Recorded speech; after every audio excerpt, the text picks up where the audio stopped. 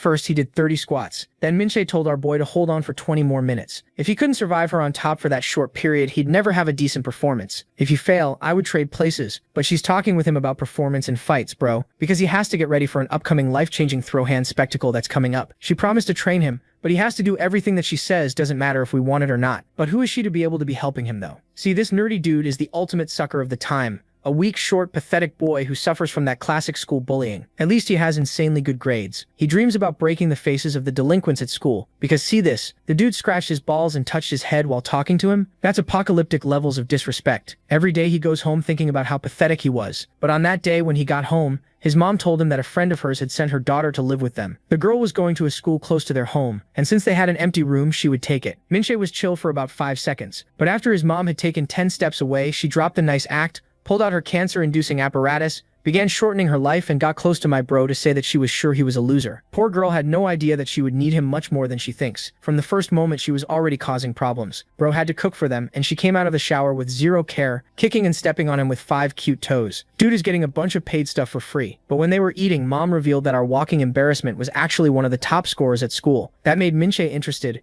and she told him she wanted to talk about something. Later outside, she admitted that school grades weren't her biggest strength and asked if he could teach her. But my bro ain't no beta, so he just said no way and walked out. Minche started screaming about how she could help him with girls when suddenly some thugs surrounded her asking for her number and some company. She just replied, "I don't do animal care, pig." Our bro knew those guys wouldn't let that slide, so he instantly went to call the police. But suddenly he heard a loud thud. Minche had kneed one dude in the jaw, and in 2 seconds the night was perfect. Everyone was sleeping on the ground. Bro couldn't understand how that happened, but Minche explained that she was actually an MMA prodigy. That's how she got into his school. He was confused. Normally only guys tend to be that good at fighting. Where exactly did she come from? But she just walked away. He followed her, and they went to sleep. Still, he couldn't stop thinking about her movements. The next morning, Kim's mom heads out and tells him to give one sandwich to Lee and eat the other himself. Like always, he's nervous about going to her room, but this time he has to. He reaches her door and knocks, but for a few seconds there's no answer. Just as he's about to leave, Lee tells him to come in. Sure, you heard right this time. The protagonist enters. He immediately gets flustered when he sees her in a short dress. He thinks she's not wearing anything underneath, but Lee tells him she still has shorts on. Kim quickly apologizes and says his mom sent him with a sandwich. Lee tells him to leave it on the table, then heads into the bathroom. As MC is about to go, he notices Lee has been studying from elementary school books. He opens a book and realizes Lee is studying how to spell simple fruit names. A moment later, Lee comes out of the bathroom, catches Kim touching her books, and snaps at him to get out. On his way out, he asks if she's changed her mind about his deal. He adds that those elementary books won't teach her anything. That only makes Lee madder. She hurls a book at him, and this time he leaves. Later that night, the protagonist's mom calls and says she went out, so he needs to bring Lee the sweet potatoes she left on the table. This time, MC agrees without complaining, but when he heads over, he spots Lee by the stairs. She accuses him of lurking around, and he quickly says his mom told him to bring her sweet potatoes. Lee tells him to wait. She wants to talk. Then she admits 3 academies turned her down after the placement tests. She did so badly that all 3 rejected her. Kim now understands she really is at an elementary level, and remembers warning her that her study method wouldn't get her anywhere. So Lee finally accepts his offer. She'll teach him to fight and he'll help her study. Then their first tutoring session begins. The protagonist starts with simple English words and names for basic things. Out of all of them, the only word Lee knows is cigarettes. That's when Kim realizes she knows almost no basic English, so he moves on to teaching her the 26 English letters. When study time ends, fight training begins. Lee tells MC the first step is figuring out what kind of person he's fighting before he throws a punch. He had no idea that mattered, so he's left confused. The two head to school, and Lee climbs up with the protagonist's help to peek over a wall and get a read on Joe Sangbom. Soon, Sangbom comes out with his friends and lights a cigarette. Meanwhile, Kim struggles to keep holding Lee up because she's too heavy for him. Then Lee learns Sangbom has a fight set for after school in a parking lot. She decides they should go watch and study how he fights. MC finally gives out, dropping Lee from his shoulders, and she smacks him in anger. Later, Kim asks why they need to watch Sangbom fight at all. Lee explains that it's the best way to learn his style.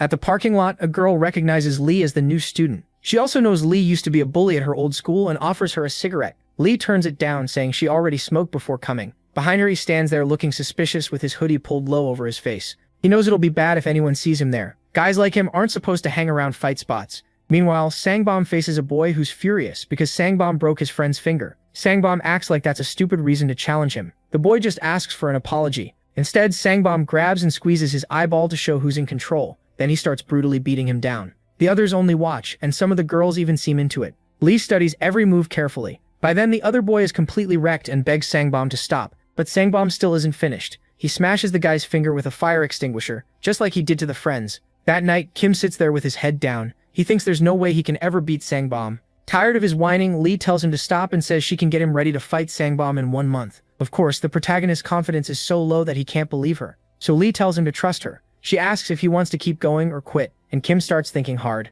He knows beating Sangbom alone is almost impossible, but he also knows he can't stay a victim forever, so he agrees. 1 month later, midterms begin. MC meets Lee and admits he's scared of running into Sangbom, but she tells him to leave it to her. Right before the test starts, Lee folds up a piece of paper and tosses it onto Sangbom's desk. At first he thinks she's helping him cheat, but when he opens it, he sees that Kim is challenging him to a fight. The teacher warns everyone not to cheat, and starts the exam. As Sangbom reads the note, he gets furious that someone he used to bully is daring to stand up to him. Then the story jumps back a month. Lee has him carrying her up the stairs. Completely drained, the protagonist asks how any of this is supposed to help him fight Sangbom. Lee gets annoyed and tells him to stop asking questions and just do what she says. She spots a good place and tells Kim to take her there. Once they arrive, he's so tired he drops to all fours. Then Lee admits she only used him as a chair because he forgot her slippers downstairs and didn't bring them up. MC gets really mad, but he can't do much about it. He points out that her butt is twitching, and Lee jumps off his back at once, calling him a creep and blaming him again for something he didn't mean. Soon after, they go to a nearby restaurant where Lee tells him to eat as much as he wants.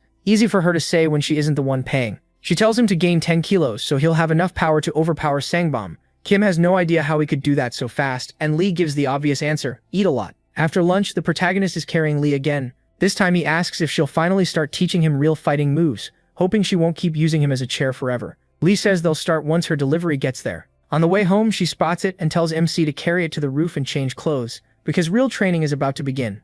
Once they're on the roof, Lee opens the package and shows him what's inside. It's training gear. She says she got an old friend to help her get all of it, and that friend is the same busty girl Kim liked. He instantly starts drifting into weird thoughts about her. He quickly snaps out of it, knowing this isn't the time, but Lee notices anyway, and calls him out for thinking dirty. Then Lee says they'll start with the basics and teaches the protagonist the 1-2 punch. First the left hand shoots out, then the other hand follows right after. Next comes the low kick to throw the opponent off balance, and Lee demonstrates it before telling Kim to drill all 3 moves non-stop. She says these are the basic moves and probably the best ones for him to use. Lee tells MC to practice them for at least 2 weeks until they become natural. From that day on, he starts training the 3 moves seriously. But at first he's too slow, so Lee shows him how to speed them up. She even gives him dumbbells and tells him to do it faster. Day after day, Kim keeps training. Morning or night, he doesn't stop, and Lee watches closely to fix his form and posture. As time passes, she's impressed by how much he's improved and even admits he's getting better. Then she straps pads to her hands and says it's time to work on kicks. Just like that, 2 brutal weeks fly by. The protagonist finally gets the right form on the 1-2 punch and the low kick, and Lee is glad her effort wasn't wasted, even though she definitely thought about quitting at one point. Now that the attack moves are done, Lee moves on to teaching MC how to tackle. But the idiot thinks she means a football tackle. Lee explains that a tackle means taking his opponent down to gain control, and since Kim is still a beginner, striking alone won't be enough. Him or he'll just get crushed. That's why Lee says tackling could be his best weapon and tells him to try taking her down. The protagonist still doesn't get it, so Lee keeps it simple and tells him to just rush in and tackle her. Right away, MC figures that if he shoves with all his strength, he should be able to knock Lee over. But when he actually tries, all that confidence disappears. Lee doesn't move at all. She just looks at him, confused by whatever that was. Then she drives her knee right into his face. That, she tells him, is exactly what happens when he tackles like that. Next, Lee decides to show him the right way by tackling him herself. She reminds Kim that Jo Sang-bom is bigger and stronger, so a normal tackle would get him flattened. That's why she's teaching him a special one that might give him a real shot against Sang-bom. The next 2 weeks are the hardest training he has ever done. He even has to hold planks with Lee on top of him. He runs stairs while carrying Lee. He does squats with her weight on him too. He keeps drilling punches and kicks with Lee. Then she adds more techniques to the mix. To finish it off, he even has to spar with her. During those sparring sessions, Kim keeps improving. Every round, his moves look sharper. Even Lee notices how much better he's getting. At the same time, the protagonist also tutors Lee, just like they agreed. Before they know it, a month has passed, and they're back at school. Lee asks if he's ready. Kim says yes, but he's sweating like crazy. His voice shakes as he asks what Lee wrote on that paper to make Sang-bom so angry. Lee ignores the question and tells him to stay out of it. This isn't the time to worry about that. What matters now is winning. If MC can do that, maybe the bullying finally ends. With that thought, he heads towards Sang-bom. Sang-bom is waiting in the middle of the crowd, smoking and ready to crush him. Lee tells him to go win, and he steps forward looking determined. But whether that courage helps him or ruins him, no one knows yet. Then we jump to the night before the fight. Lee sits there smoking a cigarette. With Kim beside her, she asks if he's nervous, and even offers him one. He quickly says no. Lee calls him out for being scared before the fight, but the protagonist says that's normal. He's never done this before. This is the first real fight of his life. Seeing how tense he is, Lee tells him to stand up and take off his shirt. MC immediately starts asking why. Lee cuts him off and tells him to do what she says without arguing. So Kim takes his shirt off. At first he looks pretty lean, but then Lee tells him to flex his abs. When he does, his abs actually show. All that training clearly wasn't for nothing. Lee asks if he still thinks she wasted a whole month training him. His body already looks like someone who can fight. She tells him to stop thinking he has no chance, because that mindset is exactly how he loses. What he needs is confidence. That's the key. Kim then asks how long she plans to keep calling him a loser, since it really gets to him. Lee is stunned. He reacts to that after a few days, but not to being bullied his whole life. Still, she makes him a deal. If he wins tomorrow, she'll stop calling him a loser. He agrees. Then Lee hands him her lighter. She tells him to keep it during the fight. It'll make his punch stronger. Kim takes it and promises to give it back after he wins. Lee snaps back that he should buy her a new one, because she doesn't want anything touched by a loser. The protagonist asks where she even got the lighter, and that only annoys her more. She tells him he asks way too many questions, and acts like she has to explain everything. Back at school, everything is ready for MC's first fight. He grips Lee's lighter tight, shaking all over. Kim can't understand how bullies walk into fights with so much confidence, but then he remembers Lee warning him not to scare himself before it even starts. Trusting her words helps him gather a little courage. He also realizes that no matter what happens, life goes on. Win or lose, he'll still be the same loser afterward. Slowly, he steps into the fighting ring. Sangbom walks up to meet him. Sangbom asks if stress finally made him lose his mind. Kim says no, which surprises him, and he demands to know where this sudden courage came from. Even though the protagonist is shaking like crazy, he holds his ground. Around them, the crowd gets their cameras ready to film his humiliation. Sangbom flicks away his cigarette and says he's been waiting for this. The crowd starts cheering for him, and some even gush over how hot he is. They're all waiting to watch him destroy MC. So Sangbom turns to him, ready to put on a show. He asks how many hits the protagonist wants to take. That brings back Lee's warning. Momentum is everything in a fight, and once it's gone, you're done. Even now, the protagonist is trembling. Still, he forces himself to look brave and throws the question back, asking Sangbom how many times he wants to be hit. The taunt works. It gets under Sangbom's skin, but not in the way MC hoped. He takes his stance and prepares to strike first. But when he throws his opening punch, his reach comes up short. Sangbom swings at the same time, and his fist lands clean on the protagonist's face. From there, Sangbom takes over completely, punching his face, kicking his stomach, and beating him down until Kim is covered in blood. The crowd groans at another one-sided fight. They've already counted MC out, but Lee stays calm and confident. As the beating continues, he completely loses hope. He starts apologizing to Sangbom and begs him to stop. He knows he can't do anything. He's too scared to even fight back, much less win. Sangbom pauses for a second, making Kim think he might actually feel sorry for him, but then he kicks him in the stomach again, driving him into a corner with nowhere to go. Sangbom may have forgotten that cornering someone can be dangerous, but the protagonist isn't some fierce beast. He can barely stay on his feet. Then MC remembers Lee's training. She had told him that mental strength is one of the biggest parts of any fight. Once your mind breaks, the fight is basically over. And that's exactly what's happening to Kim. Back in training, he admitted his mental game was weak. Lee told him he had to find a way not to break, or he'd get beaten senseless. But she also gave him a backup plan for when he got trapped. Grab onto the other guy. Normally the next step would be a takedown, but the protagonist doesn't have that kind of power, so Lee teaches him something else. She grabs onto Kim and bites his ear. Then she tells him to do the same in a real fight. The pain will throw his opponent off. After that, she tells him to shift to the side and use the move they practice the most, the 1-2 punch. Back in the present, MC decides to trust her lesson. He follows Lee's plan exactly. This time it works. He lands a punch on Sangbom and actually hurts him. Even the crowd loses it when they see a loser like the protagonist actually hits Sangbom. Lee smirks, seeing her training finally pay off. At the same time, Kim screams at Sangbom that this fight is only starting.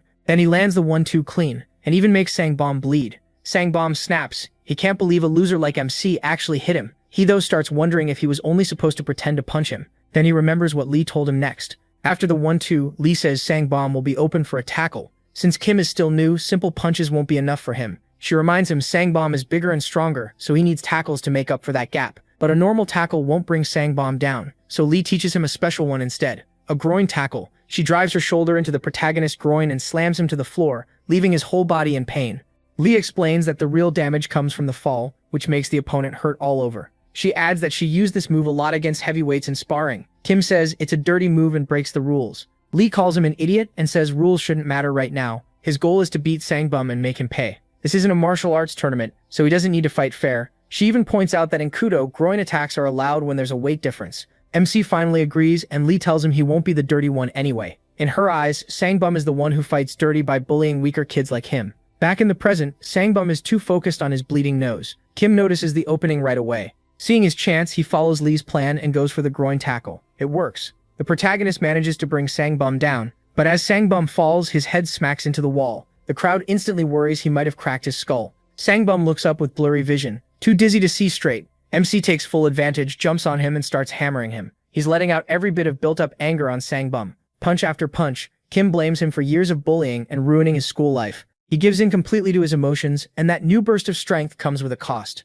Lee quickly sees the problem. The protagonist is too emotional, and the fight still isn't over. Just like she'd expect, it backfires. Sangbum kicks MC off him, then he comes at Kim and grabs him by the neck. He mocks him, saying he really did learn martial arts to stand up to his bully. But Sangbum says he picked up a few tricks too, then locks the protagonist in a guillotine choke. It's a brutal hold that can put someone out in 7 seconds. Sangbum warns MC he'll make him suffer for this and use him as an example. MC can only think that all his training is ending like this. Humiliated at the very end, 3 seconds are already gone, and with only 4 left he has to escape somehow. Then he remembers the lighter still in his hand. He burns Sangbum's arm with it, and the plan works. Sangbum instantly lets go of the choke. Kim likes how things are going, but he knows it's not over. To win, he still has to knock Sangbum out. He remembers Lee telling him a low kick can break an opponent's balance, so he snaps one into Sangbum and throws him off. That gives the protagonist the perfect chance to finish it. He also recalls Lee saying the chin is the spot to aim for if he wants a knockout. No matter how big or strong someone is, she says, a clean punch to the chin can drop them if it's done right. Kim follows that advice and nails it perfectly.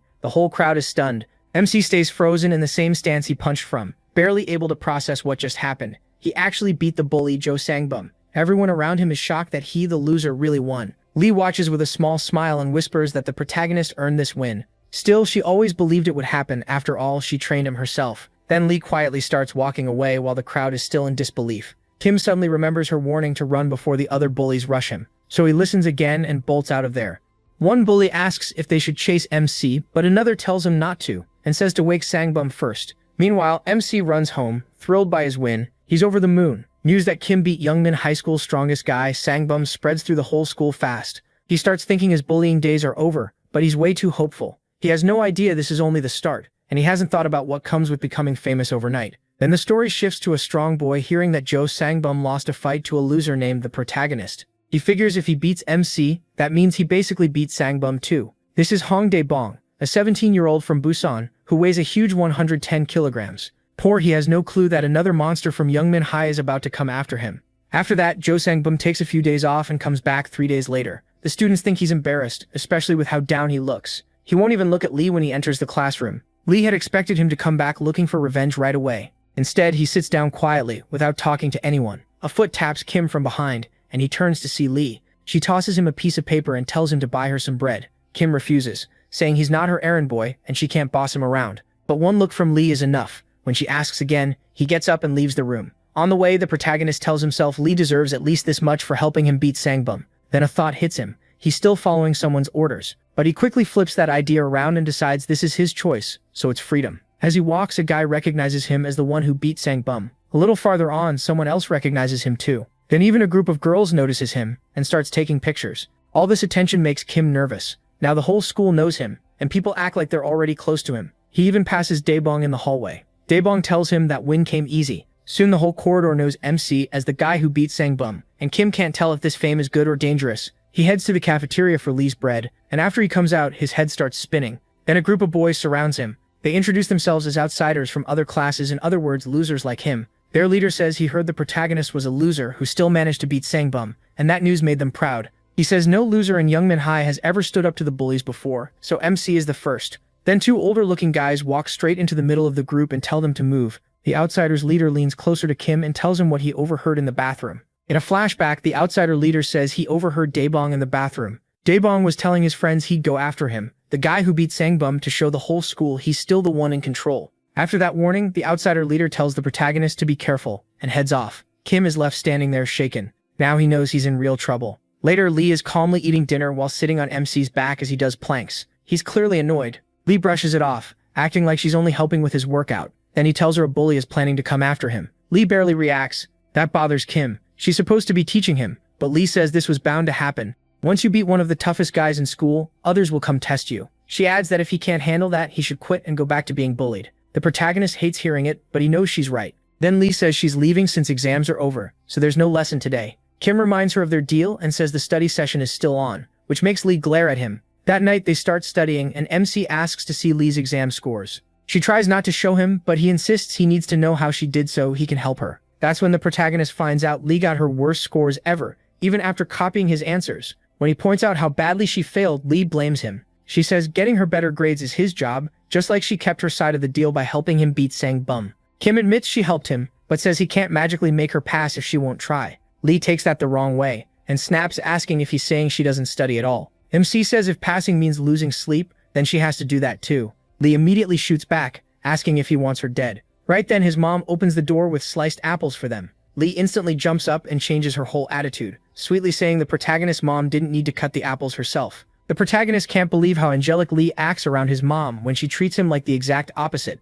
MC's mom leaves after telling him to focus on studying. Once she's gone, he turns to Lee and asks if she even knows how to peel an apple. Lee simply says no. Then they get back to studying, and the night keeps going. It quickly becomes clear the protagonist has a huge job ahead of him if he wants to raise Lee's grades, because she struggles with even basic stuff and blames him every time she gets something wrong. By midnight, Kim calls the session over. Then Lee tells him to come with her for a minute. The two head back to the same alley as before. From the stairs, MC asks why she always drags him along when she goes there to smoke. Lee says she spotted a cop there last time, so now she brings him to keep watch. Kim then reminds her about their deal, not calling him a loser if he won the fight with Sang Bum. Lee flat out refuses to say anything like that. Still, after the protagonist keeps pushing, she finally agrees to call him by his real name. Then she congratulates him while getting his name wrong and calling him Jae Young instead of Jae Hyuk. MC gets annoyed that she still doesn't know his name. Lee of course responds by telling him to just change it. As usual, she acts like none of it is her fault, and they end the night irritated with each other. The next day, Kim walks into class thinking about how to help Lee improve her grades. Then he notices Daebong sitting in his seat and walks up to him, telling him to move. Daebong stands up and looms over him, making the size gap impossible to ignore. He taps the protagonist's head, mocks how awful he looks, and asks if beating the protagonist would count as beating Sang Bum too.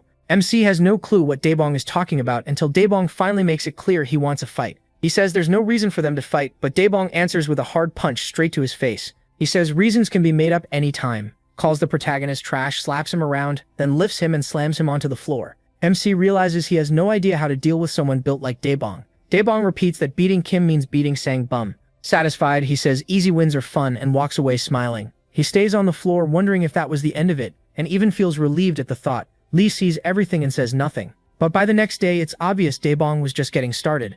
Now he's strutting through the hall, telling people to move while carrying Kim upside down by the neck. Daebong has decided the protagonist is his lackey for the day, and the whole school watches as he is paraded around like a joke. Everyone recognizes him as the guy who beat Sang Bum, and now they're watching him get humiliated. At this school, if you look strong, someone stronger will always come for you. Then Daebong pulls out a spider and says he caught it because it looked at him funny in the restroom. He shoves it toward MC's mouth and orders him to eat it. The MC panics and admits he's terrified of spiders, but Daebong just slaps him for resisting. After that, Daebong makes sure he understands exactly who he is. He boasts that he runs Busan, tells Kim to obey, and punches him again. Then he has one of his guys force the protagonist's mouth open and drops the spider inside, making the protagonist swallow it. While the bullies laugh, MC is crushed. No matter what he does to escape being bullied, it keeps happening. He even fought Sang Bum to get free of it, and now another bully is tormenting him, mocking him as Spider-Man after forcing him to swallow a real spider. In tears and completely broken, Kim asks Daebong why he's doing this. Daebong says it's simple, because it's fun.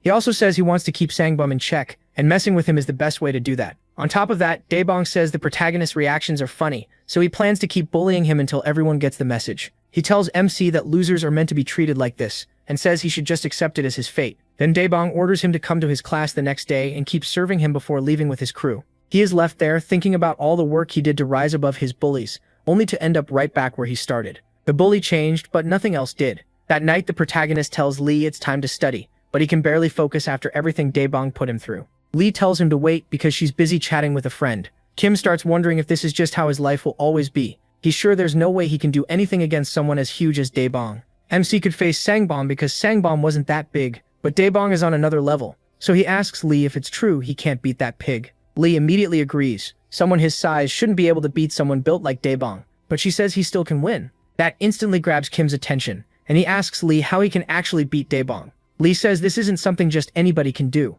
To make it work, they'll need some gear, so she calls the same friend she was texting earlier. The moment the protagonist hears it's Lee's friend, his mind starts drifting again, especially since he knows she's into guys like him. But he quickly snaps out of it. This is no time for that. Her friend is named Sarah. When she answers, Lee asks if she can talk and finds out she's at a bar. Sarah is out drinking with a bunch of cute guys, and Lee says she wishes she were there too. Kim, meanwhile, can only think that Lee is supposed to be studying. Then they get to the point. Sarah asks why Lee called, and Lee says she needs more stuff for that loser MC. Lee adds that she'll text the list later. Then she suddenly hands him the phone so he can talk to Sarah, even though he's way too shy for this. Still, he forces himself to take the phone. Sarah tells him she hears about him from Lee all the time. She even sums him up as glasses, a nerdy face, and total loser vibes. That only makes Kim freeze up more. Then the protagonist hears Sarah say she's about to throw up, and one of her friends rushes to help. He hangs up right away. When Lee asks what they talked about, MC just says, not much. Later, the package Sarah sent finally arrives. The box is huge, and he has no clue what's inside. Lee tells him to open it. Once he does, he just stares, wondering if this is really supposed to help him beat Daebong. 3 weeks later, Kim stands in front of Daebong, ready to fight. Daebong puts a cigarette in his mouth. He mocks the protagonist for acting brave and asks if he's gone crazy. Then he notices what the protagonist brought and can't believe the protagonist thinks that will win. Inside that package was a giant pair of gloves. Now MC faces Daebong in the middle of a crowd wearing them. Everyone thinks it's a joke. To them, he looks stupid bringing gloves against someone as huge as Daebong. Daebong laughs too and asks if Kim thinks this is some kind of comedy show. The protagonist remembers Lee saying these gloves are his only shot at beating Daebong. Holding on to that, he gets ready. Back when the package arrived, Lee told him those gloves would be the key to this fight. MC had doubts right away. The gloves were so huge they almost looked as big as he was, but Lee insisted they were perfect for countering Daebong. He just worried everyone would laugh at him even more. Lee didn't care. She told him to stop arguing and trust her. And in the end, he brought the gloves. Training started soon after. Lee picked up a baseball bat and told Kim to block it with the gloves. The protagonist goes pale. He can't believe she's serious. But Lee shuts him down and reminds him to stop talking back. She tells him Daebong is huge, so his punches will hit hard. MC has to train for that kind of power. Before anything else, Lee says he needs to learn how to take a hit like that without losing his stance. So Kim accepts it, braces himself, and training begins. Lee swings first, and he gets launched backward. He can't hold his ground at all. That earns him a scolding. Lee says he didn't even try to stay planted when the bat hit. Annoyed, she says he'll now go through brutal leg training until he can stand firm against the bat. From then on, the protagonist had to duck walk to school. People thought he looked insane, but he kept doing it. In class, and even while eating, he had to sit like he was on an invisible chair. At the cafeteria, the pose starts killing him. He complains, but Lee tells him to keep going and warns him not to talk to her at school because it annoys her. The training was so extreme he even had to use the toilet in that same invisible chair position. Later, Kim had to hold another painful pose while Lee sat on him and smoked. Then she teasingly asks if he likes feeling her butt on him. MC says his legs are about to snap. A moment later, he collapses again. After 2 weeks of brutal training, Lee tests him one more time. She swings the bat, and this time he doesn't budge. He takes the hit cleanly on those giant gloves. Lee strikes again, and he blocks that one too. Now she knows he's finally learned. Then Lee reveals the big payoff. If he can do this, he has a 90% chance of beating Daebong on his own. Back in the present, Daebong stares at Kim in his ridiculous oversized gloves. He threatens to put the protagonist back in his place, then throws the first punch. MC actually blocks it, but the impact lets him feel just how strong Daebong really is. At first, he thinks the punch feels about as strong as Lee's bat swing. Then he realizes Daebong hits even harder than that. The crowd still laughs at the gloves, but now they're also impressed. Kim can stop Daebong's punches. Daebong catches on and starts throwing punch after punch to see how long the protagonist can keep blocking. As he gets fired up, he keeps trash-talking him too. MC keeps defending, thinking this is going exactly how he wanted. He wants Daebong to get excited and burn energy. In a flashback, Lee tells him she used to spar at a gym with big guys built like Daebong. She noticed they all had one weakness. They got tired fast.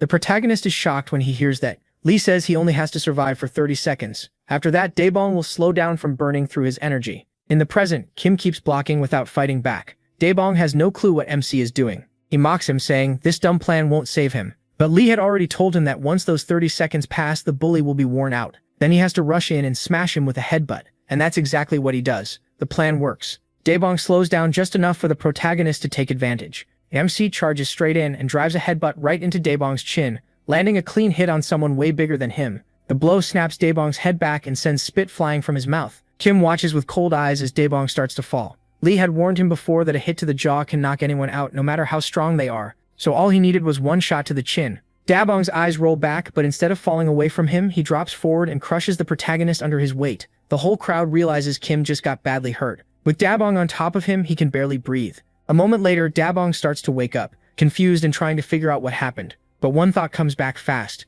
He still wants to teach MC a lesson and put him in his place. Earlier, Lee had warned him that if he messed up the headbutt plan and failed to win there, he was finished. Flat on the ground, the protagonist remembers Lee's warning and starts to cry. Now all he can do is wait for Daebong to crush him. The crowd loves it. They think it's hilarious that a giant like Daebong landed on skinny MC. Lee, though, is worried about how MC can possibly get out. Daebong tells Kim he's finished and says the best thing he can do now is take the beating without fighting back. He is frustrated. That headbutt was supposed to end it, but it failed, and now he has no clue what to do next. The crowd agrees, the protagonist looks totally done, and they think all that's left is for him to get beaten up. Then someone pushes through the crowd telling people to move aside. People tell him it's too packed and say he'll have to watch from the back. One student wonders who he is. The guy forcing his way through turns out to be a sophomore. He and his friend were bored, so they came to watch this ridiculous mismatch. The sophomore introduces himself as Han Philip, 18 years old. Another sophomore, Jong Daniel, also 18, asks Philip if he really enjoys fights like this. The students start wondering why there's a foreigner at Youngman High.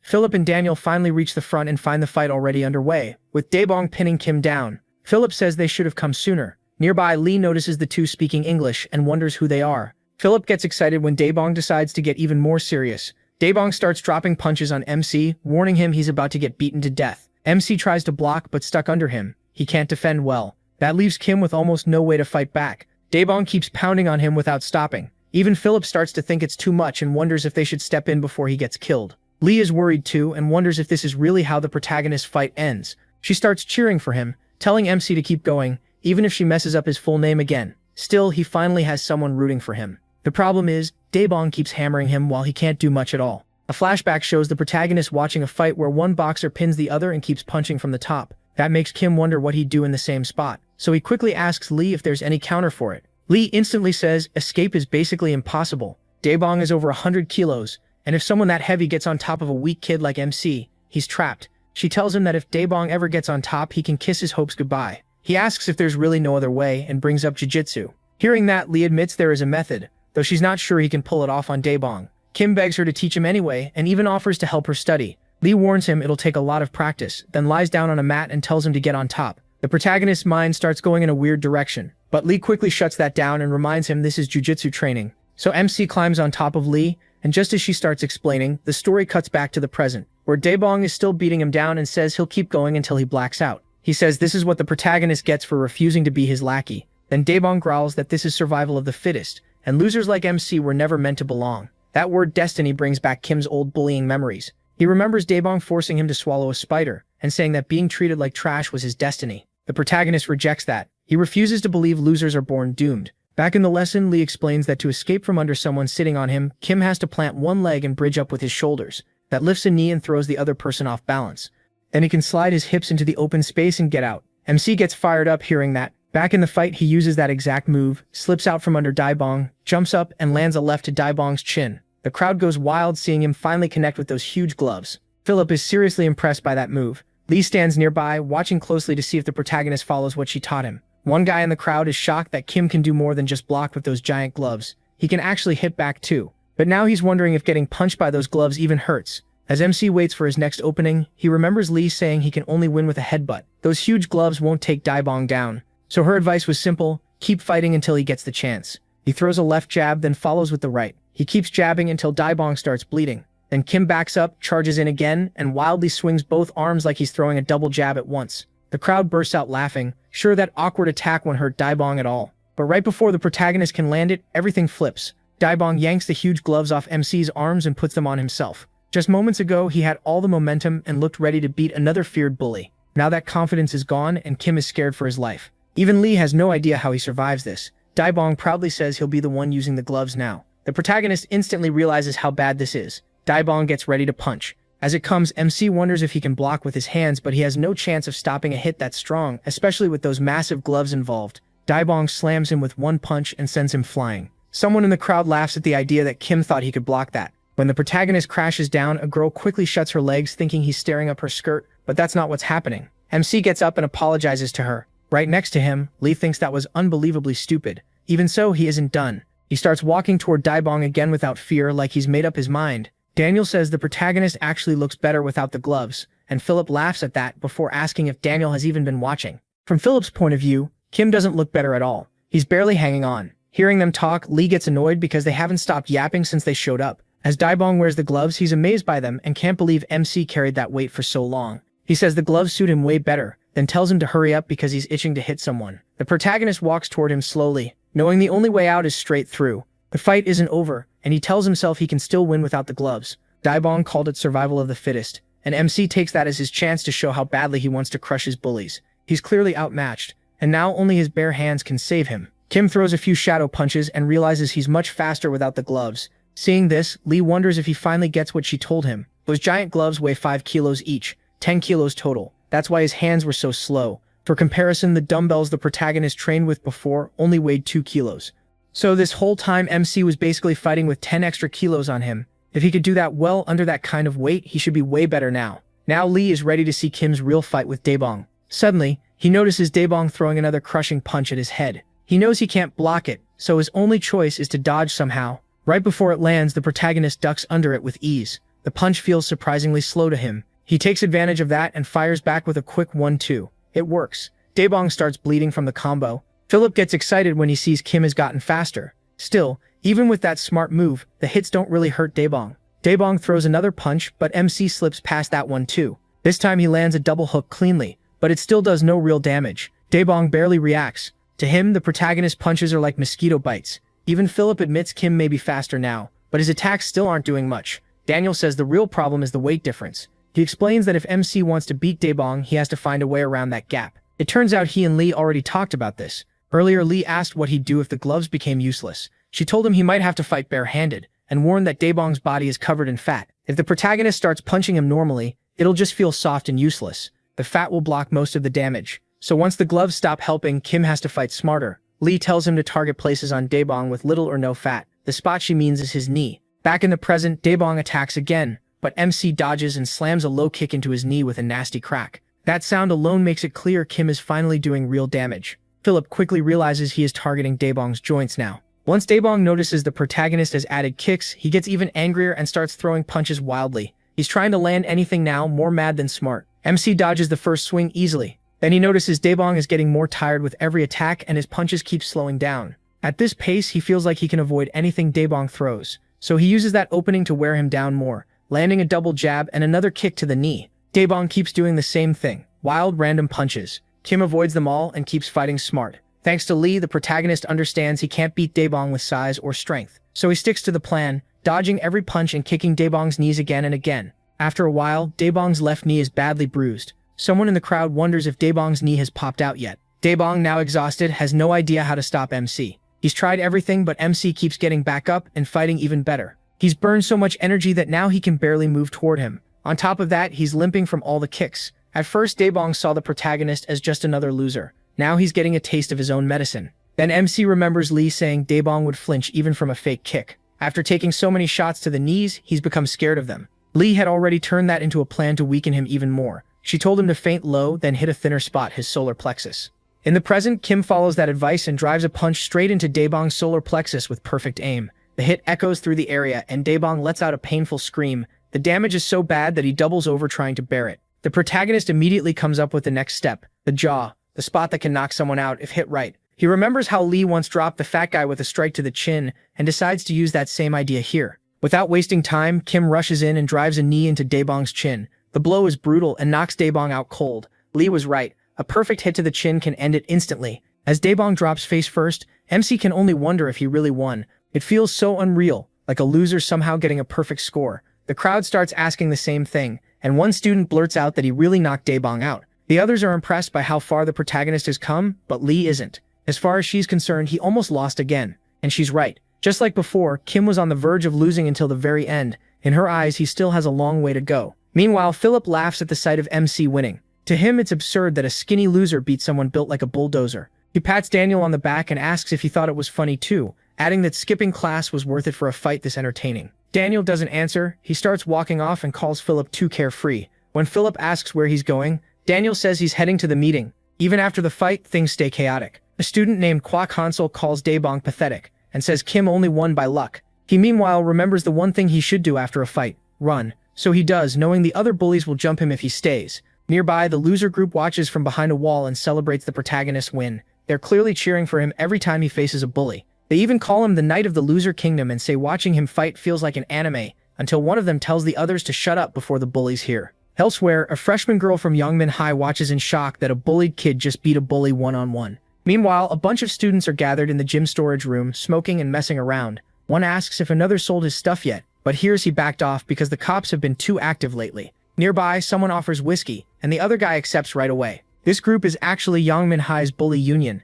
Invincible. After that, they start wondering where their president is since he still hasn't shown up. Then the door suddenly opens. Someone walks in and reveals himself. It's Philip, and he's the president of the union. The second in command is Daniel. Philip says he got delayed on the way because he stopped to watch something fun. The fight between Kim and Daebong. One bully says he heard a freshman was getting famous for fighting. He means Daebong, but Philip cuts in and says Daebong got wrecked. Then we learn Philip went there to scout someone for their union. One of the guys asks who actually won the match. Philip says the winner was this funny-looking kid, but he still can't tell how strong MC really is. The bully suggests they should try recruiting new members for the union. Philip stops him and says not yet. For now, they should just watch Kim and see if he grows into someone worth bringing in. A few days later, he is tutoring Lee while she works through problems. The protagonist looks uneasy. He calls out to Lee and says he needs her advice about something. She asks what it is, and says it's been 3 days since the fight with Daebong. Someone filmed it and posted it online. Since then, everybody knows who he is, and that he's been standing up to bullies. It's not just Yongmin students either. Even people from outside the school are showing up just to see him.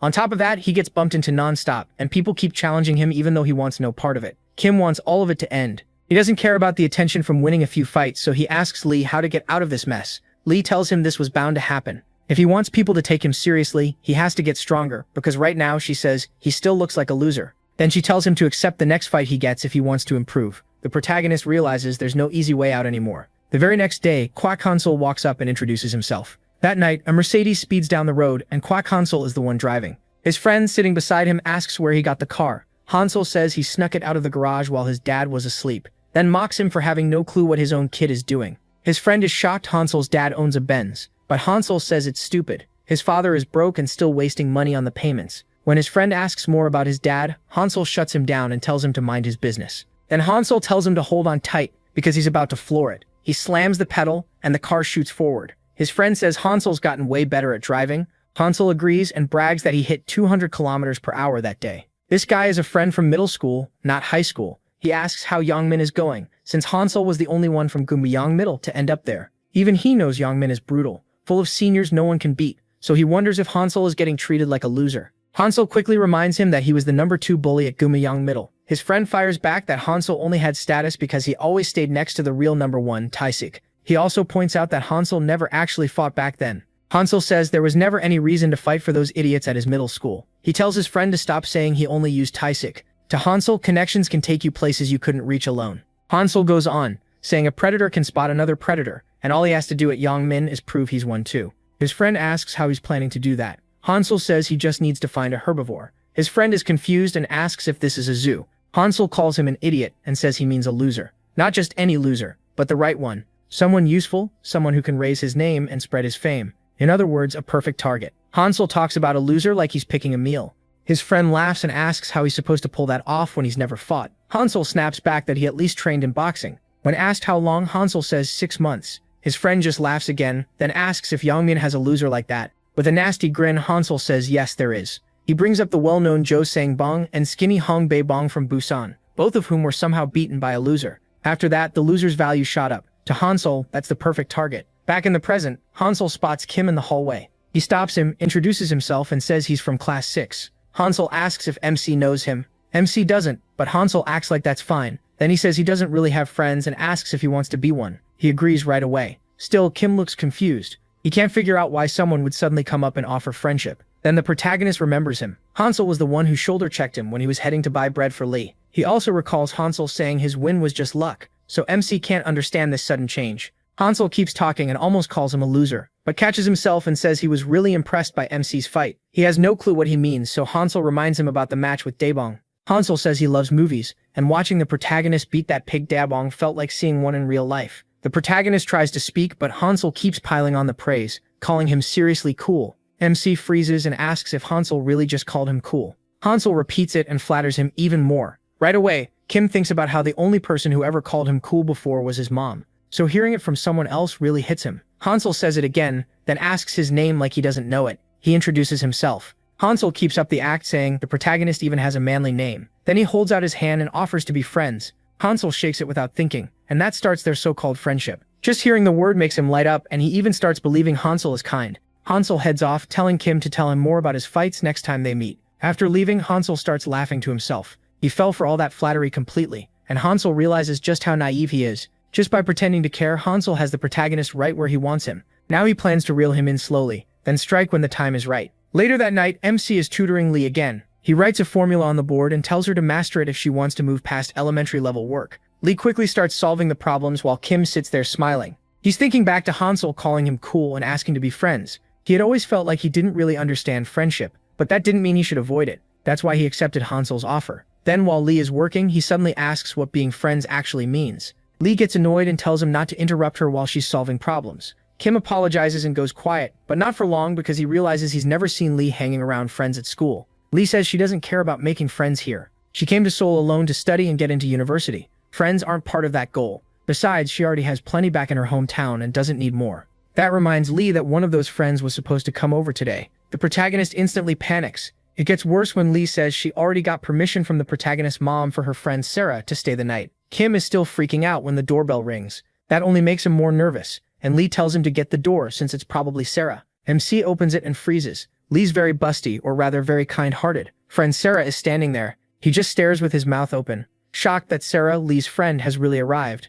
They greet each other, and Sarah is glad to finally meet Kim after hearing so much about what a loser he is. One look is enough for Sarah to see why Lee talks about him so much. She taps his head, walks inside, and calls him a loser to his face. He is instantly annoyed. It's their first meeting, and that's her opening line. Her voice is so loud it makes his ears hurt too. Then Lee calls out from behind, "Happy Sarah is finally here." Sarah yells back, calls Lee stir-fry, and pulls her into a hug. When they separate, Sarah stares at Lee's chest and asks if her breasts got bigger. She even asks if Lee has a boyfriend now. Lee has no idea what that has to do with anything. Sarah claims girls' breasts grow when they're in love, but Lee says that's nonsense. Behind them, the protagonist can only stand there in shock. He looks ready to cover his ears at any second. Then Lee suggests ordering boneless chicken feet, and Sarah lights up the second she hears there's food. Kim can't believe Sarah has been here less than half a minute, and the house is already a mess. Once they settle down, Lee points at MC and introduces him as the loser she always talks about. Sarah says she already took care of that. Then Lee tells Sarah that he loves girls with huge breasts and always blushes when the topic comes up. He knows she's making it up, but his face turns red anyway. Sarah sees the perfect chance to mess with him and offers to squeeze him.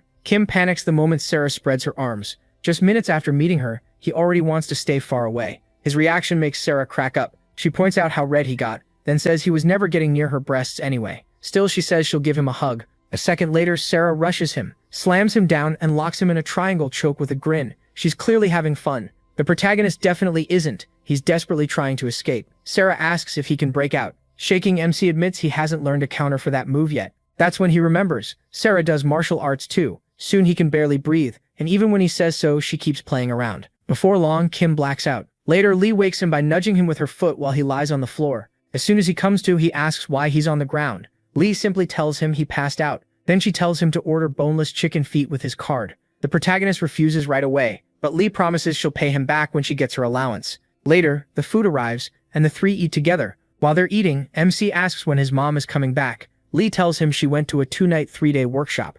She even said Lee and Sarah should have fun with Kim. Too bad for him. That's not how things are going. As they eat, Sarah says something's missing. Then she pulls out alcohol and says it goes perfectly with boneless chicken feet. Lee thinks drinking at their age is reckless. But sadly, there's nothing he can do, and the girls start drinking. They keep going. After a while, both of them pass out. Kim tries to wake them so they can sleep on the bed, but they're completely out. He tells Lee to get up and go to bed. Instead, Lee tells the protagonist to carry her there himself. MC doesn't argue and does what she says. He carefully lifts Lee and lays her on the bed. Then, out of nowhere, drunk Sarah jumps onto Kim from behind. They both crash onto the bed next to Lee, and now he is trapped. Lee is sleeping deeply in front of him, and Sarah is fast asleep behind him. They're pressed so close that Kim can't even move his hands. Forget getting out, he can barely breathe. So he calms himself and decides to wait until one of them shifts. But his luck gets even worse when both girls throw their legs over him. The next morning, the protagonist is still half asleep when Lee wakes up and demands to know why he's in bed with them. Sarah immediately calls him a pervert and says he should have just asked if he wanted to sleep with them.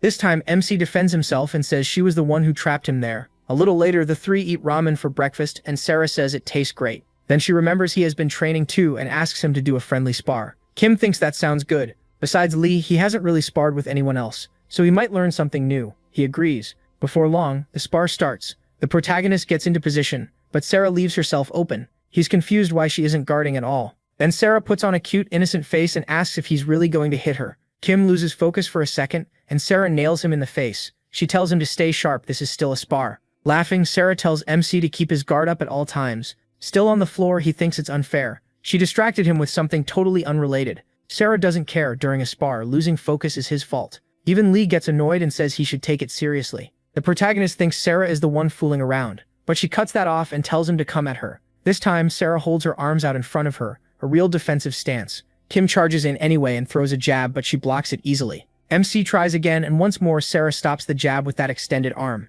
He can't believe she's shutting him down so easily. Sarah laughs and calls him slow. He also notices that every time she blocks, she steps back too, leaving him too far away to follow up. So Kim decides to use a 1-2. He'll throw the jab even if she blocks it, because the real attack is the straight punch behind it. But he spends too long thinking through the plan, and that hesitation costs him. Before he can act, Sarah lands a straight punch to his face and knocks him out cold. Then she starts nudging him with her foot and even sticks her toes into his nose. The moment Kim wakes up, he jerks back, horrified, and jumps to his feet, asking what she's doing. Lee is laughing so hard she can barely stand, and Sarah can't stop laughing either, after dropping the protagonist with one punch. MC calls Sarah crazy and asks why she put her feet in his nose. Sarah says it was his reward for acting like her feet might smell bad. MC says he almost threw up. Sarah teases him for getting knocked out by one punch and asks for another round. He immediately raises his guard again. Now he's trying to figure out what went wrong and why he can't land a clean hit on her. Lee calls out and asks if he still hasn't noticed Sarah's stance. Kim looks again and sees Sarah's right hand forward while her left foot stays back. Lee explains that fighters usually keep their dominant side in the rear, which means Sarah is left-handed. Lee also reminds the protagonist that Sarah keeps controlling the distance. Lee explains that against another right-handed fighter, the lead feet line up opposite ways, so both boxers can step in easier, and the punching range feels shorter. But against a left-hander, both lead feet point the same way. That makes it harder to step inside, so the distance feels longer. Then Lee tells Kim he needs to fight for the lead foot position if he wants to close that gap. MC still looks lost, so Lee puts it simply. Left-handed fighters use that extra space to control right-handers. That's why Sarah's lead hand kept shutting him down while she moved back and made him feel farther away. So the protagonist got annoyed, rushed in, and got tagged first. Lee adds that left-handers are also famous for countering. They often wait for one clean opening and try to end things with a big shot. She also says sparring with Sarah will help Kim a lot, since left-handers are rare. MC gets that right away. He's only trained with Lee, who fights right-handed, so this feels much trickier. The spar starts again. He blocks Sarah's punch, but her strong hand still lands, and he blurts out why she hit him so suddenly. But that's a dumb question. In a spar, of course, punches come out of nowhere. Sarah tells him to do better next time. The protagonist quietly hopes there won't be a next time. The next day, Hansel spots the protagonist in the hall and throws a basketball at him from behind. MC turns around and Hansel quickly apologizes. He claims he thought he was another kid from his class. Recognizing Hansel, the protagonist just smiles and says it's fine. Hansel thinks MC is way too easy to fool, but he keeps pretending to be friendly. Then he offers him a candy bar, saying he still feels bad. Kim hesitates, but Hansel talks him into taking it. Next, Hansel asks if he likes PC games, and invites him to a PC cafe after school, saying he'll pay. Then they split up. As Hansel walks off, he notices 3 bullies talking nearby. He heads over, wanting to keep up his fake image. Once he reaches them, Hansel introduces himself and says he's from the class next door. Then he asks if they're done eating because he's got something good for them to smoke. The 3 agree right away and follow him toward the recycling area. Walking behind them, Hansel smirks, proud of how smoothly he worked them. One of the bullies asks if he knows the guy who beat up Daebong. Hansel realizes they mean Kim, so he asks if they're interested in the protagonist, and they fire back asking if he knows him. Keeping the act going, Hansel says they're not really friends, and C is more like his errand boy. He adds that he felt sorry for him, so he even taught him how to fight. But now that Kim's gotten a little attention, Hansel says he started acting full of himself, so he's going to put him back in his place. Hansel repeats that the protagonist isn't really his friend, just his errand boy. He says he only helped the protagonist because he felt bad for him, but according to Hansel, MC got cocky after getting a little popular, so now he plans to humble him. Later, the bell rings and lunchtime starts. Hansel sits with the 3 bullies, and one quietly asks another if he hooked up with his girl. The bully says yes. Then they notice him eating alone. One of them asks Hansel if he is really his errand boy, since people now know him as a good fighter. Hansel doesn't like being doubted, so to prove it, he tells them to watch and walks straight over to the protagonist. Hansel flips MC's whole lunch tray onto him, then instantly acts like it was another accident, and once again, MC forgives him right away. He says mistakes happen, and Hansel even offers to wash his clothes while apologizing. To push the act further, Hansel says he'll also treat him to a PC cafe trip. The 3 bullies watch in shock, amazed he could dump a whole tray on Kim like that. When Hansel returns, he asks if they saw how the protagonist couldn't even say anything after getting humiliated. Around them, other students start wondering if MC somehow spilled his own food. Lee sees all of this and still doesn't step in. Later, Kim is down to his undershirt trying to clean himself up after the basketball hit, and the food mess ruined his clothes. He remembers how Hansel acted nice and praised him earlier, so he lets it slide, thinking friends can make mistakes. After a while, they head to the PC cafe. Hansel tells the protagonist to sit down and says he'll cover the seat fee. MC says he can pay for himself, but Hansel insists, again blaming his earlier mistake. Then he says he's going to the bathroom and tells MC to start first. Once Hansel leaves, he gets excited. He thinks he's about to game with a new friend. Then Lee and Sarah suddenly show up. They're just as surprised to see the protagonist there, and by chance they all ended up at the same PC cafe. MC remembers Lee texted him to delay their study session, and now he gets why. He's a little annoyed that Lee ditched studying to come here, though it also gave him the chance to come too. With only a few seats left, Lee takes the spot at the end of the row. Kim asks Sarah if her break still isn't over, and she says she extended it by calling her homeroom teacher. That shocks him. He didn't know you could just do that. Sarah adds that she's staying with a friend. Their talk gets cut off when Lee tells the protagonist to act like they don't know each other because lots of students from Yongmin High are there. She clearly doesn't want to be linked to him. MC thinks she's taking it too far. He remembers she still calls him a loser when she should have dropped that a long time ago. Soon Hansel returns and notices he still hasn't logged in. They start playing with Hansel telling Kim where to go and what to do, but they lose the first match. Hansel gets mad fast and blames the protagonist for not pulling his weight. He doesn't stop there. He slams the table hard enough to make a scene. MC thinks the loss is his fault and apologizes, but Hansel keeps raging. Then another customer tells him to keep it down. Hansel mutters to him that the guy should stay home if he wants silence, but he says they should just calm down and not bother anyone. As Hansel turns back, he notices Lee and Sarah nearby. At first glance, he thinks both girls are really hot. He says the short-haired one, Lee, is his type. He's so worked up by her looks that he says his blood is boiling. Kim doesn't know what to do. If this gets worse, he may have to step in and expose that he knows Lee. But if he stays quiet, she'll never know how disgusting Hansel is being. Meanwhile, Hansel keeps staring at Lee and even grabs his crotch like a total creep. A moment later, Lee gets up and heads for the bathroom. Seeing that, Hansel decides this is his chance to peek under her skirt. He quickly pulls out his phone and opens the camera, positioning it so it'll catch a shot when Lee walks past. But right before he can take the picture, Kim grabs his hand. Hansel is stunned, wondering what the protagonist is doing. The protagonist glares at him, squeezes his arm tighter, and warns him not to do it. Hansel asks if he knows that girl, and MC answers in a cold voice. She's his friend. Angry now, he tightens his grip on Hansel's arm and tells him to stop. Hansel stares at him and asks what his problem is. Does he know that girl? Kim answers that Lee is his friend. Then the protagonist squeezes even harder, warning Hansel to quit it or he'll call the police. Hansel smacks MC's hand away and pulls free. As he leaves, he snaps that the MC is really getting on his nerves and promises they'll deal with this again. He barely had time to recover from his fight with Daebong, and now Hansel is after him too. The next day, Hansel suddenly barges into the cafeteria where he is sitting. He walks straight over and tells the protagonist to go buy him some bread. Two girls came with him just to watch MC get embarrassed. Confused, MC asks what Hansel is talking about. He can't figure out why Hansel is suddenly ordering him to buy bread. One girl asks Hansel if he's lost it since he was supposed to buy the bread himself. The other asks what his deal is, but Hansel shuts them both down and says he just wants the bread. Then he turns back to him and brings up the sweet and sour candies from before, saying payback goes both ways. Really, Hansel just wants to push Kim around. The protagonist remembers what Hansel said about Lee at the PC cafe. Still angry over that, he refuses to do it.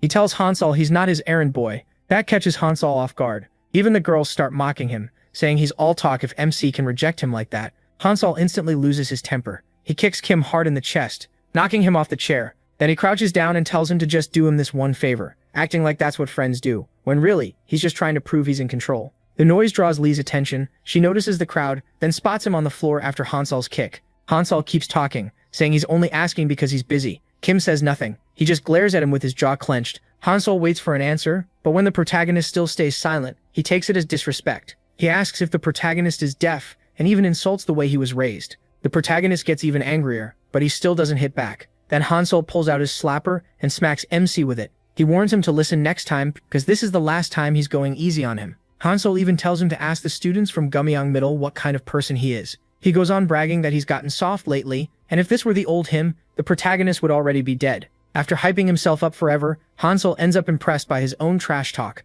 Then he tells Kim to come at him if he's got a problem, and openly challenges him to fight, acting tough for picking on someone way smaller. MC starts shaking after hearing the challenge. His mind flashes back to the PC cafe, to the gross things Hansel said about Lee. Hansel had talked like Lee would obviously say yes if he asked her out. Back in the present, Kim steps closer, grits his teeth, and accepts the fight. Even Hansel is shocked by how firm he sounds. Later, the three bullies from before ask Hansel if he's really fighting, and whether he's sure he'll win. Hansel laughs and says it won't even be close, he's going to destroy him. The others get excited hearing that, But deep down, Hansel isn't that sure. The protagonist's fearless answer caught him completely off guard, and now he's wondering if the protagonist really means it. Even so, Hansel decides he has to beat MC no matter what and put him back in his place. When one of the bullies asks what he'll use in the fight, Hansel says he's been training in boxing for 6 months, and that's what he'll bring against him. Still, he keeps thinking about the protagonist's eyes earlier. He didn't like that look at all, and he starts wondering if the protagonist has some kind of plan or backup. Hansel tells himself Kim only won his last 2 fights by luck, but he's still scared of losing to someone he looks down on.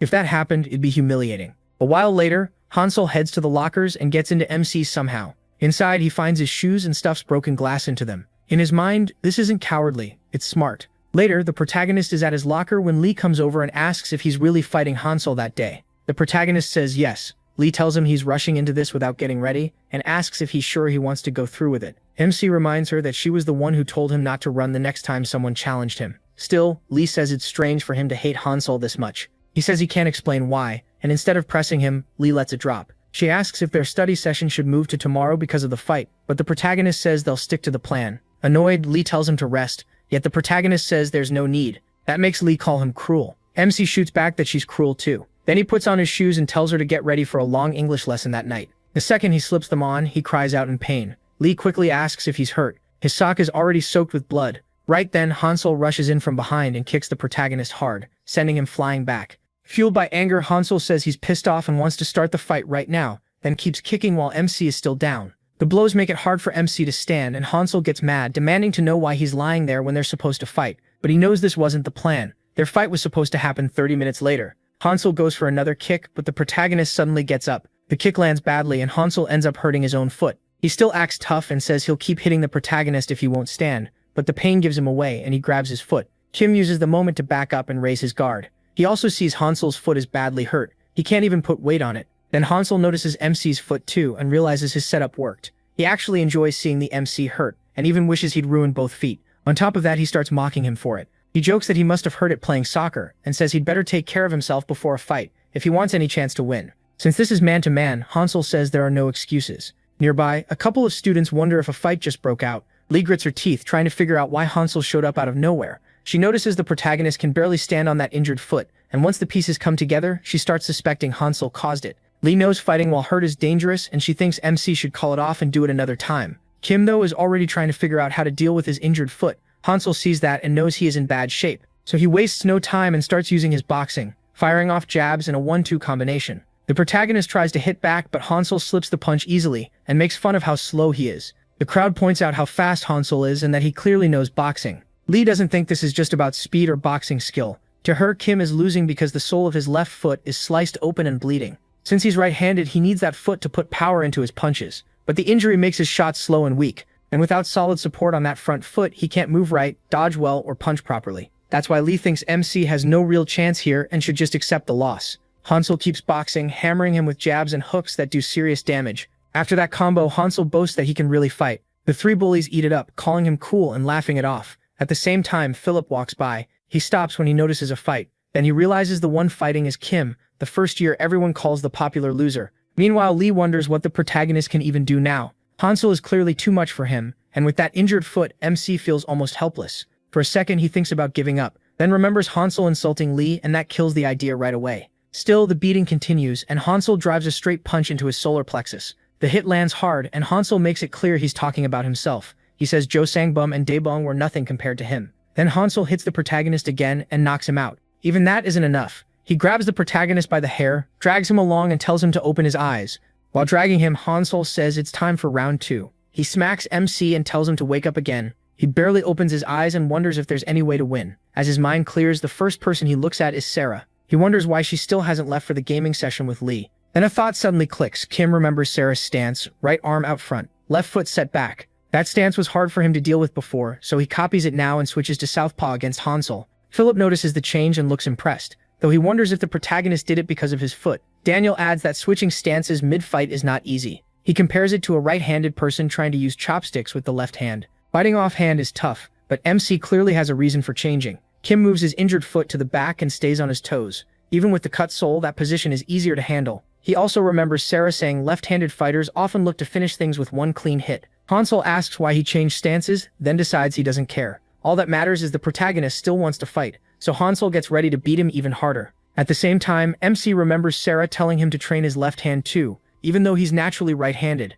She warned that one day he might need to switch stances if a leg got hurt, and that wasn't something he could learn in a couple tries. He had to train like crazy and got beaten up by Sarah plenty of times while learning. After that, they sparred over and over. Now Kim knows what to do. Back in the fight, he starts reaching for Hansel's lead hand with his right arm, and Hansel gets confused by it. Earlier, Sarah had told him that grabbing at an opponent's hand would annoy them, but the real opening comes once they lose their cool. That's exactly what happens. Hansel says grabbing one hand is pointless because his other hand is free, then throws a punch, but the protagonist fires back even faster. With a left-handed counter, MC lands a brutal shot on Hansel. Sarah had taught him to answer that kind of reaction with a quicker punch, and that's what he does. A sharp straight left that connects cleanly with Hansel. After the fight, Sarah says she's heading out and that hanging out with Lee and him was fun. She also praises him, clearly noticing he used the same tricks she taught him. The protagonist gives her all the credit for teaching him so well. Lee then brings up the thing Sarah promised to do if MC won and asks when she plans to do it. Sarah admits she did say that, while he is left totally confused about what they mean.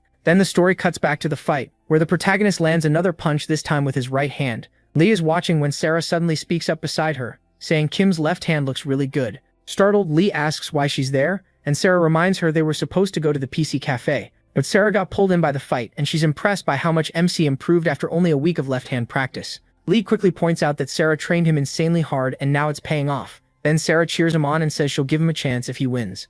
But the protagonist is too busy fighting Hansel to hear any of that. Meanwhile, Hansel can't believe the protagonist's sudden burst of energy and briefly feels like he might be in trouble. He quickly backs away to make space, knowing Kim can't chase well with that injured foot. Even after getting out of range, Hansel knows his image is already taking a hit. If not for his pride, he could have finished this earlier. But now MC has tagged him more than once, and there's no undoing that. So the only thing left is to beat him badly enough to save some face. Desperate, Hansel looks around for something to use. Then he spots a bicycle. He grabs it and slams it into the protagonist. Everyone is shocked that Hansel would go that far just to win. Kim tries to block the bike, but he's too worn down to stop it. Hansel says street fights have no rules, showing he'll do anything to win. The blow is so hard it even bends one of the tires. Right after that, he rushes in with another flurry of punches, using his boxing to press the advantage. Even so, MC keeps staring him down while blocking every shot. Then we get a flashback where Sarah explains the weakness of left-handed fighters. She says they struggle most when trapped against a wall, because they need room to move back and punch. Getting pinned leaves them open to non-stop hits.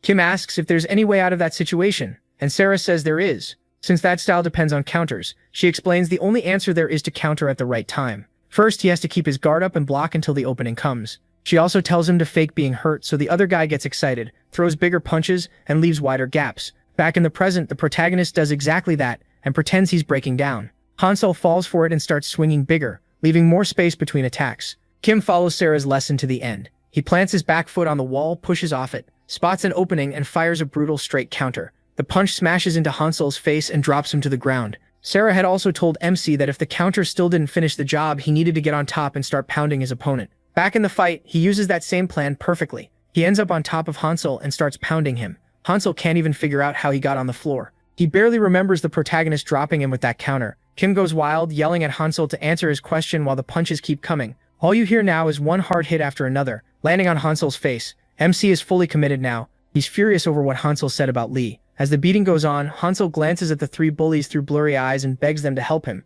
But one of them shuts him down, saying he's not Hansel's servant and this is a one-on-one fight. At that point, Hansel knows it's over. He realizes he lost, and Kim keeps hammering him with punch after punch. With no other move left, Hansel takes the coward's route. He starts apologizing and begs him to stop hitting him. But while he says all that, Hansel secretly grabs a sharp shard and tries to stab the protagonist with it. The protagonist notices the trick just in time. Before the attack can land, MC catches his arm. Fed up with Hansel's dirty moves, he unloads even harder punches, each one nastier than the last. Kim tells Hansel he'll never forgive what he did. Then he keeps punching, until Hansel finally blacks out. Once his anger cools a little, he gets off of Hansel. It's clear Hansel wet himself during the beating, while blood runs down the protagonist's fists. After MC finally stands over the unconscious Hansel, the whole crowd is left speechless. Blood still drips from Kim's fist, and Philip enjoys the sight, thinking he might actually be pretty interesting. Later that day, Sarah says she's heading out. Before leaving, she lightly taps the protagonist on the chest and tells him he fought well. She can tell he used a lot of what she taught him, and she's impressed with how well he pulled it off. MC gives her all the credit instead, saying her training is what got him the win. Then Lee brings up that thing Sarah promised to do if Kim won, and asks when she plans to do it. Sarah admits she did say something like that, while he just stands there confused about what they mean. The three go quiet for a second, and then Sarah decides to give the protagonist another chance. Right after she says that, her bus pulls up behind her. Seeing it, she quickly hops on and tells them to take care. MC excitedly says goodbye to Sarah, and the bus soon leaves. Noticing how happy he looks, Lee teases him a little. Kim quickly says he was not thinking anything weird about Sarah. Meanwhile, Lee tells Sarah she had a lot of fun with her and asks her to come back again sometime. At the same time, he thinks about how Sarah's training helped him beat that crazy bully Hansel. He knows he never would have won without her, because anger alone only gets you so far. With that in mind, the protagonist says goodbye to Lee's kind-hearted friend. Sarah sends them off with a flying kiss, and then Lee and MC get on a bus to head home. They sit close to each other when Lee breaks the silence and asks why he got so worked up during the fight. Kim stutters, asking if she really means him, because he can't admit it was because of her. Lee repeats that he really lost control against Hansel. She's talking about the moment he snapped and started beating Hansel without holding back, staying on top of him while blood dripped from his fists. It shocked Lee, since she had never seen the protagonist act like that before. Avoiding her eyes, MC says he got angry because Hansel messed with his friend, but Lee points out that MC doesn't really have any friends. In a shaky voice, Kim says he does, or at least there's someone he wants to be friends with. He's too shy to just ask Lee directly, and he already thinks he knows the answer. Lee stays confused but tells him not to get that worked up again or he might go too far. He agrees, but deep down he feels no one could blame him after what Hansel said about Lee, his maybe friend. The story then cuts to the bullies from earlier talking trash about Hansel, calling him all show. One laughs about how Hansel wet himself from fear. Another says he should just quit school after getting humiliated that badly. A little later, a guy rushes up to them in a hurry and greets them, catching the three off guard. One of the bullies asks who he is. The guy answers so quietly that they can't hear a word, only making things more awkward. This turns out to be Daeon from Class 1-8. One bully asks what he said, and another tells him to speak louder because his voice is way too soft. Daeon walks up to one of them and asks if he's the first-year number 1. This time they hear him, and the guy proudly says yes, bragging that he ruled middle schools before coming to Youngmin High. Then he asks why Daeon wants to know, even joking that maybe he wants to replace Hansel as their errand boy. Another bully says Daeon's lucky, since that spot is open now. Daeon ignores that and says he wants to become the first-year number 1. Then he asks who he has to beat. The real number 1 starts laughing that some nobody wants his spot. He steps forward and says Daeon has to beat him first. Daeon agrees right away, then the bell rings. Smirking, the current number 1 starts to leave and tells Daeon to come back later. But as he walks off, Daeon says he'll take that as a win if the guy keeps leaving. That makes him stop and ask Daeon to say it again. Daeon calmly explains that walking away now means he wants to avoid the fight, so he'll count that as a loss. That comment sets him off and he swings at Daeon. Daeon slips past the punch with ease and fires back with one of his own. It lands clean, and he doesn't stop there. He follows with a kick straight into the guy's ribs. That kick breaks his and drops the number 1 to the ground. Seeing that, another bully charges in, but Daeon knocks him out with a single punch to the face too. The last bully somehow still thinks he has a chance after seeing all that. It goes exactly how you'd expect. Daeon takes him down in just a few moves. In only a few seconds, Daeon beats 3 big guys by himself, even though he doesn't look that strong. After that, Daeon heads straight to the gym storage room to meet Invincible. The door creaks open as Daeon steps inside. He stops in the middle of the room and everyone stares, wondering who this new guy is. One asks who he is, and another demands to know why he came in without knocking. Philip is there too. He asks if Daeon is a first year and tells him this isn't a place just anyone can enter. Daeon walks up to Philip, bows and says he wants to join Invincible. Then he asks to be accepted. Philip smiles and says they don't just let anyone in. He also points out that Daeon doesn't even look like much of a fighter. To prove himself, Daeon says he just became first-year number 1 by beating the old one. Philip doesn't buy it and asks what nobody he beat to start calling himself number 1. Philip adds that he won't recognize Daeon until he defeats someone Philip approves of. Daeon asks what he needs to do. Philip pulls out his phone, shows him a picture of Kim, and tells him to beat him in a fight. If he wins, Philip will recognize him as the real first-year number 1. Daeon agrees without much thought. Meanwhile, the protagonist is at a snack bar, looking around. He thinks about how it's been a few days since he beat Hansel. People still whisper when they see him, but almost nobody tries to fight him anymore. That makes MC wonder if peaceful days have finally come. But for someone like him, peace at Youngmin High still feels hard to believe.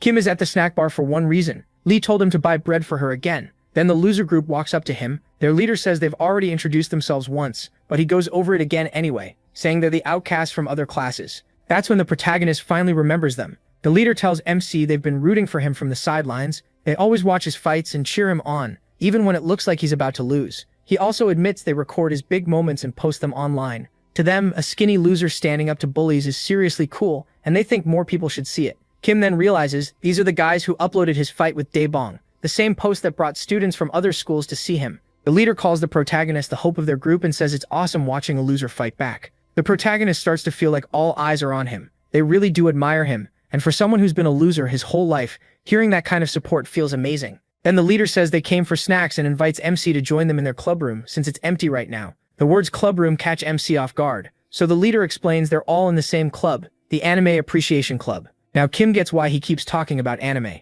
As the talk wraps up, he agrees to eat with them. The leader gets excited and says the others will be happy to meet him too. The protagonist soon learns the whole group are his fans, and he can barely process it. Having fans is something he never thought would happen. A little later, they head to the club room. As the leader opens the door, he checks if anyone's inside and sees just one person. It's Daesum busy texting on her phone. The second she notices the boys and MC, she turns red and quickly covers her face, clearly freaking out. The others are confused, and the leader asks why she suddenly got so startled. He jokes that she must have been reading a dirty webtoon again, but Daesum quickly shuts that down. Kim quietly tells the leader she probably got surprised because he isn't part of their group. Instead, the leader says Daesum is a fan too. She also thinks it's cool when a loser beats up a bully. The second he realizes he has a female fan, his brain basically stops working. Daesum jumps up, excited to greet him, but rushes too fast and trips, dropping to her knees. The fall hurts badly. Even so, she still tries to greet Kim. Pulling herself together, she tells him she's happy to meet him. One of the members notices her slippers don't match and asks about it. Daesum says she accidentally wore one of her dad's and he calls her clumsy. The protagonist introduces himself and says it's nice to meet her. Daesum replies that she already knows who he is. Blushing hard, she says she's watched every one of his fights. The leader steps in and says Daesum is a huge fan, maybe even crushing on MC. MC is stunned, while Daesum quickly says she's just a fan. Then she lightly punches the leader and tells him to stop joking around in front of a guest. Another member brings up that Daesum's ex-boyfriend was a loser too. She tells him to quit it, but he reminds her he was close with her ex and heard all about their relationship. The leader teases, asking if he has a chance with Daesum since she likes losers. She instantly says that'll happen over her dead body. Watching them joke and tease each other, he realizes they must all be really close. By the end of it, they invite Kim to eat with them while watching an anime episode. The leader asks Daesum if they should keep watching the same anime from earlier, and she agrees. Meanwhile, Lee is still waiting for the protagonist to come back with her bread, getting annoyed at how slow he is. While they watch, the leader assumes MC must be really into anime. He says he barely watches any. The leader says he looks like the type who would, and the group starts trying to pull him deeper into anime. One member asks if Kim wants to know what happens next, and that sparks an argument. One side says spoilers ruin the fun. The other says a show can still be enjoyable even if you know what's coming. The protagonist is amazed they can argue this seriously over anime. Then they ask what kind of anime girl he likes. He says he's never really thought about it, so they switch and ask his type in real life. The moment Daesum hears that, her face turns red. She starts blushing before MC even answers. Then he says he wants a girl who'd still accept him even knowing he's a loser. Since Daesum feels that describes her, she starts spiraling at the thought she might actually have a chance. Saying the room feels hot, she starts to unbutton her shirt, then freezes when she remembers she's not wearing anything underneath her uniform. When they ask what's wrong, Daesum admits she forgot to wear something under it. After the episode ends, the group heads outside with him. One member says it's refreshing to finally meet his hero, but he is annoyed and asks them to stop calling him that. At that moment, Daeon happens to pass by the club room. Then he spots the protagonist at last. He walks right over and asks if MC is the first-year number one, but MC can't make out what he's saying because he speaks so quietly. So Daeon leans in closer and challenges Kim to a fight. With yet another challenger showing up, he realizes peaceful days still aren't happening, even after beating 3 bullies. He tells Daeon he doesn't want to fight, but Daeon keeps pushing. One of the group members steps in and tells Daeon to back off, since the protagonist already said no. That only makes Daeon mad, and he brutally beats the guy who tried to help. After that, Daeon challenges MC again. A moment later, Daesum comes out after hearing the commotion. She tells Daeon to knock off the act. When Kim hears her call him by name, he gets confused and wonders if she knows him. Daesum steps out and tells Daeon to stop it, and the whole hallway goes quiet.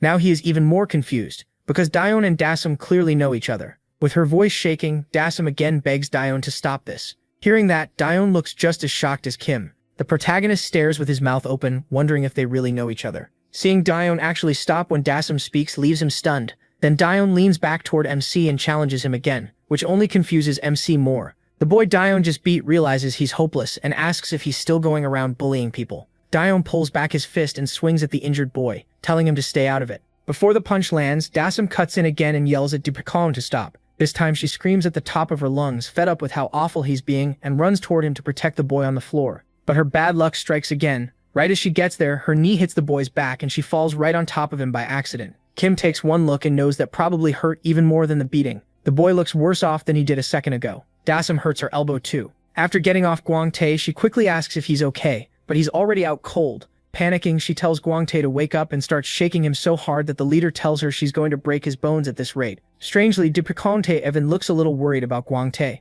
Still, that's as far as it goes. He mutters something to his group, then walks off. The second he leaves, Guangte tells Dasam to quit shaking him because he's awake. Kim just stands there confused that Depikon is really leaving. He's also trying to figure out who Depikon is and how he knows Dasam. In the middle of all that, he remembers he was supposed to buy bread for Lee, so he rushes to the cafeteria. Later on the rooftop, the protagonist tells Lee everything that happened near the club room. She barely cares about his problems and makes that clear right away. Then Lee warns him not to keep her waiting again. Kim quickly apologizes for being stupid. While they talk, Lee eats her bread while sitting on MC like he's a chair. Before long, the weight starts getting to him. To him, this feels even worse than when Sangbom used to bully him. He's hit his limit. And then it happens. He collapses and Lee drops on top of him too. She instantly calls him a pervert. Sure, he did it on purpose to touch her. No matter what the protagonist does, he gets blamed. After that, MC thinks about everything that's happened since school started. Ever since Lee taught him how to fight, he's gone up against Sangbom, Daebong, and Hansol, and somehow beat all three. After beating Hansol, Kim thought people would stop picking fights with him.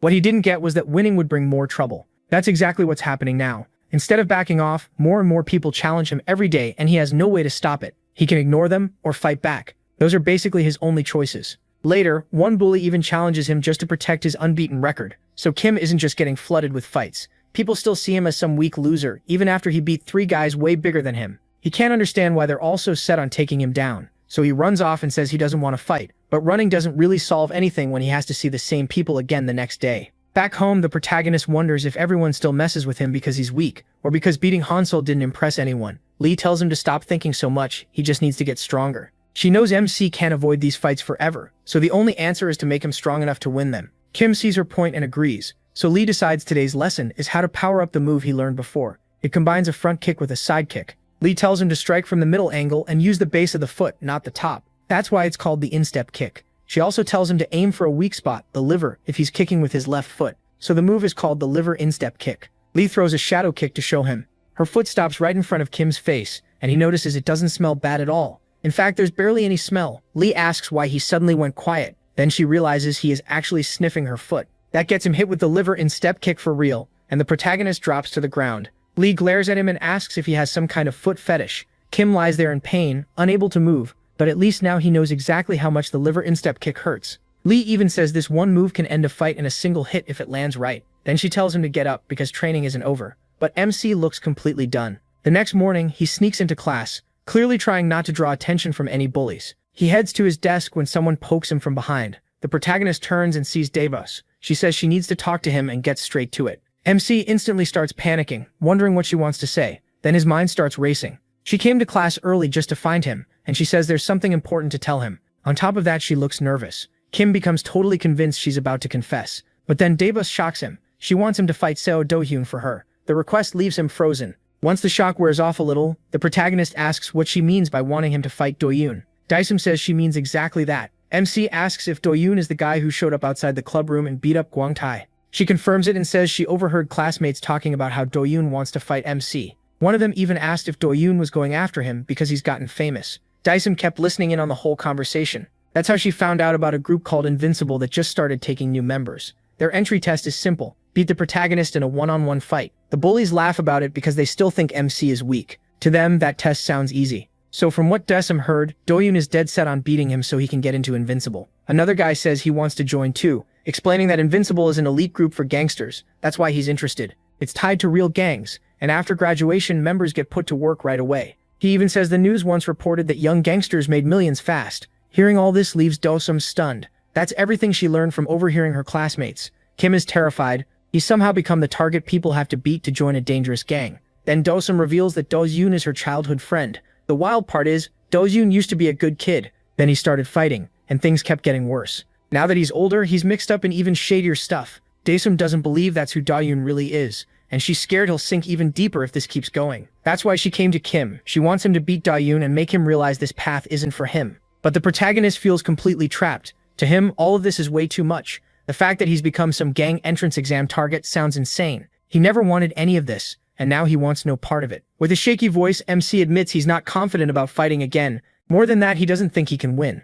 Then he says the hard truth. He's just a nobody who's trying his best not to get bullied. Trying not to be rude, he tells Daesum that asking him to beat Do-hyun and change his life is too much, no matter what his past is. The protagonist apologizes and says he can't do what she's asking. Realizing she can't persuade him, Dasam starts to panic. She clearly hoped the protagonist had some way to stop Do-yoon, but that hope falls apart. Then she suddenly starts crying and apologizes for asking him at all. She says sorry again, insisting she didn't mean to cry, then tries to leave. But being her usual clumsy self, Dasam trips and falls again. She scrapes her knees and Kim immediately asks if she's okay. Dasam quickly gets back up, says she's fine, and rushes out of the room. After she leaves, MC starts putting everything together. Now he knows he's the target for Invincible's entrance test. That finally explains why so many people keep challenging him. The problem is he still has no clue what to do. Later that night, Kim tells Lee about it while she scrolls on her phone. Her advice is simple. Go straight to the gang that made him their target. He isn't sure what Lee means by that. Lee tells the protagonist to cut a deal with Invincible and make them stop targeting him. The problem is, MC doesn't know who runs Invincible or where to find them.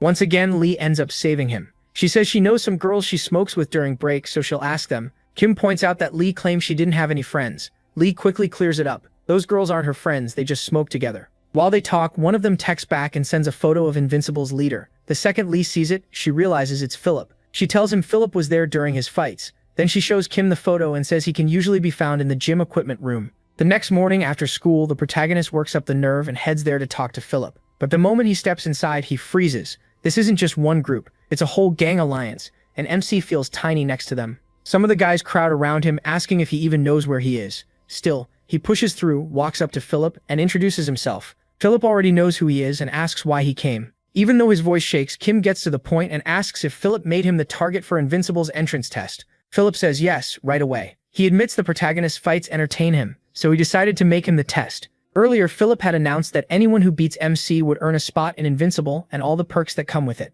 But there were rules. No jumping Kim, no group attacks, and anyone who wanted in had to challenge him properly. With the gang watching, the first person to beat him in a fair fight would get in. Philip knows that put a huge target on the protagonist's back, but he doesn't care. MC asks what happens if he refuses to fight. Philip says, then it won't stay a fair challenge, it'll become a forced one. He knows this is completely unfair, but he has no power here. Then he remembers Lee's words. If he gets stronger, he can win. That gives him an idea. The protagonist makes a deal with Philip. If he beats one challenger, Invincible has to leave him alone. After a moment, Philip agrees and says he'll back off if Kim wins that fight.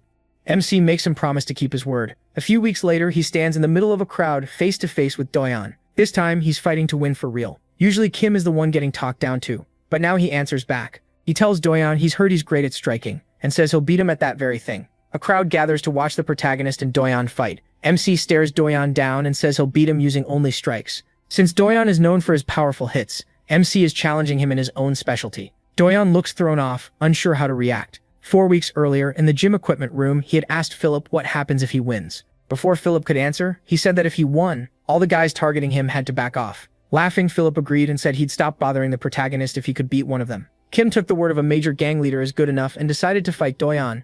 Later that day, he stands watch while Lee smokes. MC, worried about her health, asks why she keeps smoking when she knows it's bad for her. Annoyed that he keeps butting in, Lee snaps at him and tells him to stay out of her business. Then she asks if Invincible will really leave him alone if he wins, and he says yes. After finishing her cigarette, Lee says those guys clearly have nothing better to do. For a second, it sounds like she's on Kim's side, but then she ruins it. She says picking on a loser like the protagonist isn't even fun because he's too boring. MC turns to her and asks if she really thinks he can beat Do-yeon. He reminds her that he was the one who made the challenge, but now he's not sure if he can survive the fight, let alone win it. Seeing him spiral again, Lee repeats what she told him before. It doesn't matter who the opponent is, he just has to win. She adds that even if he's weak and nobody cares about him, he still has a great teacher, so he shouldn't stress over pointless things. Her words calm him down, and Kim realizes Lee really does help when it counts. Of course, Lee immediately goes back to normal and hands him her bag to carry. He groans and asks when she'll stop making him do that. Lee shuts him down at once, saying she's way above him, so carrying her bag is the least he can do. Mean or not, the protagonist has no choice but to deal with it. Later, he and Lee peek through a window to get a look at Do-yeon. At first glance, Lee says Do-yeon looks pretty average. His build doesn't seem much higher, and the weight gap isn't big either. Compared to Sangbum and Daebong, he actually looks easier to fight, so Lee thinks Kim might have a shot. Then someone suddenly taps MC from behind. He turns and sees Daebong, asking what they're doing. As soon as MC recognizes her, Lee asks if he knows her. He explains that Dasum is Do-yeon's childhood friend and says he was thinking about asking for her help too. Lee agrees, that could help them learn more about Do-yeon. Meanwhile, Dasum is so stunned by Lee's looks that she can barely speak. She's so distracted by Lee that she hardly hears the conversation. Lee, confused by how weird Dasum is acting, just stares. Then Do-yeon asks Kim what kind of relationship he has with Lee, and whether she's his girlfriend. The second she says that, Lee explodes. She steps in close and warns Doyeon she can beat her up even if they just met. Realizing Lee is dead serious, Doyeon quickly apologizes.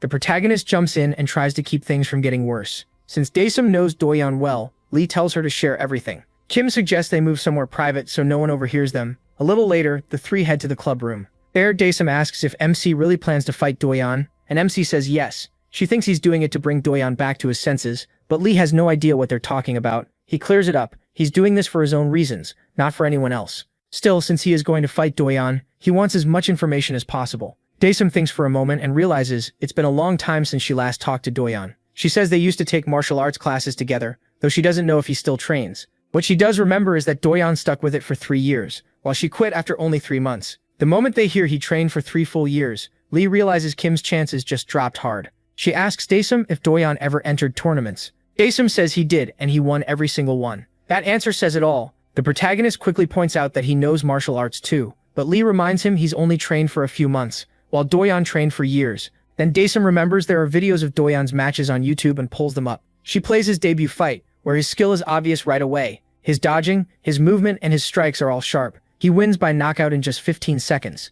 As the clip ends, Lee grabs her head in shock. She can already tell beating Doyeon won't be easy. Kim tells her not to give up on him. She's his teacher after all. That's when Daesum finds out Lee is a fighter too. She stares in surprise and Lee asks what her problem is. MC pulls Daesum back on track and asks if she knows anything else about Doyeon that could help him win. After thinking for a moment, Daesum brings up one thing about Doyeon, though she isn't sure it counts as a weakness. Once she explains it, Lee is convinced they can use it, and that Kim might actually have a chance. He tells Daesum to stay focused and asks for any weakness Doyeon might have, since they used to spar a lot. After thinking, she says one thing does come to mind, but she's not sure it matters here. Lee says she'll decide that herself and tells Daesum to just say it. After hearing her out, Lee realizes this flaw could work against Doyeon. Later that day, Lee gets the protagonist ready for training. This session is built around one goal, finding a way for him to beat Doyeon. Daesum comes along too. Lee asks why she's here when nobody invited her. Daesum says she's a martial artist too and might be useful. Lee accepts that, but warns her not to get in the way or she's out. Kim gets excited for the session and wonders if Daesum can really help.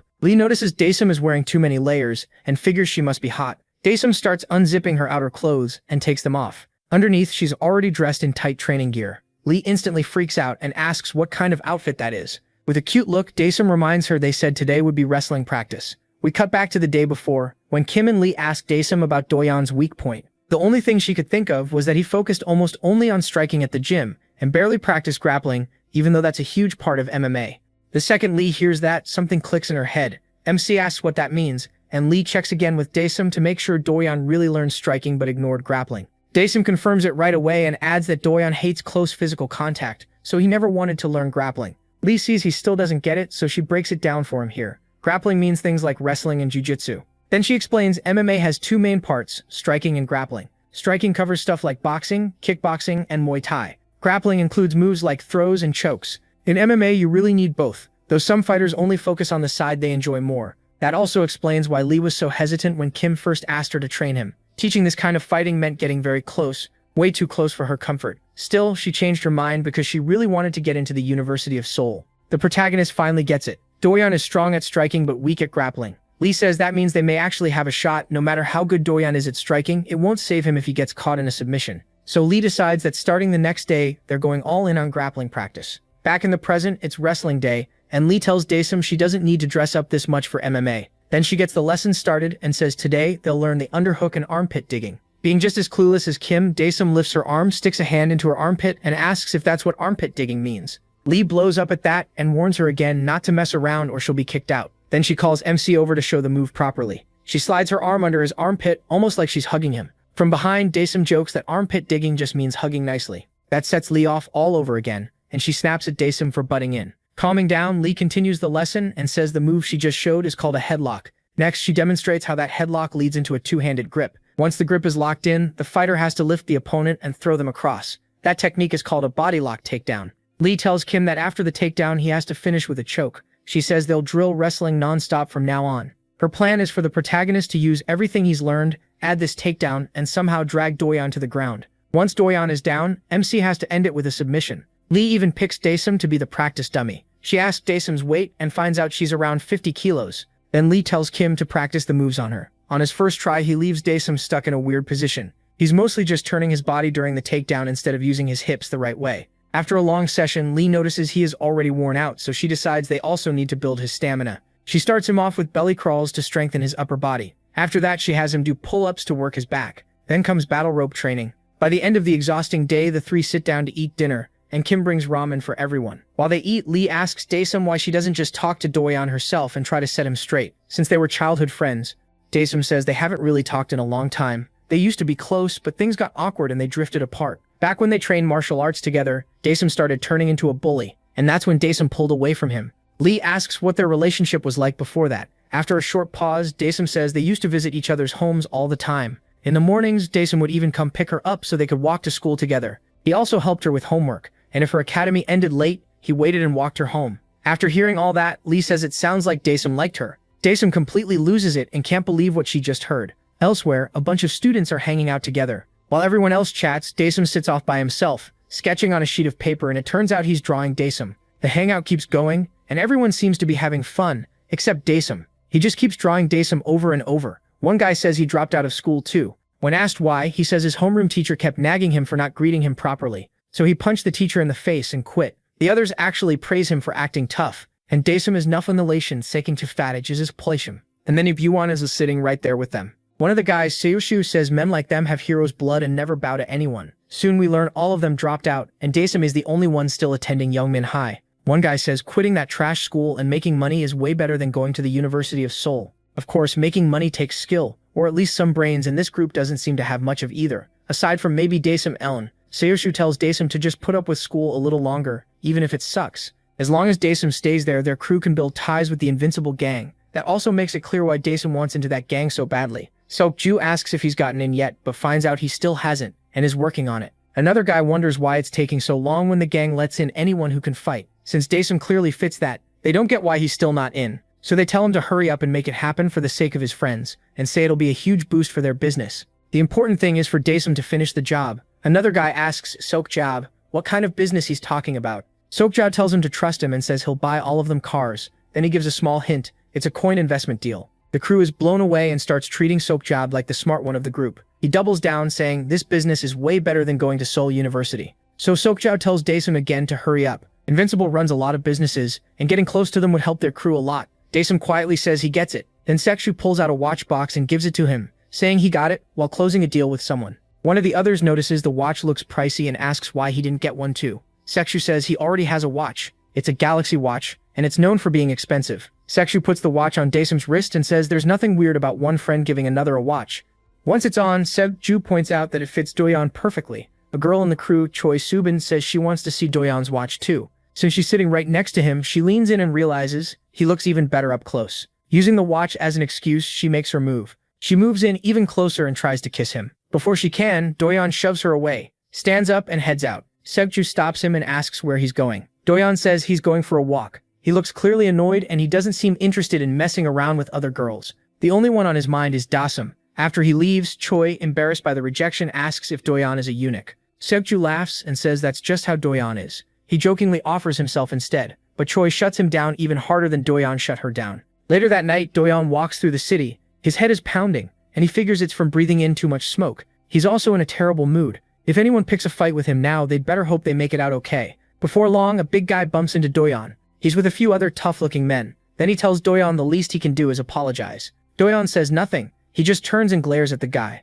The man notices how young he looks and asks if he's in high school. Then he mocks him for staying quiet. A second later, he starts grilling Doyeon about what school he goes to, naming schools all over Seoul. That's when Doyeon finally answers, but not with words. He spins into a kick and slams it straight into the guy's face, saying he's from Youngmin High School. Doyeon wanted a quiet day, but people keep pushing him. Some only learn after getting beaten down, and Doyeon is ready to teach them. Shocked by the sudden kick, the man orders his guys not just to grab Doyeon, but kill him. The men close in and rush him, but Doyeon doesn't even flinch. He's sure he can take all of them without much effort. The first attacker comes in from behind with a punch, but Doyeon dodges it without even looking. Then he drives a knee into the guy's chin. After that, the whole group attacks from every side, and Doyeon beats them down one by one. He slips past their swings so easily, it almost looks like they're moving in slow motion. Then he hits each one in the spots that hurt most, so they won't get back up to fight again. One of them, fed up with the humiliation, snaps that now he's really going to kill Doyeon. Doyeon stays calm. If they want to kill him, they'll have to be faster than him,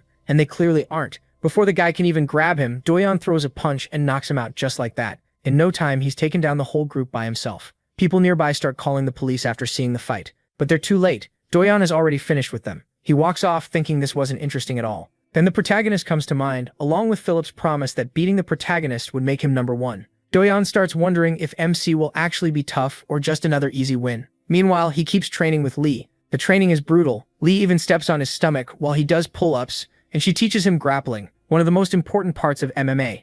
After all that training, 3 weeks pass. One morning, Kim grabs his school shirt from the closet and starts putting it on. Thanks to Lee, he's gotten more muscular, and the hard training is clearly paying off. While he's pulling on the shirt, Lee shows up at his open door and asks if he's ready for school. The protagonist gets startled since he didn't expect her to walk in while he was still shirtless. MC quickly tells her to knock first, but Lee throws the blame right back, saying he shouldn't have taken so long. Then she asks if today is the day he fights Doyeon. Kim's face hardens as he says yes, it is. Lee asks if he's at least a little confident. That makes him think back on all the training they did, and he realizes he's ready. He trained too hard to back down now, and he tells himself he has to do this no matter what. That afternoon, the whole school gathers around the protagonist and Doyeon. In the crowd, the loser group stands near Lee and Daesung, with Daesung hiding herself so no one notices her. Their leader is thrilled to be this close to Kim for the first time, and can't wait to see what happens. One of them says it feels like watching a martial arts match, and another hopes MC wins. Lee overhears them and tells them to shut up. But the group's leader says the fight hasn't even started, so they can still talk.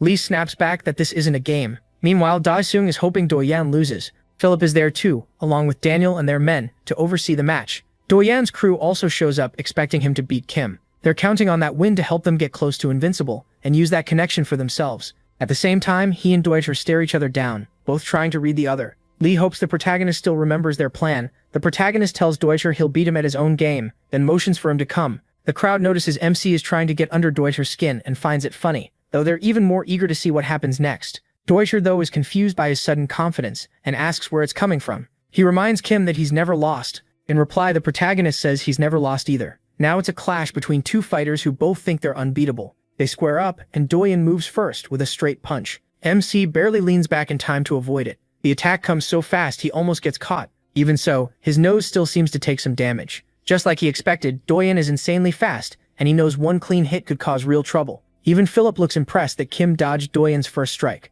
Doyeon doesn't wait long before throwing another jab, and this time he follows it with a right straight. The protagonist somehow avoids that one too. It's obvious he trained hard for this and came ready to dodge Doyeon's speed. Meanwhile, Seokju wonders why MC keeps dodging instead of hitting back. To him, the MC looks like a coward. Daniel sees it differently. Dodging is fine, but if he keeps moving backward, he won't get a chance to counter. He can tell the protagonist is trying to keep distance, but if he wants to win, he'll have to move in close and attack. Right then, Doyeon throws another punch and the protagonist ducks under it again. The loser group starts yelling for MC to finally hit back and end this fast. Then, right after dodging, MC shocks everyone by slapping Doyeon hard across the face. Even Philip is caught off guard by that slap. The loser group erupts too. They're fired up that he finally struck back. Doyeon keeps throwing punches, but Kim keeps answering with slaps, and the crowd can't believe that's his weapon of choice. The protagonist tells Doyeon he watched all his fight clips on YouTube, and after seeing them, he thinks Doyeon isn't that impressive. He even says he can beat Doyeon using only his open hands. MC is clearly baiting him, and it works.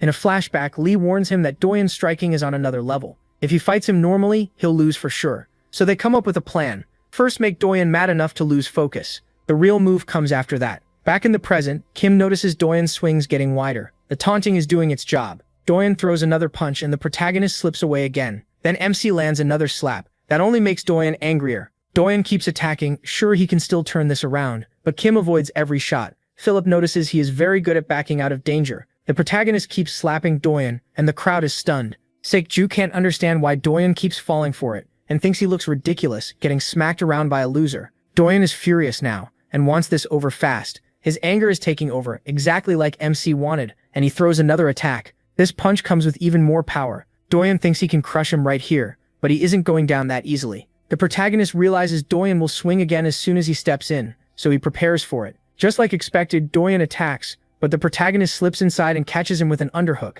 In an earlier flashback, Lee had told the protagonist their whole plan depended on bluffing. She told him to fake a striking match, then suddenly use the underhook to drag Doyeon down. Since Doyeon doesn't know ground fighting, Lee believes he won't be ready for it. Kim follows Lee's lesson perfectly. He locks Doyeon in the underhook and secures the two-handed grip Lee taught him. Once the hold is tight, MC lifts Doyeon and slams him with a suplex. The plan is finally working.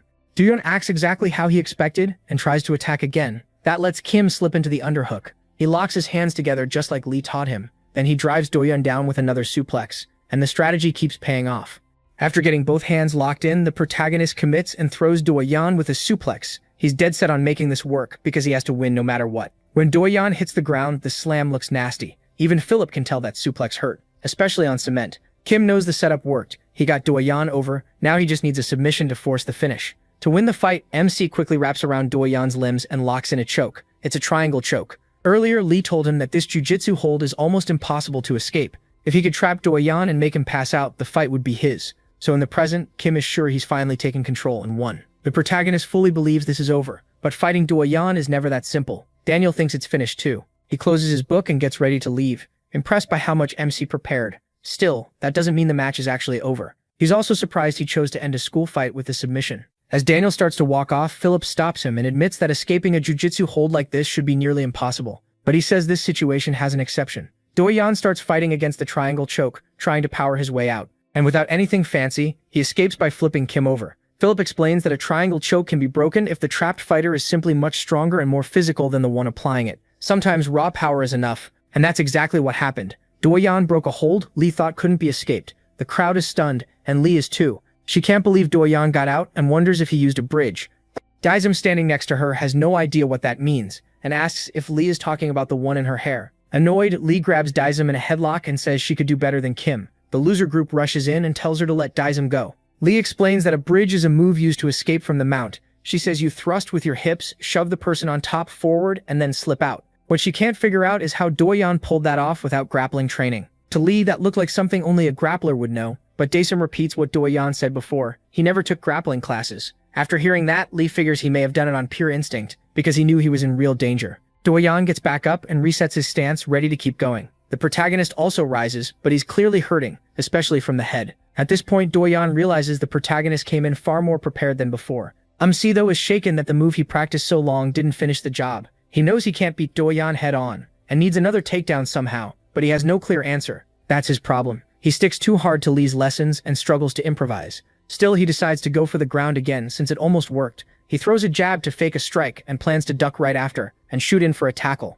A second later, he puts that plan into action, but it blows up on him. As the protagonist dips in after the fake jab, something goes wrong. Do-yeon has finally figured him out. He reads the fake and sees the takedown coming. So Do-yeon drives a knee straight into MC's head. The hit sounds brutal, like it could have cracked a skull, but MC somehow stays conscious and can still fight. Sok-ju thinks that's the end for him. Lee is shocked that Do-yeon countered so directly. The protagonist drops, then forces himself back together, showing just how tough he is. MC starts wondering if Do-yeon has seen through all his tackles. Then Do-yeon asks if he's trying to fight with grappling now, and that confirms it. Do-yeon has figured out the plan. Even so, Kim thinks mixed attacks might still get him in. He throws a quick 1-2 and tries to force Do-yeon down once he's close. But that plan fails too, when he gets blasted with another punch under the chin. Do-yeon tells him the problem is simple. To tackle him, the protagonist has to get close, and Do-yeon doesn't believe he can. Confident now, Do-yeon keeps punching and starts piling up damage. It's like he can read everything MC wants to do. That gives him total control of the fight. Kim stops dodging and starts blocking instead, but those blocks still let a lot of damage through,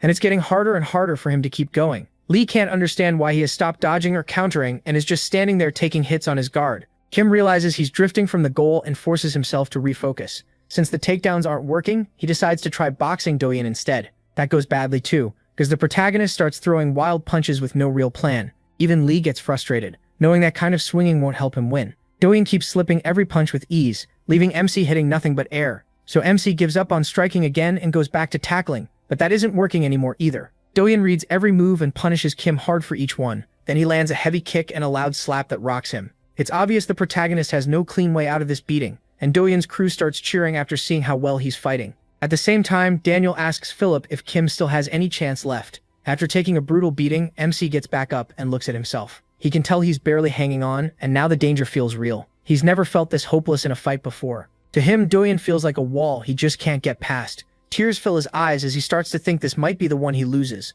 Do-yeon beats him in strength, skill, and mindset, and now even his tackles are getting red. No matter what the protagonist tries, he can't land even a small hit. At first he thought this would be easy because Do-yeon didn't know his style. But now that Do-yeon has figured it out, countering him takes almost no effort. The protagonist has no answer. All he can do is hope for a miracle, but reality hits hard. Then Do-yeon fires another straight punch. Kim raises his hands to block it, but the straight turns into an uppercut that snaps into his chin. MC never sees it coming, and Doyen follows with another brutal blow. Using that jab, Doyen closes the distance even more. Philip notices the feint right away. Doyen sold the jab, then switched to an uppercut. That alone tells him Doyen really knows how to fight. Daniel, though, thinks it's over already and feels like staying to watch is pointless. Then Doyen kicks Kim and sends him crashing into the wall. He rushes in right after and unleashes a non-stop barrage. He can't do much except keep his guard up and block what he can. Now he's trapped in a corner again, just like before against Hansel, and that memory doesn't help. As the punches keep coming, Kim wonders what he's supposed to do. Is this really how he's going to lose? Then he remembers the bullies who challenged him one-on-one just because they wanted to join Invincible,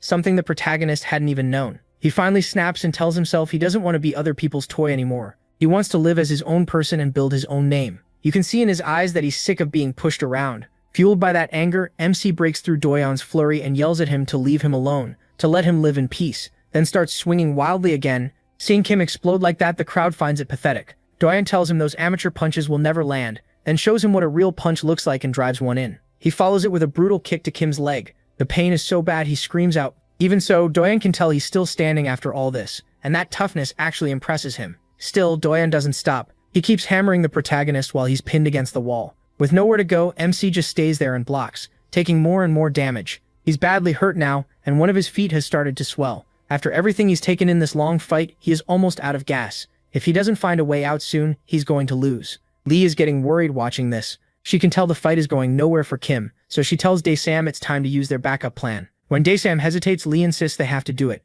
In a flashback, she had told the protagonist that if wrestling and jiu-jitsu failed, they'd use one secret move. Lee is sure Doyen will fall for it. Even though Kim and Dae-sam still don't know the full plan, she told MC she'd signal him at the right moment, and that signal would be her shouting Dae-sam's name. Back in the present, Lee gives the signal. Dae-sam drops the disguise, pulls back her hood, and starts cheering for him. Then she goes further. She begins insulting Doyen, calling him trash and saying he's not even worth noticing. She tells the protagonist to win and beat that bully. Doyen turns and realizes the voice belongs to Baek Dae-sam, his childhood crush, maybe even his first love. Lee is counting on the fact that he still has feelings for her, and as far as she sees it, this kind of provocation is fair game in a real fight. Trash talk happens all the time in MMA, and Lee calls this the second's distraction strategy. Dae-sam keeps going, throwing even more insults at Doyen. Hearing that from her, Doyen almost wishes he were deaf. He can't handle those words coming out of Dae-sam's mouth. The crowd is stunned and confused, but one thing is clear. Doyen is deeply humiliated. Behind him, Kim stays still and watches, wondering if the provocation worked.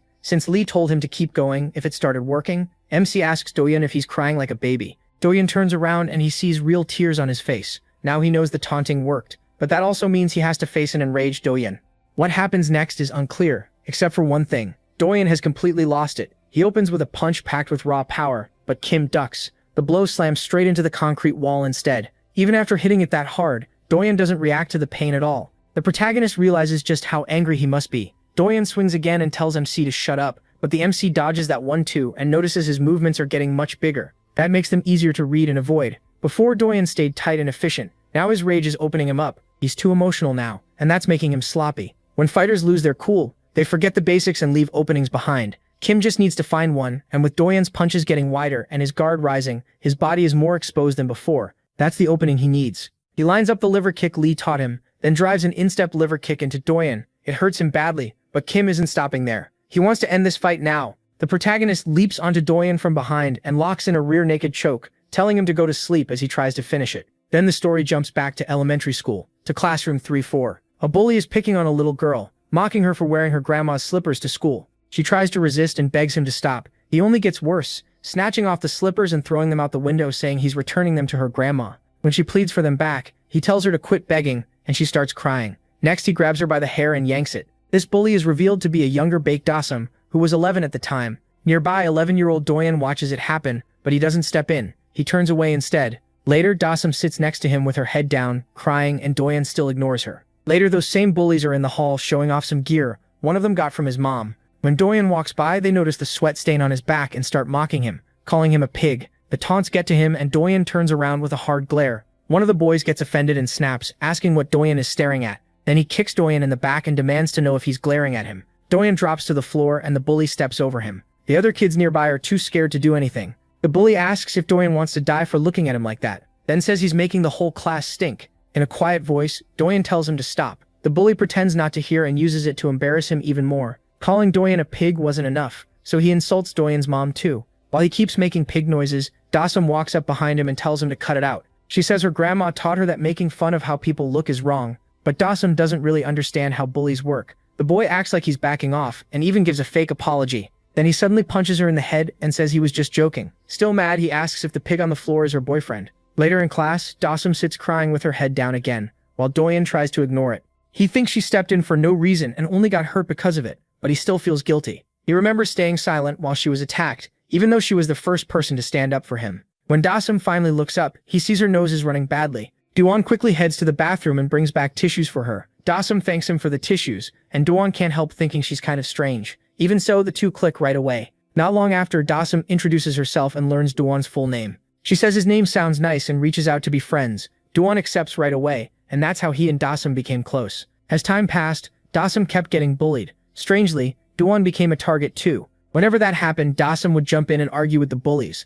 telling them to stop picking on him for his looks. To Doyeon, she looked like a tiny brave dog barking at bigger animals, but it didn't really protect him. Instead, the bullies would just hit Dasum or toy with her. Because she was smaller and weaker than he was, Doyeon felt even worse for her. Then one day, the class got a project. Pair up, watch a movie together, and later talk about what they learned. Of course, Doyeon and Dasum end up together. Dasum invites him to her house, so they can watch it there. After school, Doyeon goes to Dasum's home. She puts on an anime called Neighbor Egg Boy and says she loves it. While they watch, Dasum has the most fun. She laughs a lot and warns Doyeon when a funny part is coming. But Doyeon spends more time watching Dasum than the anime. After that, he starts going to her house often to watch anime. Doyeon lived alone with his dad, and when his dad left for work, the house felt empty. So he'd go out, and Dasum would show him all her favorite anime and shows. Anything she liked, she wanted to share with him, and before long, they were basically best friends. Still, Dasum wanted more than that. He did enjoy the anime, but what really made those times special was being there with Dasum. From then on, they grew even closer, and Dasum started visiting her place almost every other day.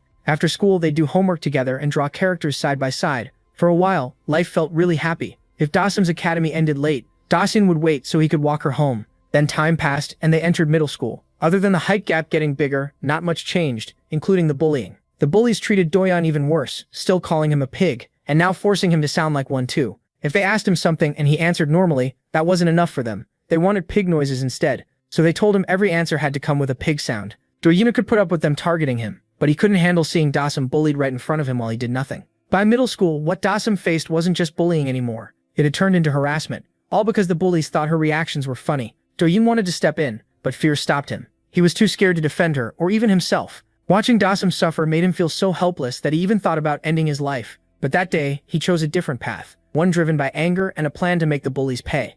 He decided to turn himself into someone people would fear. If no one else would punish them, he would. From then on, Doyeon threw himself into training at the gym like everything depended on it. Over time, he burned off a lot of fat and changed from a heavy kid into a fit one. He built muscle too, and before long, he entered the National MMA Amateur Tournament. There, Doyeon stands in the ring for his debut match. It's match 3 of the tournament, and once the announcer starts it, Doyeon shows how hard he's trained over the years. He attacks with sharp jabs and high kicks, so fast and hard that his opponent can't keep up. The fight ends in just 15 seconds with a knockout. After that first event, Doyeon stays undefeated and keeps winning tournament after tournament. In the next competitions, he wins every match in the first round by knockout. Later, his trainer tells him he's doing well, but his grappling still needs work. The trainer explains to Kim that MMA means mixed martial arts, so a fighter can't rely on just one style. He says Doyeon needs to be well-rounded, or a strong grappler will crush him. But Doyeon sticks to his own approach. He figures that if he knocks people out before they can grab him, that's enough. To him, striking is the most important part of MMA. His trainer tells him to quit being stubborn or he'll regret it. He also warns Doyeon to stop throwing his fists around carelessly. His hands are weapons. Doyeon is confused, but part of him understands what the trainer means. That night, he leaves the gym and runs into Dasum. She looks like she's been waiting for him and asks if he wants to walk home with her. As they head off, Doyeon asks if she really waited for him. Dasum shrugs it off, saying she was passing by, knew when he'd finish, and decided to stay. After a bit, she asks how his training is going. It turns out Dasum used to train with him too, but she quit after 3 months. Doyeon says it was the same as always. Dasum tells him he really does work hard. Still, she says it's a little sad that he doesn't have time to watch anime with her anymore like they used to. Not wanting to let her down, Doyeon says they can watch one together soon. Dasum lights up and says they should do it on Saturday or even tomorrow. Doyeon lets Dasum choose, so they set it for tomorrow. She even picks Neighbor Egg Boy since season 2 just came out. The next morning, Doyeon waits outside Dasum's classroom. Anime like this isn't really his thing, but he still came to spend time with her. He peeks through the door and sees Dasum on the floor, beaten up and surrounded by bullies. They order her to put on an outfit for a film challenge while calling her nasty names. That pushes Doyeon close to his breaking point. One bully mocks Desum, asking why she isn't dancing now when she danced so well before. Doyeon watches through the door, remembering how he used to be too scared to help her. This time he has both the strength and the nerve. Desum reminds them they promised this would be the last time. A moment later, Doyeon steps into the room and faces the bullies without any sign of fear. The bully recognizes Doyeon and asks what he's doing there. Doyeon is standing on the clothes they wanted Desum to wear. The bully growls at him to get off them. Doyeon doesn't answer or move, so the bully starts yelling for him to take his foot off. Still, Doyeon says nothing. He just stands there, clearly fed up. The bully mocks his expression and asks if Desum is his girlfriend. When Doyeon stays quiet, he takes that as a yes. Then he starts asking gross questions, whether Doyeon kissed Desum and whether they did anything more. Getting no reply, he keeps going and asks what it was like with Desum. That finally crosses the line. Doyeon snaps and slaps him so hard the whole room seems to feel it. The other bullies just stare, shocked to see Doyeon explode like this. The bully can't believe someone he looked down on just hit him. He swings back but misses. Doyeon answers with an even harder punch, and the others quickly call his older brother. As soon as the brother arrives, he demands to know who beat him up. He also happens to be the top fighter in the middle school. Furious, he charges at Doyeon without knowing what he's walking into. Doyeon sees the brother and his guys rushing him all at once. 5 minutes later, all three are down, including the school's number one, who never stood a chance. They end up unconscious and badly beaten. The rest of the bullies are frozen in shock. They can't believe what they just saw. Blood drips from Doyeon's fists, and the whole room goes quiet with fear. Even Desum looks stunned and a little scared. After that, Doyeon becomes the number one at his middle school. Once he took that spot, the school gang kept trying to test him. They picked fights a few more times, but Doyeon beat them every time. After enough losses, they finally backed off. From then on, nobody dared lay a hand on him. After that, Doyeon went back to his old life, spending time with Desum and watching anime. One day, Desum was showing him season 2 of an anime. Then a group of boys came in. Their leader noticed they liked the same show and invited them to watch it on a big screen. Not long after, they joined the anime fan club too. The group welcomed them warmly, and Doyeon wished every day could stay like that. But then second year started. At school, a badly beaten boy came up to Doyeon, asked if he was Seo Doyeon, and said he needed a favor. Doyeon had no idea who he was. They had never met before. That boy was Moon Seok-ju, the future founder of a gang called the Vipers. He was only 15 when he first met Doyeon, and soon we learn what he wants. Seok-ju asks Doyeon to get revenge on a student from another school who beat him up. He was basically trying to borrow Doyeon's strength, and for Doyeon, the job was so easy he finished it in 5 seconds. Afterwards, Seok-ju praises Doyeon's power. But Doyeon doesn't think he did anything special, even while Seok-ju keeps hyping him up. Later, Seok-ju gives Doyeon a wallet he got from an older student at another school. It looks expensive, so Doyeon hesitates. Seok-ju insists it's real and says it's just a gift for a friend. Doyeon finally accepts it and thanks him. From that day on, the two get closer and their friendship keeps growing. Doyeon knows Seok-ju is a bully, but in his mind, he's not like the ones from his childhood. Seok-ju and his crew keep praising Doyeon for his fighting and often ask him to take on students from other schools. Since it never seemed like a big deal, Doyeon always agreed, and every time he won. After each fight, Seok-ju rewarded him with expensive gifts, even premium shoes, which Doyeon only took after Seok-ju called it a gift for a friend. Doyeon starts to realize Seok-ju is getting money from somewhere, probably because of the fights Doyeon wins for him. But he doesn't care. By then, Doyeon has started enjoying the fights for their own sake. He fights without fear now, and for him that's fun. During all that time, he never loses once. Then comes third year. One day, Seok-ju walks with Doyeon and mentions another fight, while one of his guys says it'll be fun. From then on, Doyeon spends more time with Seok-ju's crew than with the anime club or Desum. Being with them feels more exciting, and it keeps him from feeling alone, so he sticks with Seok-ju and the others even more. When Doyeon and the group walk the halls, everyone avoids them. Doyeon doesn't care, but Desum watches with growing worry, because she knows he's with the wrong people. One day, Desum comes with members of the anime fan club to invite Doyeon to a watch party for season 3. At that same moment, Seok-ju and his crew show up and remind Doyeon they're supposed to hang out with girls from the next school. Desum doesn't know who they are, and that only makes her more worried. Seok-ju ignores them, grabs Doyeon, and leaves. Desum can only watch him drift farther away. Later that night, Doyeon and the others are drinking and doing shots. One of the girls already drunk asks Doyeon to take her to the bathroom. She flirts with him on the way and even suggests stopping by her house, but Doyeon's mind is stuck on Desum and how she's been acting lately. Tired of those thoughts, he pushes the girl off and heads straight to Dasum's house. He knocks on her door and waits. The moment she opens it, she asks what's wrong with him. Right away, she can tell he's drunk. Doyeon asks her to come outside so they can talk, but she refuses because her parents are home. She asks again if he's really drunk and reminds him he's still in middle school. Doyeon doesn't see the problem. Dasum hits him with the truth. He's changed, and now he's become just like the bullies who used to torment her. Then she tells him to go home and shuts the door. The next day, Dasum spends time calmly with her friends. Doyeon watches from behind, clearly upset, but he's not mad at Dasum or anyone else. He's mad at himself. He starts asking why he began fighting in the first place. He remembers how Dawson used to get bullied, forced to do things, and beaten when she refused. That was why Doyen fought. He wanted to protect Dawson. But now he's standing with the same kind of people. Back then, Dawson reached out because she believed Doyen was a good person. Now everything has flipped. In the present, she's cheering for Kim to beat Doyen down and make him pay. Doyen realizes fighting is the only thing he has left, so he cannot lose here. At the same time, MC keeps a tight choke on him from behind and refuses to let go. Doyen steels himself. He can't afford to lose this fight. Using everything he has, he finally throws Kim off his back. Philip lights up, seeing Doyen escape again. Doyen resets his stance and gets ready to keep going. Tears fill his eyes, but he stands firm. Losing isn't an option when this is all he has left. Dawson's old words echo in his head, calling him a kind guy and asking him to watch anime with her. But in the present, she cheers for him to beat Doyle down and teach him a lesson. Doyle refuses to lose because fighting is all he has now. He even joined the Viper Gang for that reason, and if he loses, none of it meant anything. But the protagonist feels the same way. He has no plan to back down, and unlike Doyle, he still looks sharp, making it obvious who's ahead now. Soon, Doyle swings again, but Kim quickly raises his guard and blocks it. MC notices Doyle's attacks are still too wide. He's too worked up. When Doyle throws another hit, he slips past it with ease. A memory flashes back. Lee tells the protagonist he just needs to get Doyle to the ground and asks if he understands. Back in the fight, Kim sees his chance and takes it. As Doyle comes in again, MC spots an opening and shoots for the groin tackle. The tackle drops Doyle hard. He locks onto his neck, and now Doyle is trapped with no clear escape. Another memory follows. Lee tells the protagonist he doesn't always need a jujitsu move after taking someone down. He can just pin Doyle and start hitting him. That way, Doyle gets no room to defend himself, and the pressure alone can break him. In the present, MC does exactly that, pinning him down and hammering his head. The crowd erupts. One guy is stunned that he pinned Doyle so cleanly, while another says Doyle must be in crazy pain right now. Sokju can't believe it. He never expected Doyle to get held down by a first year like Kim, and he keeps hoping Doyle will get back up fast. While keeping him down, the protagonist tells Doyle to give up and admit defeat so the beating can stop. Doyle groans through it, but he still won't quit. MC hits even harder. Yet Doyle finds a small opening and tries to force his way out. He thinks about all the hard training he did wrestling with Lee, and he refuses to let Doyle escape that easily. But he's too late. Doyle finally breaks free from the neck hold. The crowd is shocked that Doyle escaped Kim's setup again. One of Invincible's guys says the fight might be back to square one, but Philip disagrees and tells him to look closer at both fighters. Doyle is clearly drained and barely has anything left. The protagonist, on the other hand, still looks fresh, and the gap in stamina is obvious. That makes sense. When a fight stays on the ground, the person stuck underneath burns way more energy trying to escape, while the pressure also wears them down mentally. Back in the present, Daniel points out that MC prepared really well, especially since wrestling stamina is hard to build.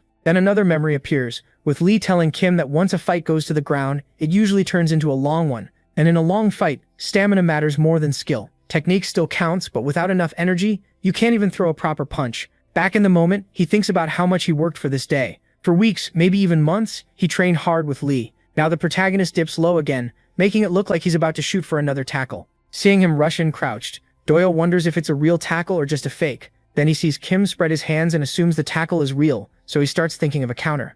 A knee would be too risky with how tired he is, and if he goes down again, he may not get up. So Doyen chooses the safe defense and lowers his body. What he doesn't know is that MC set him up. This time, he was never going for the tackle. The moment he gets close, he cracks Doyen right on the chin. It was a feint from the start. Seeing it, Lee remembers how people who learn how dangerous ground fighting is start fearing tackles, which makes them easy to fool with tackle feints. That punch does serious damage to Doyen. Lee can tell Doyen is half-conscious already, so she wants Kim to finish it now. The protagonist follows up with a flying triangle choke, and it looks brutal. It turns out Lee had told MC to train his grappling like his life depended on it. She knew it would matter someday, and she also told him to end fights for sure with a choke, so Kim does just that, slowly choking Doyen unconscious. As Doyen's vision fades, the last person he sees is Dasam. His mind races. Why did he start fighting in the first place? Then everything goes dark, and Philip calls the match over. Another memory appears. A younger Doyen crawls on the ground crying. A pair of slippers stops in front of him. It's Dasam. In that old moment, she gently asks if someone picked on him again. He says nothing,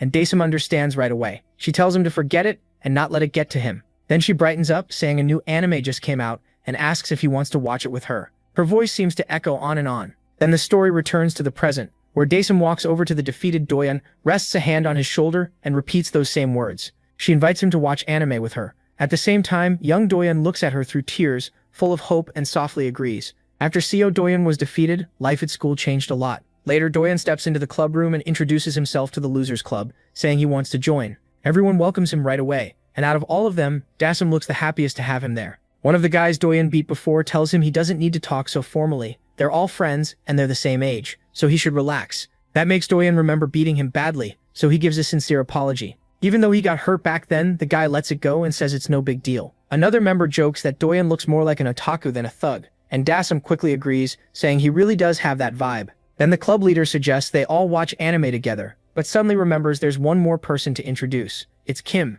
Scratching his head, he makes it obvious he doesn't really want to be there. He says he isn't planning to fully join, but after so many people asked, he'll be an honorary member and stop by sometimes. The leader tells him the club door is always open, so he can come whenever he wants. Then another member says the protagonist isn't just an honorary member, he's an honorary hero after beating Doyeon like that. MC gets annoyed by all the praise and tells them to stop, not realizing they're just teasing him. Dasom jokes that Kim's life should be made into an anime, and he threatens to leave the club if they keep it up. That makes Dasom burst out laughing. She's clearly having fun, and Doyeon feels happy too as he quietly watches her. Later that day, Doyeon and he go to a vending machine, and Doyeon buys him an apple drink. The protagonist takes it and thanks him, but he's confused by Doyeon suddenly being nice, so he asks what this is about, while Doyeon starts to apologize with a pun about the apple drink. Doyeon apologizes for causing all this and picking a fight with MC for no reason. He makes it clear that he truly means it. Kim quickly tells him it's fine, saying people their age sometimes grow through fights. Even if that felt like way more than a normal fight, he adds that Dasom told him some things about Doyeon. In a flashback, Dasom explains that Doyeon was bullied when he was younger, and that's why he started martial arts. She also fills the protagonist in on more of Doyeon's past. Back in the present, MC says he heard what Doyeon went through, and admits he was bullied too. Maybe he still is. That's why he understands why Doyeon pushed himself into that fight. Kim knows what it's like to want to run away and get stronger. He's felt that same desperation, so he gets why Doyeon did it. After a short pause, Doyeon admits that desperation probably made him act stupid. Still, he decides to move on, reaches out his hand and apologizes one more time. He shakes it, ending the grudge right there. Doyeon then says the protagonist was right. He'd been thinking only about getting stronger, and then he lost. And this wasn't some small loss. Doyeon had gone unbeaten for a long time, but losing cleared up a huge problem for him. It felt like a heavy weight came off his chest. Then Doyeon changes the subject and tells Kim he's the new number one among the first years. That makes MC panic. He says not to call him that because he only won by luck, but Doyeon shuts that down. MC beat him with skill and stamina, so he's better. Doyeon also says he's done fighting. He wants no part of it anymore.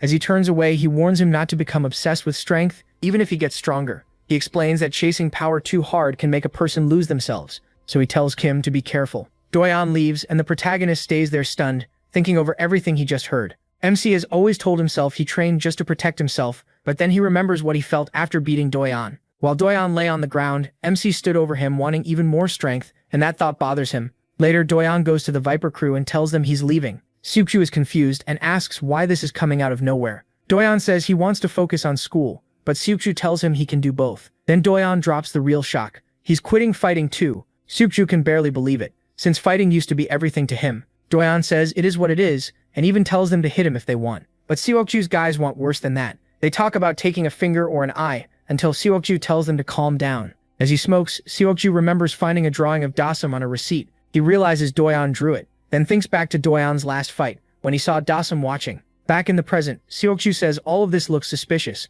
and asks if Doyeon is with Dasom, the girl he used to draw on receipts. He figures the school excuse is fake, and Doyeon really just wants to be with his girlfriend. Even so, Seokju decides not to dig any deeper. He turns away, tells Doyeon to go, and says he's fought enough already. Seokju adds that life always brings a choice between friends and love, and in his eyes, real men choose love. Then Seokju and his crew start to leave. Doyeon calls after him, saying he'll return the watch later, but Seokju tells him to keep it because it's fake. That leaves Doyeon wondering if he should just toss it. A few days later at the mall, Kim and Lee are in a fitting room area. Calling him a loser, Lee tells him to quit freezing up and tie her bra strap. He freaks out. What sounds like a dream to other guys feels like pure torture to him. Earlier that Saturday, the protagonist is at his computer. While checking Instagram, he notices that Dasom and Doyeon followed him. Now he wonders if he should follow them back. Looking through their pages, Kim sees they already went to the theater with the club to watch anime. He doesn't know Doyeon that well, but he's glad to see him smiling. Since their fight, Doyeon has also stopped fighting, and MC feels a little proud that he may have helped him change for the better. Then his body starts aching from all the grappling and rolling in that match, which makes him wonder if Doyeon is hurting too. Right after that, he notices Lee's Instagram. It hits him that even though they've lived together a long time, they still don't follow each other. Then again, they mostly talk about fighting and studying, so maybe that makes sense. Even so, Kim thinks maybe he should follow her just in case, but he can't decide and starts stressing out. He tells himself they've known each other for months, so it shouldn't be weird. Still, he imagines Lee calling him a pervert and roasting him just for sending a follow request. Even so, he tries to do it. He moves to click the button, but he just can't. He doesn't even know why he's this nervous. Then he remembers he still hasn't repaid Lee for everything she's done for him. She took someone who couldn't even face bullies and helped turn him into someone who could beat stronger, bigger fighters. Kim knows how much work Lee put into training him, even though he had no real talent, and he realizes he never properly thanked her. But saying that to her face feels impossible, so he wonders if he should send a DM instead. The protagonist starts pouring his heart out, and the message gets really long. Luckily, he notices that before he can finish, Lee suddenly walks into his room and asks what he's doing. Startled, MC instantly shuts off the monitor so she won't see the embarrassing message he wrote for her. Lee immediately gets suspicious and asks why he hid the screen so fast. She even accuses him of watching something dirty and calls him gross. Kim quickly denies it, then asks why she suddenly came into his room. Lee asks if he's free this weekend, and before he can answer, she tells him he's coming with her. Caught off guard, he asks where they're going. At the mall, Lee says she has a lot to buy today, so she brought the protagonist along to carry her stuff. Kim just frowns and accepts it. A little later, he decides being her porter isn't so bad since he had nothing else to do. Still, he asks why she suddenly went shopping and where she got the money. Lee excitedly says her mom gave her an allowance because her grades improved a lot. Grinning, she says even her brother started studying to inherit the building. But his grades still didn't go up, unlike hers. Since Lee was the only one who improved, she's the one who got the money. She also admits MC helped her a lot with studying. That answer reassures him. Kim remembers how hard Lee studied even while training him, but seeing her spend so freely now, he asks if she plans to blow it all. Annoyed, Lee turns and asks what's wrong with that. He says she'll have nothing left later if she spends everything now. Lee just says he can lend her money when that happens. That makes the protagonist wonder if she's planning to shake him down. After a long shopping trip, they're about to head back when Lee remembers she still needs a swimsuit. When Kim asks why, she says she promised Sarah they'd go to the beach, so now she's looking for a bikini. Once she finds one, Lee heads into the fitting room to try it on. Hoping the weight she gained won't be a problem, MC waits outside. He starts thinking about dinner because he's hungry. Then Lee calls him over and asks him to come inside for a second. He hesitates, knowing that would be totally inappropriate, but Lee keeps insisting it's no big deal. Finally, tired of waiting, she grabs him and drags him in. Then she tells him to stop just standing there and tie the back of her bikini. Kim instantly panics with no idea how to handle this. Still, he forces himself to help, but he's so nervous that he messes up and drops Lee's bikini. He blurts out that his hands are too sweaty, and Lee snaps at him for being so clumsy. The noise brings over a store worker, who asks through the fitting room door if everything is okay. Lee peeks out and says it's fine. Then she goes back in, hands the bikini to Kim again and tells him to tie it properly. This time the protagonist gets it right. Lee turns around and asks if she looks good. MC goes bright red and can barely speak. He stammers that she looks really pretty, while his heart feels ready to burst. Satisfied, Lee decides to buy it and walks out of the fitting room. Later, Lee keeps shopping for more clothes and he can't believe she still has energy after all that. So he starts looking around for himself. He spots a cap he likes and tries it on, but Lee notices and says it fits his loser vibe perfectly. After a long time, they finally leave the mall, with Kim carrying a pile of bags. The protagonist says he's never seen anyone shop like Lee. Then he reminds her that after today, she won't even have enough left for lunch. Lee just says he'll buy it for her, making MC realize she really does plan to mooch off him. Then Lee tells him to check the bag on the left. Inside he finds a cap, the exact one he had been looking at earlier. Lee tells him to try it on. She says she bought it while he was in the bathroom. Still teasing him for being a loser, Lee says it's a gift for helping her study. Kim is stunned. He just stands there blushing, shocked that Lee actually bought him something.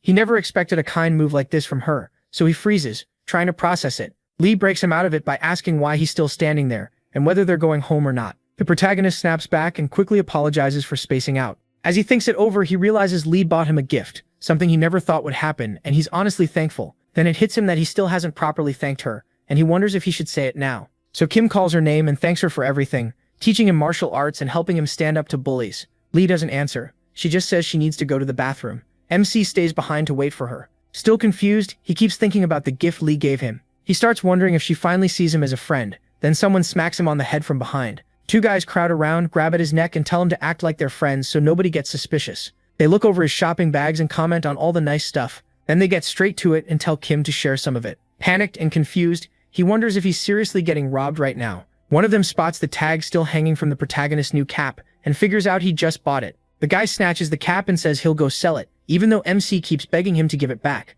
Then one of them starts pulling a shopping bag from his hands, but he resists and says he won't hand it over. That only makes one thug angry enough to slap him hard. The other warns the protagonist to stay still if he doesn't want more pain. Then he notices a pair of shoes in the bags and realizes they're women's shoes, which makes MC beg him to return them too. The thug mocks him and tells him to wake up to the situation. Then he orders him to pull out his wallet so they can take his card and buy cigarettes.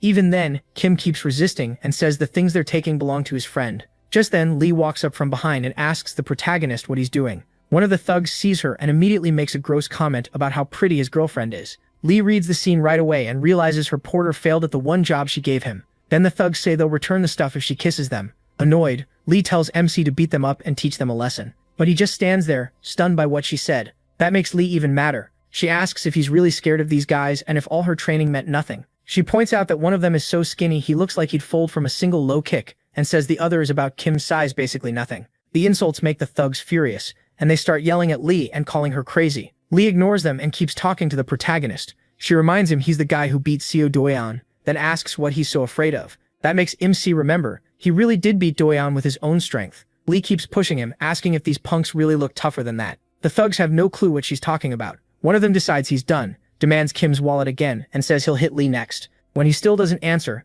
the thug grabs his shoulder. He wonders why he's still standing here, letting himself get robbed. Pathetic or not, he knows one thing. His teacher is the best. He takes off his sunglasses, turns around, and firmly tells them to give back the bags and the cap. Now the thugs realize the protagonist has found his nerve, and he's even raised his fists. One of them says they're from Bakwon High, but Kim shuts it down, saying he doesn't care about useless info. Then he demands the bags and cap one more time. Fed up, one thug rushes in and throws a punch. As MC watches the attack, he remembers Lee's lesson on street fights. When he once asked if he should use self-defense or something like that, Lee told him he didn't need anything fancy. Against an average person with no martial arts, one move matters most in a street fight: the low kick. If it's done right, it kills the other person's will to fight. She even said 4 low kicks can make a 2-meter guy shrink to about 130 centimeters. Kim had no idea what that meant back then, and Lee just told him he'd understand once he tried it. Now in the present, he sticks to what she taught him and follows Lee's advice. The moment the thug charges, the protagonist fires off the first low kick, and the guy instantly feels it.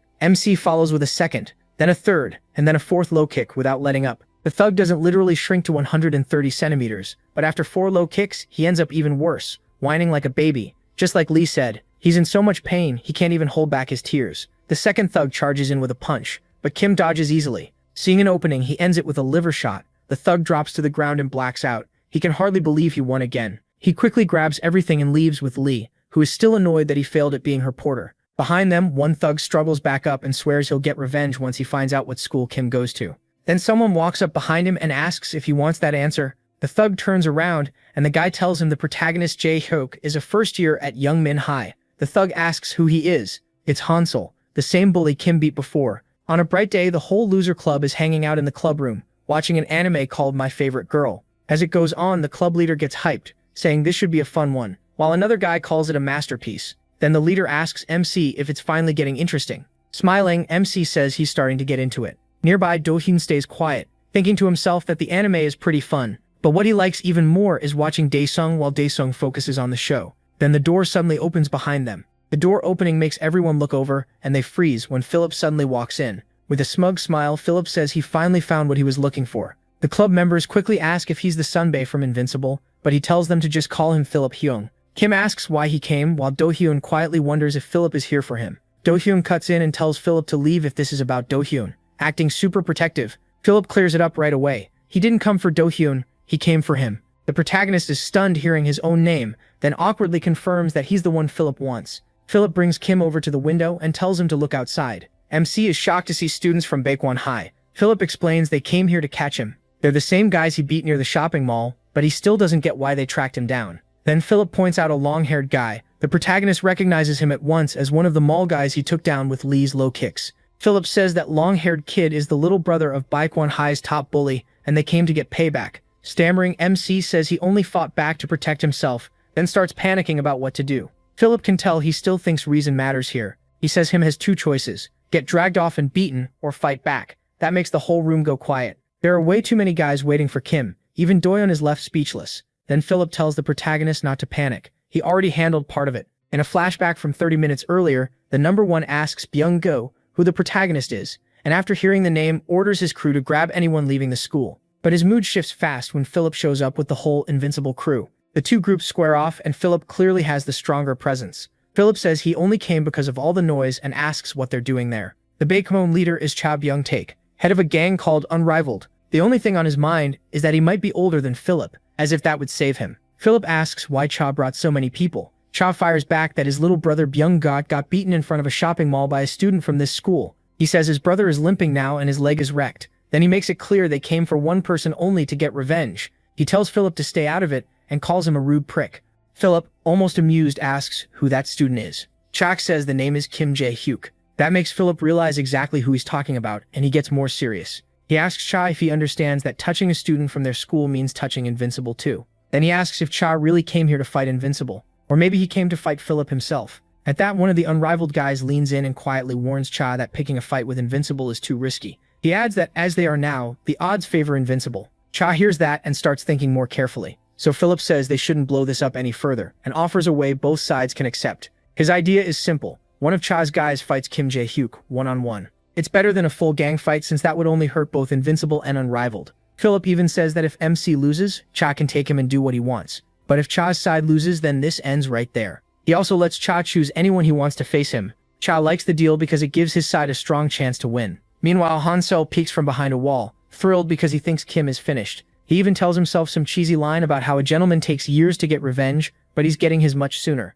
Back in the present, Philip finishes telling the protagonist how everything happened. MC just stands there, shocked, not sure if Philip saved him or completely sold him out. He still thinks this is unfair since he only fought back in self-defense. Later, behind the school, Lee is surprised to hear Kim has to fight someone from another school. While smoking, Lee says he caused this, so he should handle it. He quickly reminds her that she was the one who told him to fight those guys. Lee says if he does nothing, he'll just get beaten anyway. Besides, she thinks he can actually win the duel. The protagonist keeps acting scared, saying he doesn't even know who they're sending against him. That starts getting on Lee's nerves, so she reminds him he's gotten a lot stronger. She tells him to stop being scared and trust himself a little. That night, both sides gather at an open spot, ready for the duel. Kim can only hope they send someone weak. Cha asks where his fighter is and complains that he's late again. Then one of the guys behind him says their fighter just arrived. A huge muscular guy walks forward into view. Kim falls apart inside when he sees someone who looks 3 times stronger than him. The guy is Song Gyun-hoo, the top second year at Baekwon High. He's 18 and clearly tough. Cha is furious that Gyun-hoo showed up late, yelling that he told him to be there by 9. Gyun-hoo just laughs and says he was sleeping. That only makes Cha madder, and he demands to know how anyone could nap right before a fight. Gyun-hoo calmly says it's his bedtime. Cha is about to blow up, shouting that it's only 9 p.m. Before he can go off, one of his men holds him back so he doesn't beat up Kim Hyo first. Still acting clueless, Kim Hyo says sleeping early helps you grow faster. Cha tells him to stop messing around and beat MC already. Kim Hyo asks what MC even did, and Cha says he ruined his brother's leg. Kim Hyo looks at Boing-guao and remembers him whining about getting stabbed by low kicks somewhere. Now he gets it, but Boing-guao tells him to shut up. Cha orders Gnu Head again to finish this fast, saying Invincible and Unrivaled's pride is on the line. Gnu Head puts a hand on Cha's shoulder, promises to win, and asks if Cha remembers their deal. Cha just stares, having no clue. Then Gnu Head reminds him Cha said he'd introduce him to Juang, the goddess of sea young girls high. Annoyed, Cha tells him to win first, then they'll talk. While all this drags on, Kim and Lee watch from the back, getting annoyed that Gnu Head is taking forever. Finally, Gnu Head steps up, cracking his knuckles. He tells him there are no hard feelings, but he still has to lose. Then he gets a good look at him. His first thought is that the protagonist is tiny. He even asks if the protagonist is in elementary school. The protagonist nervously says he's in high school, and Gnu Head says he feels bad hitting a kid, but he'll still go through with it. He says he'll end it fast. Basically, he's acting like every bully right before getting humbled. That makes MC realize he has to win. If he loses, they'll all jump him. The problem is he has no clue how to beat this guy, especially since he had almost no time to prepare. Then we get a flashback. Kim asks Lee how to fight an opponent he's never seen before. Lee tells him he'll need to scout first if he wants to win, which confuses him. She explains that even real martial arts matches often use the first round to feel the other person out. That gives both fighters a chance to figure out what kind of opponent they're dealing with. Lee tells Kim to watch how his opponent reacts to each attack, then use that to plan a counter. The protagonist finally gets it. First, he has to read Gnu Head. But one thing worries him right away. Gnu Head is huge. MC also starts wondering if he knows martial arts too. If a guy that big has training, he knows he could be in serious trouble. Catching himself overthinking, the protagonist forces his mind back onto the fight. At last, he locks in. Gnu Head stands there with his fists clenched, and Kim wonders if that's really his stance. Then he notices it looks sloppy. Maybe Gnu Head never learned proper martial arts after all. Off to the side, Lee studies Gnu Head too. Sure, he was sent here because he has something dangerous. A moment later, Gnu Head starts walking toward MC. Kim wonders if that's really his plan. If Gnu Head is just going to walk in and swing, this might end fast. Then Gnu Head suddenly fires a punch from farther away than expected. He is stunned by how far that punch can reach. Still, all his training pays off. His reflexes kick in and he slips the blow. The people watching are shocked by the protagonist's reaction speed. MC exhales in relief. That strike came way closer than he expected, and Gunwoo's reach is no joke. He quickly backs away, knowing he needs space if he wants to avoid getting badly hurt. Gunwoo's head starts closing in again. The pressure builds on Kim. He can see openings, but if he guesses wrong, he's finished. So he starts thinking hard about how to win. Then he remembers Lee telling him to attack first. Lee had said to watch how the other guy reacts, then choose the next move. She trusted the protagonist to think during a fight, so Kim decides to start with a jab. The second it lands, Gunwoo knocks the hand aside with a parry. MC follows with a middle kick, then a low kick, but Gunwoo avoids both with ease. The crowd starts laughing at the way Gunwoo dodges. He sticks his butt out so much he almost looks like he's posing. Kim shuts it all out and refocuses. He goes in again, this time with a high kick. After that, he throws a 1-2 punch, but Gunwoo slips both attacks again. From the side, Philip notes that Gunwoo has sharp eyes. Lee notices something more important. Gunwoo isn't using martial arts at all. He's fighting on instinct alone. Meanwhile, Kim is getting rattled since none of his attacks are landing cleanly. To him, it's like trying to get through a giant shield. Chea then reveals Gunwoo's nickname, the Shield Bearer. Gunwoo's style is built on defense. He blocks or avoids everything, using quick reflexes and sharp eyesight to stay safe. It looks simple, but that style made him the top second year. And he doesn't only defend when the time is right, he pushes forward too. That pressure starts again as Gunwoo advances on Kim. The protagonist knows he has to think fast. Once Gunwoo starts marching in, most opponents get trapped, and that's exactly what happens here. MC ends up backed into a corner without even realizing when it happened. Once you're in range, Gunwoo brings out his spear and drives it in. Usually one clean hit is all he needs to finish a fight. So when Gunwoo throws that punch at Kim, Daniel starts to think it's already over. But he is still standing. He holds his ground and blocks Gunwoo's famous punch. Philip is clearly impressed by that defense. Kim caught the punch with both hands and used the barbed wire on his back to help absorb the impact. Kim flashes back to Lee, telling him to study how his opponent answers each attack before choosing the next one. Back in the present, MC thinks over all the probing attacks he's thrown so far. Gunwoo has stopped every one of them, like a wall. But he also spotted small gaps in that defense, tiny openings left behind after each block. Now he knows there is a way to win. Meanwhile, Gunwoo is still thinking about getting that girl's number, bragging that one hit is all he needs. He swings again, but Kim dodges like a pro and gives him no time to adjust. Lee is impressed that he is thinking this through. If he keeps stacking damage like this, she believes he'll win. After taking the kick, Gunwoo says it only tickled. From his side, Lee warns him not to laugh off low kicks, saying that's how someone ends up crippled. Gunwoo brushes it off and calls Lee weak, which only makes Lee madder. Then Gunwoo turns back to Kim and warns that same trick won't work twice. The protagonist knows Gunwoo can see and stop almost everything he throws, but giving up isn't an option. Afraid of what happens if he loses, MC sticks to the plan and throws another jab. Then comes the sneaky low kick, but this time Gunwoo dodges it. The invincible side starts laughing at Gunwoo's funny dodging style again. Even so, Gunwoo keeps avoiding Kim's sudden attacks. One of Invincible's higher-ups starts wondering if jab then low kick is all he has. He even asks if the protagonist is down to single shots because he's out of options. Next to him, Daniel thinks MC will get figured out if he keeps repeating himself. To him, the MC is cornering himself. Philip doesn't agree. He can tell him is setting something up. In a flashback, Lee tells Kim about something in martial arts called a setup. The protagonist jokes about whether she even knows how to spell it, and Lee snaps back, asking if he wants to die. The spelling doesn't matter. Then she explains, a setup means repeating the same pattern until your opponent gets used to it. Back in the fight, MC notices that whenever Gunwoo defends the jab and low kick, he pulls back his leg and sticks his butt out, leaving his face open. Because Kim has repeated that same pattern so much, Gunwoo now expects the low kick every time after the jab, so he keeps dodging the same way. And that gives him the opening for his real strike. That's exactly what Lee taught him. Once your opponent buys the pattern, switch to the finishing move. But this time, instead of going low, the protagonist follows the jab with a high kick, and it smashes clean into Gunwoo's face. The hit throws Gunwoo off balance, and he crashes to the floor as Kim resets his stance. A moment later, everyone realizes Gunwoo isn't just down, he's out cold from MC's kick. Both sides go dead silent, stunned by what they just saw. Seeing Gunwoo, a huge powerhouse, get dropped like that is too much for everyone there to process. Consuelo stares with his mouth open and wonders if the fight really ended in one strike. Philip bursts out laughing, saying Gunwoo couldn't even take one solid head kick. But this wasn't just solid, it was perfect, thrown by someone less than half his size. Then Philip calls the match. Lee is thrilled to see Kim pull it off. He, though, can hardly believe what he just did in front of all those people. He never thought his plan would work this well. Soon some men from Unrivaled rush in and drag Gunwoo away,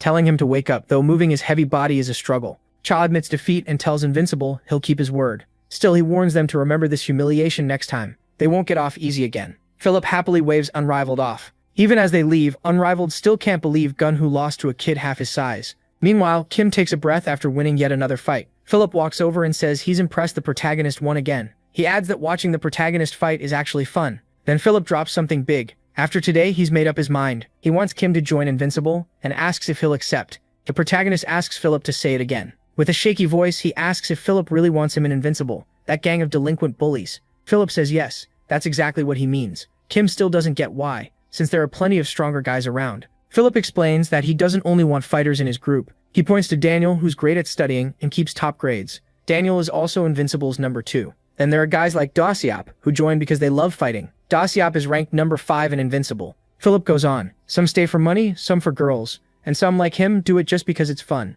To sell the idea, Philip reminds Kim that if he joins Invincible, nobody will dare mess with him anymore. In other words, the bullying would stop. To Philip, that's reason enough to join. He also says fighting seems fun for MC now too. Hearing all this, MC is caught off guard. Philip steps closer, pats him on the shoulder, and says he wants to see how far he can grow, and that they can do it together. He keeps pushing, saying if Kim is going to fight, he should do it for something bigger. The protagonist is left speechless. He wants to answer, but no words come out, and he quietly wonders if Philip is right. Lee, meanwhile, looks worried and doesn't like where this is going. Philip tells MC to take his time and think it over, but adds that he doesn't make offers like this to just anyone. After that, Philip leaves with the rest of Invincible. He just stands there stunned, watching them go and wondering why they would offer him something like that. Later that night, back at Kim's house, he gets ready to study with Lee despite everything that happened. Lee thinks he should have taken the day off. The protagonist reminds her that getting into Seoul University is too important to lose even one day over. Not wanting to argue, Lee goes along with it. MC suggests they work on English. After studying for a while, time slips by before he notices, and it's already 11:20. He ends the session there. Lee stretches and complains that she's bored and her shoulders hurt from studying. Then she turns to Kim and tells him to massage them. The protagonist is shocked and points out that he's the one who fought today, so his body should be hurting more. Lee coldly tells him that's his problem. So once again, MC gives in and walks over to massage her shoulders. While doing it, he asks if joining Invincible would be a bad idea. Lee agrees and asks what a loser like him would even do with those guys. She says Invincible is full of wannabe thugs, just a bunch of high school kids acting tough, and she's clearly sick of them. Still, Lee thinks Kim should find out what Invincible really wants, since they're probably going to keep bothering him. She says he needs to know who he's dealing with, and warns him to stay away from some of the trash in that group. He asks who he could even talk to. Lee reminds him that Dai once wanted to join Invincible, so he should ask him. Thinking that's a good idea, the protagonist goes to see Dai-won the next day. Outside the school football field, MC tells Dai-won he wants to know more about Invincible, but Dai-won says he doesn't know much. He only wanted in because Seokju told him to. Then Dai-won decides they should just call Seokju and ask him directly. As soon as the call starts, Seokju teases Doyeon about how bad things have been between them lately, but Doyeon says they're not finished yet. He asks what Seokju knows about Invincible, but Seokju doesn't know much either. All he says is that Invincible has a lot of business going on and he only told Doyeon to join so he could learn more. Then Seokju remembers he knows a former member of Invincible and asks if Doyeon wants to be connected with him. Doyeon says yes, that would help a lot. Seokju quickly changes the subject to Doyeon's girl and offers advice, which annoys Doyeon enough to hang up. Later that night, Doyeon and Kim head out to meet the informant. He thanks Doyeon for making time, but Doyeon says it's fine. He's been curious about Invincible too. Then he asks why he suddenly cares so much. The protagonist explains that Invincible has been getting involved with him lately, and he doesn't know how dangerous they really are. Just then, their informant shows up. In a nervous voice, he asks if they're the ones looking into Invincible. When they say yes, he tells them they should talk somewhere else. Once they reach an alley, the informant asks if either of them smokes. Both say no. Then he asks MC why he wants to know about Invincible, and MC says they've been involving themselves in his life. Right away, the informant warns him not to get mixed up with them. He says that whole gang is trash, especially Philip. In fact, he calls Philip a devil. Kim is surprised by how scared he sounds and asks if he's really talking about Philip, then wants to know what's so bad about him. That's when the informant starts telling them what happened in the past. He takes them back a year to when Philip first approached him, Myung-suk. Philip asked if Myung-suk had good connections, then told him to sell something. One look was enough for Myung-suk to realize it was an adhesive hallucinogen. Confused, he asks why Philip would hand him something like that, and refuses on the spot. But Philip tells him selling it isn't a big deal. He reminds Myung-suk that he knows people with influence, and even his brother works at a club. Philip says Invincible's new empire needs money to grow, and that's why he's asking for the favor. Myung-suk apologizes again and turns Philip down. He says he can rough people up for money, but selling hallucinogens is too far for him. He even admits he's too scared to deal drugs. Still, he says he'll fight whenever needed. Trying to smooth things over, he offers to treat Philip to a PC bang and asks if they're still good. Philip tells him there are no hard feelings. That night, Philip, Myung-suk, and the others party hard. They decide to drink as much as they want with no holding back. Soon, Myung-suk brags that Invincible will be huge within a year. He says he used to be a beast in middle school, but the others remind him they all could fight back then. One of them notices Philip isn't drinking and asks if the leader gets a pass. Philip says one drink is enough to knock him out, so he'd rather stay sober. Still, he's happy watching them enjoy themselves. The rest keep drinking and having fun without him. After a while, everyone is passed out in a drunken mess. Only Philip is still awake. Like he planned for this. He quietly stands up and walks over to the unconscious Myung-suk. Then he sticks a hallucinogen patch on Myung-suk's arm and leaves. The next morning, Myung-suk wakes up in total panic. His body feels out of control, and he has no clue what's happening. Then he spots the patch on his left arm and freaks out. Philip shows up and says things would have been easier if Myung-suk had just agreed to sell the adhesive hallucinogens. He tells Myung-suk one hit is enough to get someone hooked, then orders him to listen carefully. Philip gives him 1 week to sell everything he'll hand over. If he does, he'll get another dose. He even tells Myung-suk to accept what's already happened instead of wasting time feeling guilty. From that day on, Myung-suk keeps selling drugs for Philip. Addicted now, he has no choice if he wants more. Little by little, he falls apart. One day, Myung-suk uses the stash he was supposed to sell. When Philip finds out, he confronts him. Myung-suk starts begging right away. He apologizes, asks for more drugs, and swears he'll sell them properly this time. Philip doesn't buy it. He knows Myung-suk will just use them himself again. Since he's no longer useful, Philip kicks him out of Invincible and turns to leave.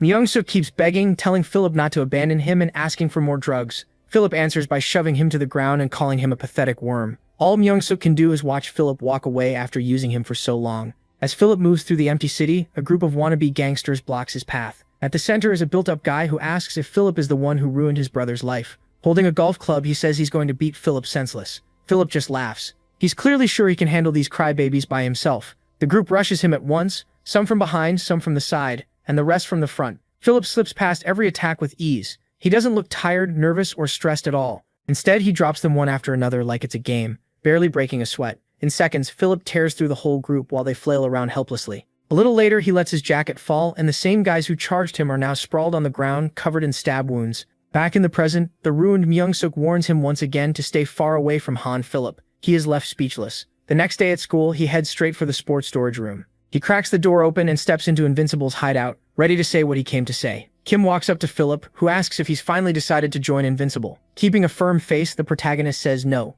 He's rejecting the offer. Philip says that's a shame, but if MC has decided, there's not much to do about it. Then he reminds him what refusing him really means. Philip isn't used to being told no. Using that pressure, he asks whether the protagonist is ready to become his enemy and live with the fallout. The threat rattles MC. He has no idea how to escape this without ending up dead. Even so, he forces himself to say it again. He won't join Invincible. What Kim doesn't get is that refusing a drug boss to his face is dangerous. Just as expected, Philip takes offense. He repeats that no one turns him down and then asks if he really wants to stand against him instead of beside him. Stammering, he says he doesn't want to be enemies. He just still won't join. Philip demands to know why. The protagonist hesitates, unsure if he should say it, but finally admits he's heard Invincible isn't a gang anyone should join. People told him the members are trash and that they do terrible things. That's why he wants no part of it. After saying that, Kim bows and says he'll be leaving. As MC turns away, Philip tries to stop him, insisting those stories are all lies, and Invincible doesn't do any of that. He also gets angry that rumors like that are spreading. But is he really telling the truth? Then Philip cuts himself off, when he notices he has already walked out. After that, Lee asks Philip why he wants the protagonist so badly. Philip says it should be obvious. Kim is talented. He hasn't seen anyone improve that fast besides him. Philip believes that if he gets MC under his control, the MC could be very useful. Lee isn't so sure and doubts he will change his mind that easily. But Philip is convinced the protagonist will come around sooner or later, so he tells Lee to wait and see. Of course, Invincible's leader isn't that stupid. Philip already has a backup plan in case MC never agrees to join. He says if he can't have him, then no one else will, so he'll destroy him. Meanwhile, in the clubroom, Dasam, Do-yoon, and the protagonist are watching anime when Dasam remembers hearing that Invincible asked him to join. She asks if it's true, and the protagonist confirms it. That annoys her right away. She can't believe those creeps tried to get their hands on the loser group's hero. Dasam tells MC not to let lowlife sway him, and says a real hero stays on the right path. Rubbing the back of his head, he says he just turned them down. Dasam is relieved to hear he didn't go down the wrong road. She grabs his hands and excitedly says she's a huge fan, but the protagonist awkwardly asks her to stop calling herself that. Do-yoon sits there quietly, watching it all. Hearing Dasam call herself Kim's fan really gets under his skin. Still, he tells himself it isn't all bad since MC is a genuinely good guy. The two keep chatting while Do-yoon watches in silence. That's when it really hits him. Dasam and he are actually close, and seeing them like this makes him jealous. He starts regretting the bad path he took when he used to have such a good connection with Dasam. They're still close now, but Do-yoon wishes he could have stayed by her side back then too. What matters most though is that he's beside her now. Then Dasam brings up a Korean fighter in a WFC match and asks if they want to watch the fight. The protagonist is surprised she even follows MMA. Dasam explains that she got into it around the time Do-yoon started learning martial arts. and now she always watches when a Korean fighter is on the card. Once they play the match, one fighter is already far ahead, but the one on the ground stays calm, trusts his jujitsu, locks in a triangle, and wins. His name is Park Do. After the fight, Dasam is shocked that the guy on the bottom still pulled off the win. Kim explains it was a setup. The fighter used a trick to turn things around. Dasam quickly notices it's the same move MC used to beat Do-yoon. Embarrassed, MC asks her not to bring that up in front of him. You'd think that loss would be on Do-yoon's mind, but it isn't. What really bothers him is how he got so good. He asks if he trains at a gym, but he reacts like he's never even heard the word. So Do-yoon asks how he got that strong. Right away, Kim remembers Lee warning him not to tell anyone she was teaching him. Then Dasam blurts out that the protagonist has been learning from Lee. MC instantly freaks out, saying she was not supposed to reveal that. He even says he almost died the day he told Dasam who his teacher was. Dasam can only apologize, and MC knows it's too late now. So he turns to Do-yoon and begs him to keep it secret, or Lee will kill him. Do-yoon starts wondering if they mean the Lee from his class. That only makes it stranger to him. The protagonist never went to a gym, yet he got this strong from training with a high school girl. The next day, Do-yoon is walking down the hall when he notices Lee heading the same way. Then it clicks. This is the girl Kim and Dasam were talking about. He knows MC asked him to stay quiet, but curiosity wins. Do-yoon walks up and asks if she's the one who taught him how to fight. Confused, Lee just goes, "What?" He keeps going and asks how she made Kim so strong so fast. Lee stays cold as ever and tells him to get lost. Then she turns away, annoyed that the protagonist let this slip. Do-yoon still doesn't stop. If she trained MC, then she must be strong too. So he asks her to spar. He feels like he has to test her himself. He even says he'll go easy on her, because he's a guy, and that's what sets her off. Lee turns around and accepts the challenge. Later, they face off on the mats while Dasam and Kim watch from the side. Lee lays out the rules. No time limit, and it ends only when someone passes out or gives up. She adds that Do-yoon can fight any way he wants. Do-yoon steadies himself, knowing better than to look down on her just because she's a girl. The spar starts, and Lee opens with a kick. Do-yoon reads it and tries to catch her leg so he can counter. He does manage to grab the kick, but the counter goes completely wrong. While he's still holding her leg, Lee spins all the way around and smashes him in the face with her other foot. Before he can answer back, she jumps in and lands another kick right on his face. That hit looks brutal. Kim cheers for Lee from the sidelines, while Dasam worries about Do-yoon. He can't believe Lee landed such a clean kick while her other leg was trapped. To him, she's amazing. Dasam doesn't feel the same at all. She's mad Lee opens so hard, and says it's unfair. Back on the mat, both of them reset their distance after Lee clearly wins the first exchange. Do-yoon wipes the blood from his nose, shocked by that opening attack. He realizes he was almost knocked out right away, so he tells himself to focus and settles back into stance. Lee doesn't wait. She fires a straight punch, and Do-yoon sees at once that he can dodge it. She throws a few more punches, but he slips past all of them with ease. Dasam is glad to see Do-yoon still has his speed, but while he's settling in, Lee suddenly changes levels and lands a low kick cleanly. Watching closely, Kim notices just how fast Lee really is. Dasam gets annoyed and tells the protagonist he's cheering way too hard for Lee. The protagonist shoots back that Lee is his friend, then says Dasam is doing the exact same thing for Do-yoon. She argues that Do-yoon is her childhood friend. Their bickering escalates fast. Dasam suddenly asks if he wants to bet on the winner, and MC agrees right away. Hearing them yell, Lee tells both of them to shut up. Do-yoon stares at Lee and says she seems awfully confident in her speed. Then he says he trusts his speed too. Right after that, he fires a fast, sharp, straight punch at her. Against most people, that would hurt a lot. But this is Lee. She blocks it with barely any effort. Then she tells him his attacks are too basic. Do-yoon answers with the same punch from the other hand, but Lee dodges that one too. She counters with an uppercut. Do-yoon sees it coming and blocks, but Lee is already thinking ahead. Her other hand slams into his liver, and this time he has no answer. He notices it, but all he can do is take the shot. Kim gets excited, so Dasam asks what a liver shot is. He explains that it hits the liver and makes it hard to breathe for a moment. Dasam yells to Do-yoon that it's nothing, and tells him to just hold his breath, which proves pretty clearly she's not the fighter here. He realizes she's kind of scary, and at that same moment Lee suddenly rushes in. She gets over him and locks in a reverse triangle choke. The protagonist recognizes the move, but he's surprised she pulled it off standing up since it's usually done on the ground. Even so, he's impressed. Do-yoon realizes he's caught in the same choke Kim used on him before, but this time he refuses to lose, so he uses all his strength and slams Lee to the mat. Lee stays down while Do-yoon stands over her, breathing hard as he recovers from the choke. Then he realizes she's mixing strikes with jiu-jitsu and really knows MMA. At the same time, Lee tries to lure him in by telling him to come take full mount and hit her. She asks why he's hesitating, but Do-yoon keeps his distance. He's figured out she wants him to walk into another choke, so he tells her to stand up instead. Lee frowns, then springs back up and says she wanted to end this quickly. Next, she starts getting in Do-yoon's head, saying he should have trained every part of MMA instead of focusing so much on grappling. Then she says she'll only use strikes to match his weak skills. Those insults fire Do-yoon up. He knows she taught Kim, the guy who beat him, but he used to be undefeated too. He wants to prove he's still a strong opponent, but fights like this are usually won with brains. and right now Do-yoon is letting his emotions take over. The moment he throws a straight punch, Lee slips it and counters instantly, landing clean. Then she keeps punching, forcing Do-yoon to cover up and block. One hit nearly shuts his lights off for a second and stars flash in his vision. When he recovers, the beating just keeps coming. Now Do-yoon realizes he can't lose this badly. Kim tells Dasum that Do-yoon is done. She can't understand how Lee's punches are so strong that he can't fight back. MC tells her to watch Lee's lead foot closely. He explains that every time Lee punches, she leans in and throws her whole weight onto that planted foot, driving it into the ground. That's why every one of her punches hits so hard. Kim adds that when Lee misses, she puts so much force into it that her whole body swings with the punch.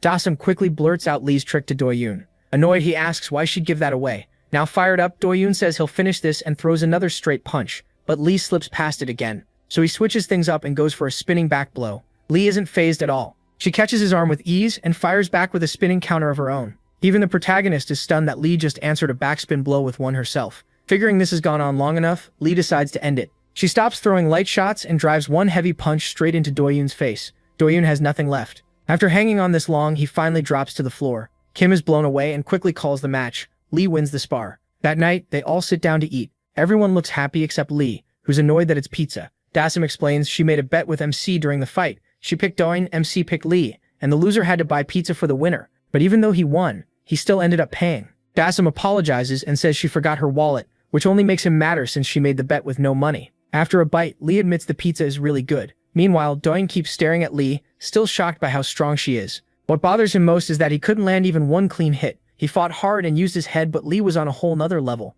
He can't understand how someone her age got this strong. Unable to hold back anymore, Do-yoon asks Lee how she became so strong. He wonders if she trained at a gym. Lee says yes, she did, then asks why he wants to know. Do-yoon presses on, asking if she followed some special training plan. That puts Lee off, since she still has no clue where he's going with this. So she shrugs and says she just trained normally. Kim jumps in and calls her a genius if she thinks all of this was easy. Lee disagrees. If that's enough to make someone a genius, then anyone who goes to the gym counts. Do-yoon then asks how long she's been training, and Lee says she started when she was 7, so it's been 9 years. That answer leaves everyone stunned. None of them expected her to have trained for that long. With that out, Lee explains more. Her older brother started martial arts first and used to bully her, so she got fed up and joined the gym herself, deciding the best way to deal with it was to get stronger. Do-yoon tells her that with skills like that, she could easily become a successful martial artist. Lee stays cold and tells him he's being way too nosy and asking far too many questions. Still, she answers him. Lee says there are plenty of people as good as her, or better. Besides, she doesn't want her face getting messed up from fighting. She's saving her looks for the person she hopes to meet someday. Kim thinks that reason is pretty weird. Dasum, though, gets it right away. Lee treats her skin like priceless treasure. Then Do-yoon asks the big question. Will Lee teach him martial arts too? Lee shuts that down instantly. The protagonist cuts in and reminds Do-yoon that he said he was done with fighting.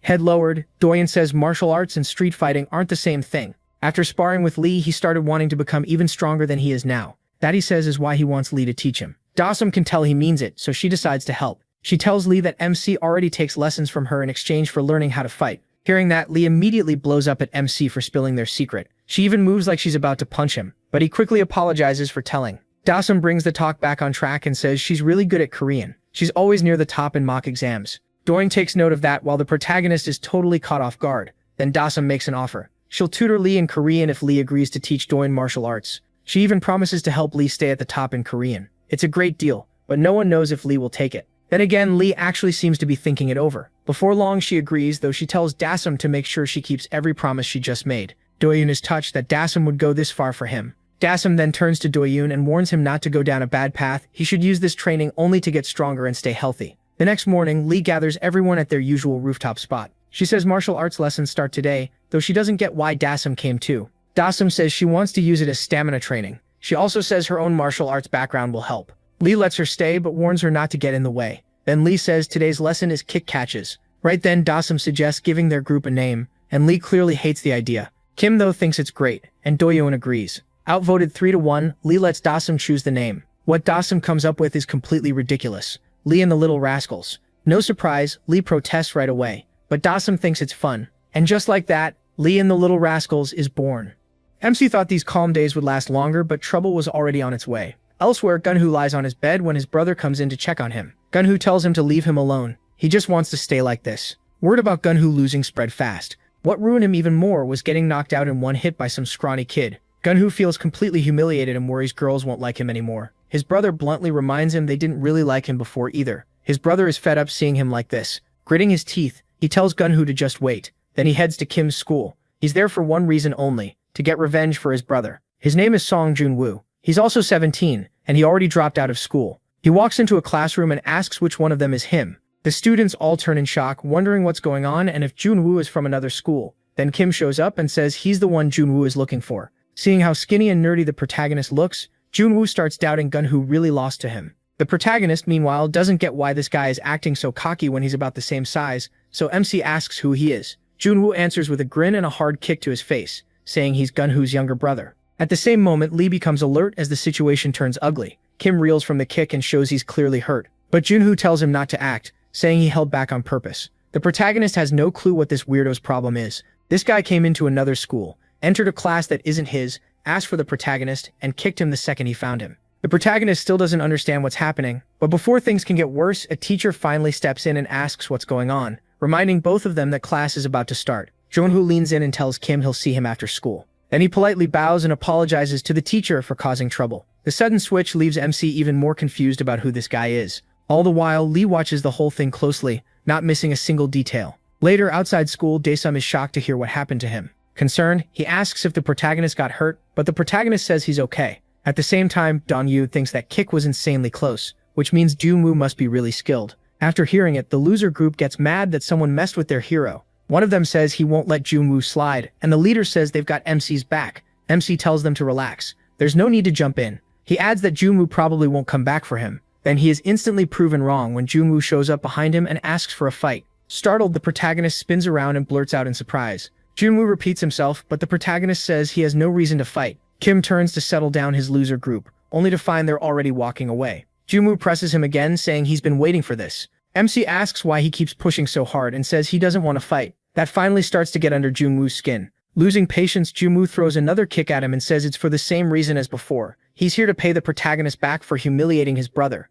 MC asks who he's even talking about. As he starts piecing it together, Junwoo spells it out. It's Gyunwoo, the guy MC beat earlier, the long-haired muscular one. That makes him remember. Even so, he says no again. He didn't want to fight Gyunwoo either. He only did it because he had no choice. Junwoo explains that loss crushed Gyunwoo's pride so badly that he's been shut up in his room and won't even come out. To him, winning this fight is the only way to give his brother his pride back. He asks Kim if he gets it now, then says not to judge him by his size. Junwoo may look small, but he trusts his skills. To prove it, Junwoo plants his hands down and snaps a kick through the air. The force is enough to make the protagonist's hair move. Then Junwoo reveals he's a taekwondo specialist. He says beating MC will be easy, and even claims he's stronger than his brother. Kim starts wondering if that might actually be true. Then he notices people gathering around Junwoo. They're starting to treat this like a real fight, and even a teacher asks if that's what's going on. He knows that if too many people notice him, Invincible will be on him again. So he realizes he has to avoid fighting for a while and stay out of the spotlight. That leaves him with one option: run. And that's exactly what the protagonist does. He takes off right away. Watching him flee, Junwoo wonders if Kim really thinks this is over. The next day, MC finds Junwoo sitting in his seat waiting for him. He asks for a fight again,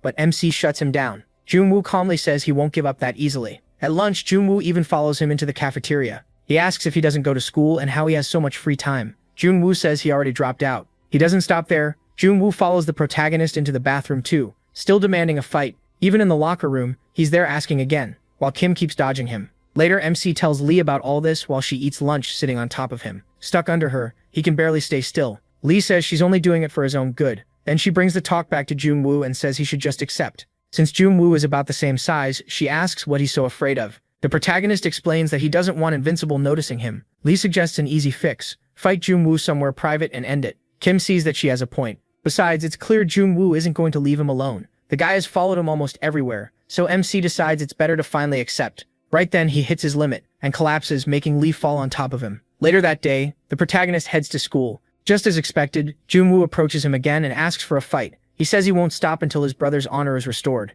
That's when Kim realizes this whole thing is about pride. So later, he goes to Gyunwoo and apologizes for embarrassing him. MC says he only won by luck, and that Gyunwoo is still stronger than him. He tells him not to feel bad for losing to someone like him. But then everything gets worse. A group of students walks by and starts mocking Gyunwoo for losing to him, saying he lost to a nobody and a little kid. They keep piling on, joking that he isn't number 2 anymore, more like number 100 or 999. That hits Gyunwoo hard. Gyunwoo snaps, grabs Kim by the collar, and says they need to fight right now. The protagonist sees how obsessed he is and understands there's no escaping this. If he keeps refusing, Junwoo will just keep chasing him. So MC finally agrees to the duel. The next day, they face off in a parking lot. Only Lee and Junwoo are there to watch. Lee for him, Junwoo for Junwoo. Before it starts, Junwoo tells his brother he'll win back his honor, but Junwoo says he doesn't need to take it that far. As soon as the match begins, Junwoo asks Kim what martial art he uses. With a confident grin, he answers his own question about himself, just like he said before. His base is Taekwondo. Then he makes the first move and fires off a kick. The protagonist blocks it with both arms, but even then he can feel how strong Junwoo is. Messing also realizes Junwoo is fast. If he'd reacted even a little later, that kick could have done real damage. But Junwoo doesn't stop there. He follows with a enro kick, striking in the air with both feet one after the other. Junwoo proudly says that's his brother's specialty. Lee is clearly irritated by how loud he's being. Junwoo glances at Lee and immediately starts wondering who she is. Before even speaking to her, he decides she's exactly his type. He leans over and quietly asks who she is and whether she came to cheer for Kim. Lee instantly tells him to back off. Instead of backing down, Junwoo actually likes how cold she is. Then he wonders why each side only got one spectator. Since he's here for Junwoo and Lee is here for him, he asks if she's his girlfriend. That really sets Lee off. In a sharp voice, she tells him to mind his own business and asks if he doesn't value his life. Junwoo immediately apologizes, saying she's terrifying. But somehow that only makes him more interested. He decides this ice princess attitude is exactly what he likes. So he shoots his shot and asks for her number. This time Lee tells him to piss off. Junwoo notices and tells his brother to stop flirting and watch the fight. Junwoo raises the pressure and starts throwing even stronger kicks at the protagonist. The protagonist dodges one, but before he can react, another kick lands and hurts him badly. From the side, Junwoo starts cheering loudly for his brother again, which annoys Lee even more. Meanwhile, Junwoo keeps attacking at full force. He mixes up his kicks so well that MC can't predict what's coming next. Then Junwoo uses that enro kick combo again and lands it cleanly. At that point, Kim realizes he can't just keep eating hit after hit. Junwoo follows up with a whirlwind taekwondo kick. Whenever he tries to strike back, Junwoo retreats right away. He's getting completely shut down, and it looks like Junwoo really wasn't lying about being better than his brother. The protagonist notices the pattern. Every time he throws a punch, Junwoo backs out of range. At this rate, the protagonist won't be able to hurt him at all. Then the story cuts to MC training with Lee before the fight. She asks if his opponent really uses taekwondo, and once MC confirms it, Lee says taekwondo is a very strong style, but like any martial art, it has counters. She believes Kim has a chance if he can get in close. She explains that taekwondo has very fast in and out movement, which makes it hard to land a punch. He asks what he's supposed to do, and Lee tells him he needs to break his opponent's footing if he wants an opening. Her plan is simple: catch Junwoo off guard and keep hammering his legs with low kicks until his footing weakens. Back in the present, the protagonist decides to follow Lee's plan. He starts by throwing a jab to block Junwoo's sight, then snaps in a low kick. In the flashback, Lee reminds Kim that low kicks are fouls in taekwondo. That means Junwoo probably isn't used to dealing with them. Back in the fight, MC lands another low kick. Junwoo gets annoyed and asks if his whole plan is just spamming low kicks. The protagonist says nothing, but that's clearly a yes. Right now, it's all he's got. Then he throws another jab to block Junwoo's sight and goes for one more low kick. This time Junwoo reads it and hops away. Smirking, Junwoo tells him that trick won't keep working. Right after that, he fires a straight kick at MC's head. The counter catches MC off guard, but he keeps going. He decides to stick with the low kicks anyway. But now the plan is failing, because Junwoo dodges again and answers with another front kick, this time to the protagonist's collarbone. It hurts badly. Junwoo keeps the pressure on with non-stop kicks. Kim avoids some, but the ones that land do real damage. Gunhoo gets fired up watching his brother go all out, but he's also impressed that MC still refuses to quit. Lee starts worrying that he is just standing there and eating hits. She wants him to focus. The protagonist realizes the low kicks aren't enough anymore, and he has no clue what to try next. Then he remembers Lee mentioning another weak point in taekwondo. She once knew a guy at her old gym who practiced it, and that's where she noticed a pattern. Taekwondo fighters love the backspin kick. It's strong, but the move is big and leaves their back open. In Taekwondo, if someone falls, the ref lets them get back up, so people throw that kick without much fear. MMA doesn't work like that. So Lee tells Kim to attack the moment Junwoo turns around for a backspin kick. Back in the present, MC decides to use that second tip. Just like Lee predicted, Junwoo moves in for a backspin kick. He sees it instantly and times his move just right. He rushes in, grabs Junwoo from behind, and tries to drag him down. Junwoo fights hard to stay upright while Kim gives everything he has to force him to the floor. A few seconds later, the protagonist finally throws Junwoo down, and then everything gets weird. During the struggle, Junwoo's clothes rip, revealing that Junwoo is actually a girl. MC and Lee just stare in shock, frozen as they process what they just learned. He can't believe the person he was fighting was a girl. Still on the ground, she yells at him, asking why that should matter, then calls him a bastard too. Kim awkwardly covers his eyes and says he thought she was a guy because she kept calling her brother Hyung. Girls usually say appa, so that threw him off. More importantly, he begs her to put her clothes back on. She snaps that she's wearing leggings and asks what kind of pervert he is. Red-faced, the protagonist apologizes, but admits it's hard to keep fighting now that he knows she's a girl. She explodes again, asking what's wrong with being a girl, tells him to shut up, and says the fight isn't over. She still has to avenge her brother. When she says Hyung again, Kim points out that's exactly why he got confused, but she fires back that she'll call her brother whatever she wants. Nearby, Lee is still stunned. Now that she knows the truth, Lee realizes the girl's voice did sound pretty high. Her brother, standing beside Lee, looks confused and asks how they could ever mistake his sister for a guy when she was obviously a girl, but Jiwoo's more upset about her ripped pants. She glares at Kim and asks what he's going to do about them. They were her favorite pair. Still embarrassed, MC apologizes again and promises to pay for them tomorrow. Then he suggests maybe they should stop fighting since things got awkward. Jiwoo shoots right back up and yells no. She tears off what's left of the pants and says it's better this way. They were just getting in the way. Then it starts raining and Lee, not wanting to get soaked, tells him to finish this already. Round 2 begins, and Jiwoo stares at Kim and warns him not to hold back just because she's a girl. She says she can fight better than most guys and she means it. Then she jumps up, spins hard, and throws a 540-degree taekwondo kick at the protagonist. He barely blocks it, but the force behind it is still insane. Jiwoo grins and says that's just the start, then speeds up even more. Every kick hits hard. Kim puts his arms up to block, but even then he's still taking damage. In a quick flashback, Lee tells MC Taekwondo has another weakness. Those kicks are powerful, but they burn a lot of stamina, so she tells him to endure them until his opponent runs out of gas. Back in the present, Kim does exactly that. He tells himself to hang on a little longer until a chance appears, so for now he backs off to make space. Jiwoo is caught off guard and gets annoyed. She calls him a bastard for running and asks if he's scared. He says of course she's scary. He asks her to imagine what it's like having those crazy fast kicks flying at his face. Then Kim suddenly stops. He knows he can't let her recover, so now it's his turn to attack. He throws jabs and crosses, and Jiwoo slips past all of them. But the real setup was the low kick, and that one lands clean. From her face, it definitely hurt. Without stopping, the protagonist lands another low kick, then another and another. From the side, Lee silently urges him to keep attacking the legs. If Jiwoo loses her legs, the heart of Taekwondo, she'll be stuck. Sure enough, her movement starts to slow. She throws out a desperate counter, but Kim ducks and pulls back in time. He's already done serious damage with those low kicks, and he can tell Jiwoo is hurting and almost out of energy. This is his opening, so he steps in with a jab, and it lands. Her footwork is breaking down from the damage, and she can't retreat fast enough. That's when Kim realizes her legs are basically done, and her stamina is almost gone. The fight is nearly finished. Seeing that, MC rushes in. As Jiwoo turns for a back kick, he catches her leg mid-spin and shoots for a double leg takedown. It crashed down, and Kim quickly locks in an armbar.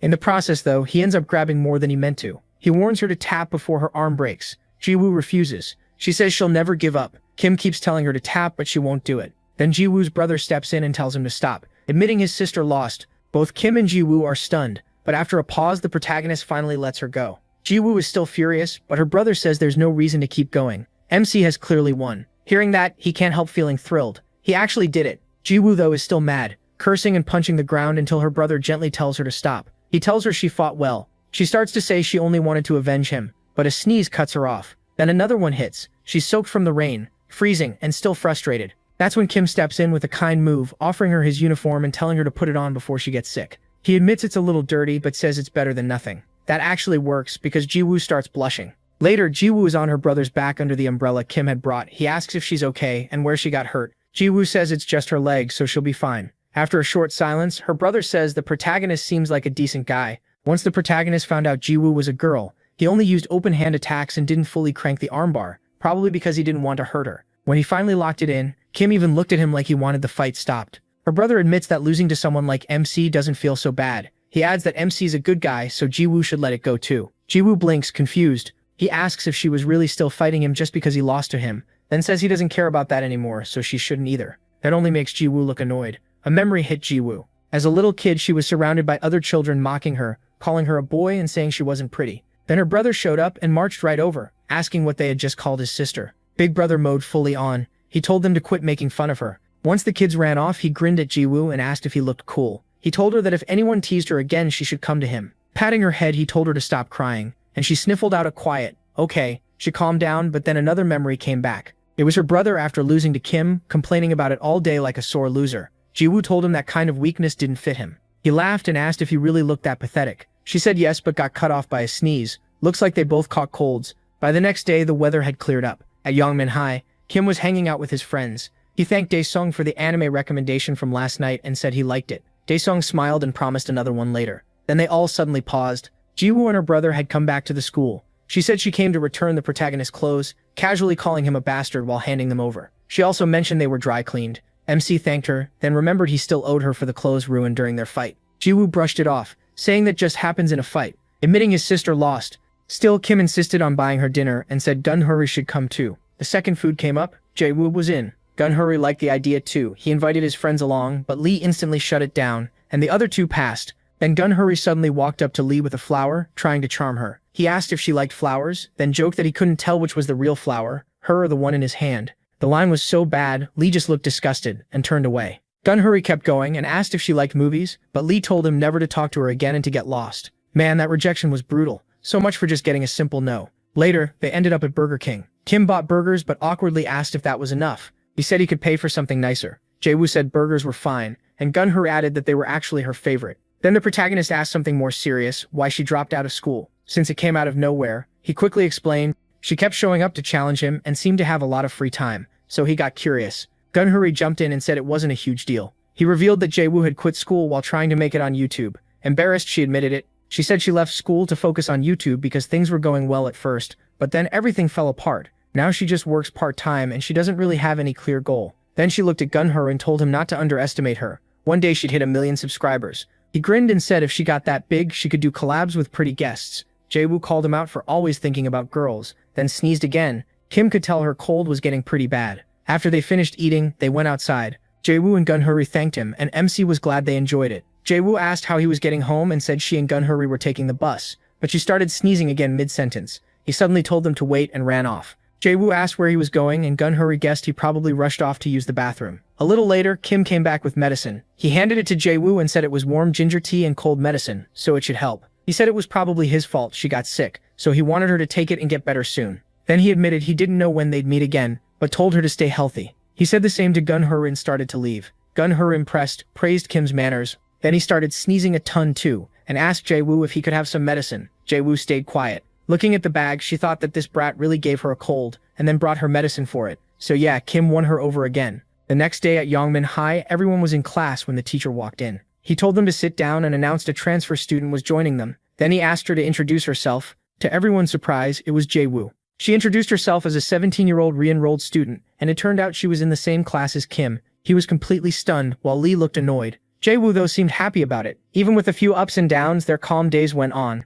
But another fight was coming soon. Ever since she enrolled, Jaewoo kept following Kim everywhere. At first, he tried to ignore it, but eventually he'd had enough. He asked why she kept trailing him around. Jaewoo instantly denied it and said she went to the school too, so she could walk wherever she wanted. Then she pointed at him and said since she didn't know the school well, he could at least show her around. Kim nervously adjusted his glasses and said she should probably ask the class president, but she said she didn't even know who that was, so that option was out. The protagonist sighed and finally agreed to give her a tour. He started showing her around the snack shop, cafeteria, art room, music room, and finally the sports field. There, he explained that first years usually used it during PE. Just then, a soccer ball rolled over and one of the players asked them to send it back. Jaewoo didn't throw it, she kicked it. The ball bent perfectly into the goal, leaving everyone shocked. Kim stared and told her she was amazing at soccer. Jaewoo just shrugged and said she was in the soccer club in elementary school. Then she went to the basketball court, made a shot, and said she was in the basketball club in middle school too. Like that wasn't enough. She ran to the track and started sprinting, saying she could do 100 meters in 14 seconds. MC was blown away. He asked if there was anything she couldn't do. She was seriously good at everything. Trying to understand her, he asked if doing all those sports meant she just loved sports or maybe got bored fast. Jaewoo shook her head and said it was the opposite. She was just really curious, so when something interested her, she went all in. That reminded her of something from a few days earlier, when Gunhoo asked if she was re-enrolling because of Kim. She instantly blushed and yelled, "What?" From her reaction alone, Gunhoo figured it out and asked if she liked Kim. She denied it, but he just laughed. He said that was nonsense. Everyone in their family falls in love way too easily. Him, their mom, their dad, all the same. Jaewoo quickly said it wasn't like that. She tried to explain, not very well, that she was only a little curious. That's all. She said she didn't know why, but she wanted to find out what kind of person he really was. Gunhor told her he already knew she couldn't resist doing whatever she wanted, and going back to school wasn't a bad thing either. Then, still teasing, he said he hoped things went well with Kim. She insisted it wasn't like that, but her blushing gave her away. Back at school, class was still going on, and the protagonist thought that even if helping Lee mattered,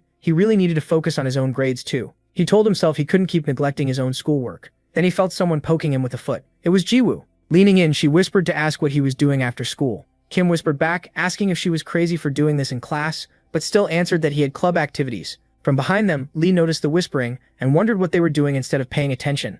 Meanwhile, she had no clue what the teacher was even talking about. Later, they ended up in the club room. Kim was shocked that Jiwoo had followed him there too and asked why. She said that since she re-enrolled, she wanted to take things seriously this time. MC told her that still didn't mean she had to follow him everywhere. He admitted Jiwoo had already seemed strange when she kept chasing him to fight, but now this felt even stranger. Right then, the other club members came in and instantly recognized Jiwoo as the girl who was with the protagonist before. Jiwoo introduced herself and said she wanted to join the club. Dasum looked surprised, then welcomed her, and introduced herself too. Soon the last member showed up, apologizing for being late. Dasum quickly introduced Jiwoo, and they said they remembered seeing her before, but something about them felt off. They all seemed unusually gloomy, and Dasum asked what was up with their clothes. They looked like expensive brand name stuff, so she asked about it. Awkwardly they answered, yeah and not really. Kim asked what that meant. That's when they admitted some shady upperclassmen had forced them to buy the clothes. Those seniors said they were giving them a special deal, selling the clothes for used item prices. One of the boys said it felt like they were picking easy targets like clueless first years. They were sure the clothes were fake. Obviously fake, but they couldn't refuse. When they tried, the seniors threatened to bully them. Dasum was stunned. Things had gotten that bad. Kim stood up with a hard look and asked who those seniors were. What MC didn't know yet was that the one behind it all was Park Dosyap, the fifth strongest member of the infamous Invincible gang. Later, they went outside and led Kim to Dosyap. He pointed at the blonde guy and asked if he was the one who forced them to buy the stuff. They said yes. At that moment, the protagonist realized he was in serious trouble if he confronted him, especially since he was with Invincible. The protagonist thought about how the gang had kept trying to recruit him, and he'd been avoiding them the whole time. Shaken, MC apologized. He said he really had wanted to help when he first heard about it, but he didn't know Invincible was involved. He admitted he'd been staying away from the gang for personal reasons and said there was nothing he could do. His friends told him it was fine and that listening already helped. One said they'd just take it as getting pushed around again and reporting them would only make it worse. Another said he just hoped the gang wouldn't come after them again. Kim could only say sorry one more time. Meanwhile, Dosyap and his friends talked about the wallets in their bag. Dosyap said he bought them for 2,001 each from a guy he knew. One of them said if this kept up, they'd be rich soon, then asked if the wallets were all fake. Dosyap said they were. The guy then asked if Philip knew about this little side business. Dosyap said Philip didn't, and that this was just his own way to make extra cash. Then he told them to start selling, beginning with the first years. So they went around stopping students and claiming the wallets were real luxury brands. When some of the kids questioned them, Dosyap's crew got hostile, asking if they were being called scammers, and saying that if anyone touched a wallet, they had to buy it because they'd left fingerprints on it. If the students still refused, Dosyap's group used force, slapping the first years and insulting them until they finally paid. By the end, they'd made good money, and Dosyap bragged that making cash was easy. While they were walking, they spotted Kim's friends, the same boys they'd extorted earlier, eating lunch. Dosyap recognized them right away. One guy asked if they were going to sell to them again, and Dosyap laughed, saying repeat buyers were the easiest marks. After laughing it off, they walked over to the 3 first years and said they wanted a quick talk. They took them behind the school where no one would see. There, Dosyap asked if they'd used what they bought before. The boys nervously said they were just keeping it, and that made Dosyap and his crew crack up. Then Dosyap pulled out more wallets and claimed they were real, expensive, and definitely not fake. Smirking, he offered them a student discount 200,001 each. Skinny Glasses hesitantly said they'd already bought something before, hoping to get out of it. Dosyap just told them to buy again and give it to their girlfriends. Fat Glasses awkwardly replied that they obviously didn't have girlfriends. Trying to stay polite, Skinny Glasses said they didn't want to buy anything and asked him to let it go. Dosyap paused, then answered in a threatening voice, "Oh really?" Without warning, he slapped Skinny Glasses hard across the face. With a twisted grin, Dosyap said he was politely asking them to buy the wallets too. Flustered, Skinny Glasses repeated that they'd already bought from him and had no money left. Dosyap said they could pay little by little over a few months, like it was some amazing deal. But Fat Glasses spoke up again and asked if the wallets were even real. He said it was starting to feel like they were being forced to buy fakes. That set Dosyap off and he punched Fat Glasses in the stomach, then kept beating him while calling him a pig. When he was done, he walked over to Skinny Glasses and asked if he still wouldn't buy one after seeing all that. Then Dosyap grabbed the boy's bag of chips, scooped up dirt, and dumped it inside. He even flicked cigarette ash into the bag. After that, he gave Skinny Glasses a choice: eat everything in the bag and leave, or buy the wallet and leave. Skinny Glasses begged him to stop, but Dosyap didn't care. He grabbed the boy's face, forced his mouth open, and poured the filthy mess straight in. Then he shut his mouth and told him to chew. When the boy refused, Dosyap grabbed his head and started punching his jaw, screaming at him to chew. In the end, the boy opened his mouth, blood filling it. But Dosyap still kept going, slamming his head to the ground and punching him while demanding to know if he still wouldn't buy. Skinny Glasses got beaten so badly he wet himself. That's when the only boy who hadn't been hit yet stepped in and begged Dosyap to stop. He promised to send the money, and he did. Once it came through, Dosyap mocked them for not buying sooner, then started laughing like a maniac. He tossed them the wallet, told them to use it well, and said he'd see them again soon. The wallet landed right in the puddle of pee. The other two hurried over to help Skinny glasses up. Meanwhile, nearby, Kim was walking around and checking his phone. When he looked up, he saw his three friends and asked what they were doing there, but then he noticed how awful they looked and immediately asked what happened. After a pause, they told him everything. As soon as Kim heard it, rage hit him and he clenched his fist.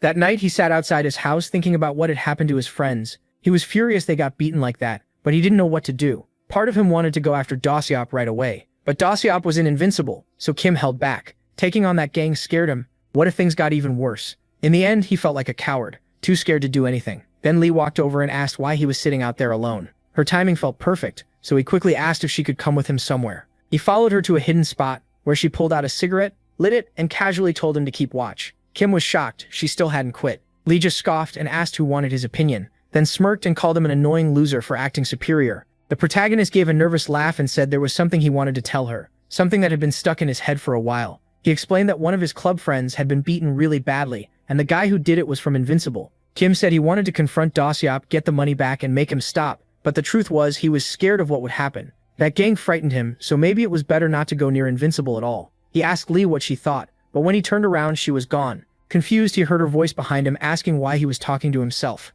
Kim blinked and asked when she finished smoking. She just said, "Just now." Then she told him she agreed. It was better not to get involved with Invincible. She said they seemed like the kind of trash nobody should mess with. Going near them would only bring trouble. Then she asked if this wasn't exactly what he wanted. Nobody was bothering him anymore. She reminded him that he'd asked her to teach him how to fight, and that's exactly what she did. Even the bullies had stopped targeting him. He got what he wanted, so shouldn't he just stay quiet? Why was he trying to get involved now? Did he think he was some hero of justice? She told him straight, no matter how strong he thought he was, someone stronger would always exist. As a final warning, she said getting into something like this would only get him hurt. Kim had to admit Lee was right. He learned to fight so people would stop picking on him, and now nobody touched him. He had finally gotten what he wanted, so maybe he really should just keep his head down. He was thinking that on the way to school when he suddenly heard students whispering. He looked over and saw Dasyop in front of Fatty and the other guy who hadn't been beaten up. Dasyop was demanding the rest of the money and asking where the skinny kid with glasses was. The answer: he was absent. They were outside their club room. The commotion brought Dasyop and Doyen out, and when Dasyop saw Dasyop's group, she asked if they were the ones selling fake luxury goods to students.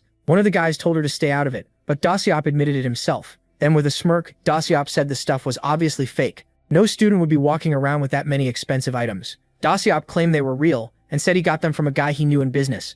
Then he stepped closer, told her she was pretty, and offered her $100 to spend the day with him. He added that most girls gave in for that much, and asked if she would too. His boys started laughing, but Doyen snapped. He grabbed Dasyop by the collar and yelled at him to take it back. Dasyop answered with a headbutt. Then he laughed. Right after that, he showed off with a few boxing moves and drove a punch into Doyen's stomach, blasting him back into the club room. The hit did real damage. Doyen was hurt so badly he couldn't stand. Dasyop cackled and mocked him, saying he acted tough, but was nothing but talk. On his way out, he warned everyone not to mess with Invincible if they knew what was good for them. Once Dasyop and his crew left, the students nearby started whispering that they were terrified. Kim felt the same. He was shaking. Later, MC headed to the gym storage room, the hidden base of Invincible. Carrying bags full of the stuff Dasyop sold, he walked in and asked for refunds for everything sold to the first years. Dasyop just laughed and said he wasn't in the mood. So Kim told him if he wouldn't pay back the money, they should fight. Dasyop looked surprised for a second, but he kept talking. If he lost, Dasyop could take his money and bully him however he wanted.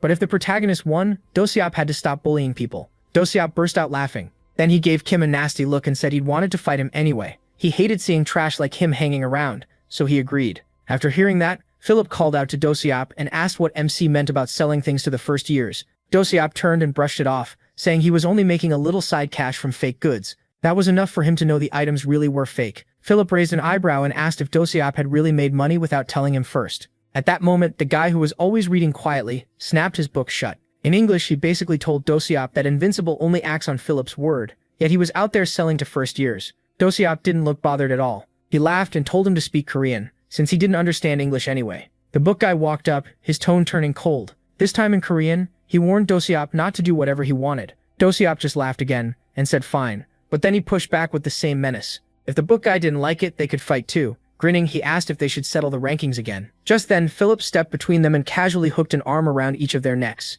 Smiling, he said, Invincible members shouldn't be fighting each other. While saying it, he quietly put pressure on Dasyop's elbow, enough to wipe the smile off his face for a moment. Philip kept grinning and said they were all on the same side, so they should get along. Kim just stood there thinking, what are these guys doing? Philip then looked at the protagonist and asked if he really came to challenge Do-seop, so the money would be returned. MC said yes, but Philip's face shifted as he asked whether MC understood what it meant to challenge Do-seop to a fight. According to Philip, that was basically the same as challenging Invincible. Then he asked if he was ready for that. Kim froze. He hadn't thought of that at all. In his head, he wondered how he was supposed to face Invincible alone, but Philip laughed and said he was joking. Did the protagonist really think they'd all jump him? He wasn't happy that Do-seop acted behind his back, but he had to admit MC's fights were fun to watch, so Philip told them to start. The others in the room began moving the furniture and other stuff aside to make space. When the floor was clear, Kim and Do-seop faced each other in the middle. Philip announced that the space was ready so they could fight there with everyone watching. He added that the two of them would settle the win and loss terms themselves. As they raised their fists and got ready, Philip wished them luck and said the better one should win. Outside, rain was pouring. Lee was already irritated. She wondered if Kim had an umbrella and thought about texting him, but then she realized she hadn't seen him since cleanup time and started wondering where he went. Just then, Jiwoo called out to her. Lee asked if she'd really said her name and wondered how Jiwoo even knew it. Jiwoo said they were in the same class, so of course she knew. When Lee asked what she wanted, Jiwoo said she was looking for Kim. Jiwoo usually called him kiddo, while Lee called him loser,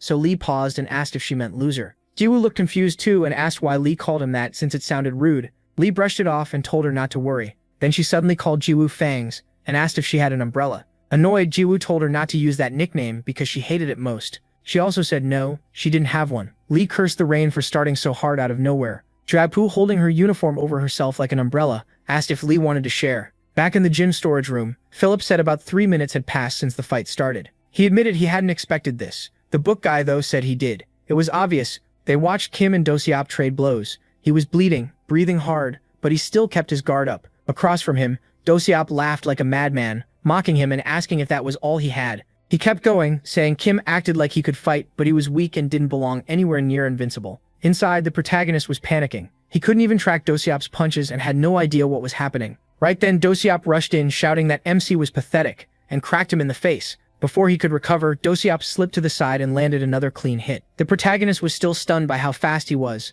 He had never fought anyone this quick. The blows kept coming from his blind spots. While Do-seop kept firing, Kim tried to block. Then he realized he had to attack too, so he started swinging, but hit nothing. Philip watched and said it was the first time he'd seen MC fighting like this. The book guy said fear was getting to him. He had realized nothing he tried was working. He started throwing kicks too, but they missed every time. And every miss was followed by another punch. He even went for takedowns, but those failed too. He was getting tossed around. In his head, Kim knew Do-seop clearly had a boxing background, and if none of his hits were landing, he had no idea how to win. The book guy said MMA, which was the protagonist's style, should normally beat straight boxing. Do-seop only used his hands, but then Philip said that only works when both fighters are close in skill. Here they weren't. Do-seop was way above MA.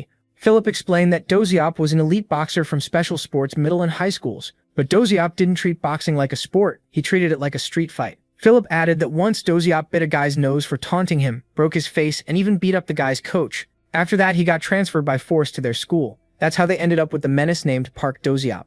Back in the fight, Do-seop had ripped off his shirt and was laughing like a complete lunatic, yelling about how fun this was. Kim just stood there thinking he was in serious trouble and wondering what he could even do now. Outside, the rain got even worse. Jiwoo said they had no choice now. They had to run for it. Then she stopped and asked if Lee was slow. Do-seop came out of the school with the 2 first years, and Lee asked if any of them had umbrellas. Nobody did. Lee clicked her tongue and snapped, asking if they could at least carry umbrellas like normal people. That was enough to scare the 2 first years, and they started wondering if she was some kind of bully. Lee then asked Do-seop where he was. Do-seop just asked why, and Lee said she wanted him to bring her an umbrella. Do-seop said he had no idea where he went. Lee grumbled, annoyed that the protagonist had vanished earlier. Then Jiwoo said her brother was on the way, which only made Lee more irritated. Still, knowing how her brother was, Lee just let out a sigh and accepted it. Even so, everyone kept wondering where MC had gone. What none of them knew was that he was currently getting destroyed by Do-seop. Punches kept crashing into Kim's face from every angle, and his body was getting battered too. When the protagonist tried to hit back, Do-seop slipped past it with ease,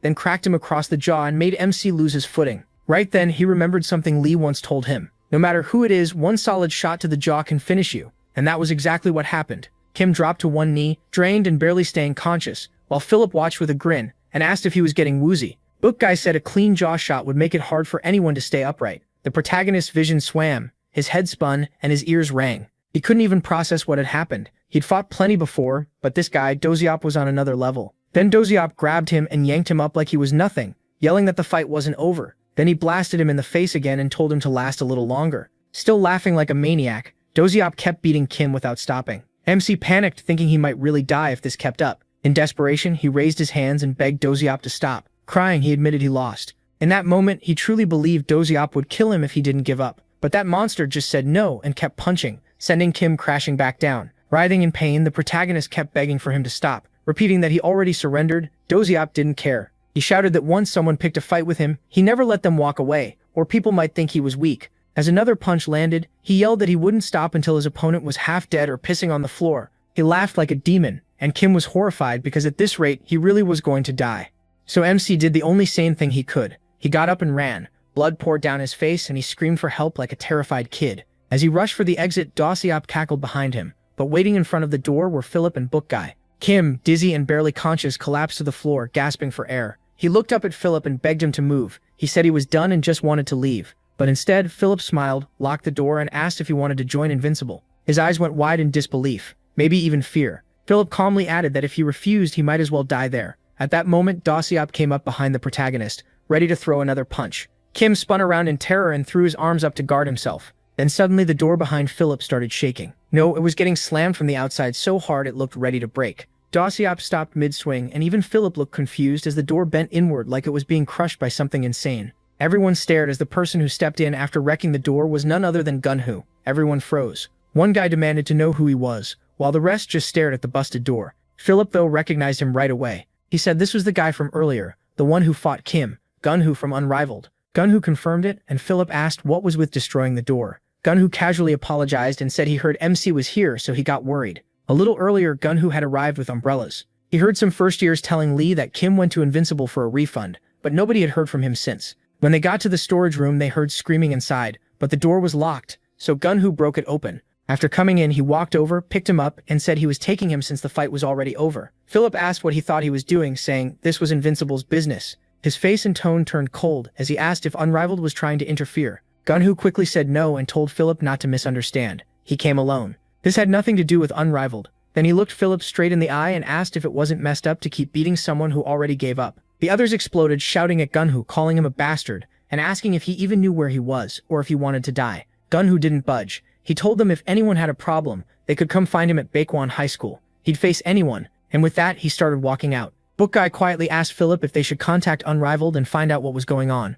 but Philip brushed it off and told him to drop it. Then he sat down, laughed, and said at least Kim's fight was entertaining. Later at the hospital, the protagonist got treated by a doctor while his friends waited. Once it was over, they all left together. Gunhu told MC he got lucky. The doctor said nothing was seriously wrong, but Juhu wasn't buying that. She pointed at Kim's face, cursed the people who did this, and demanded to know who they were. Were they gangsters? She said she'd go beat them up herself if she had to. Trying to show what she meant, she accidentally kicked him in the stomach. She quickly said sorry and swore it was an accident, but that was the exact same place he'd been hit before. The protagonist forced a smile through the pain and thanked everyone, especially Gunhu. Gunhu told him not to worry as long as he was okay. Then he said he and his sister had to go before they missed the bus. Jae Woo said goodbye, told MC not to skip school, and said she'd see him tomorrow. Daein also checked on him and asked if he needed help getting home, but Kim said he was fine. Lee, though, wasn't letting it go. She asked why he kept acting so full of himself. He said nothing, and just lowered his head, too ashamed to answer. Later that night, back at Kim's place, water ran in the bathroom while he stood under the shower.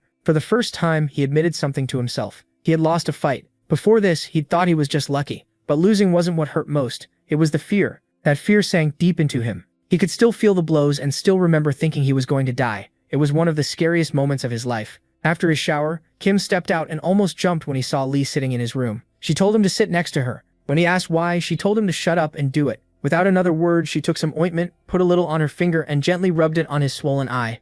Kim wondered what she was doing, and then she said he'd gotten beaten up pretty badly. She asked how anyone could rough up a weakling like him that much. The protagonist stayed quiet, his thoughts spinning. Was she actually worried about him? Lee kept going, asking why he ran off to fight without telling her. Muttering a curse, she said that as his teacher, the least he could do was let her know. Kim apologized and admitted he got too angry to stop himself. Lee still wasn't satisfied. She told him that even if he had prepared, he still might have lost. Instead, he rushed in fueled by anger. She added that his mom was away on a business trip until the week after next, which was probably for the best since she didn't have to see him like this. Then Lee reminded him again that there were plenty of stronger people out there. She told him to quit acting cocky, called him a loser, and warned him that if he ever planned to fight again without telling her, he was dead. Then she called him an arrogant loser, one more time. As she stood up to leave, she added that seeing him get beaten like this hurt her pride as his teacher. Kim quietly said he understood, but from that night on, something in him changed. He didn't have the courage to fight anymore. Every night, he had nightmares about Dozio beating him down. He'd wake up suddenly, soaked in sweat, jerking upright like Dozio had just hit him again,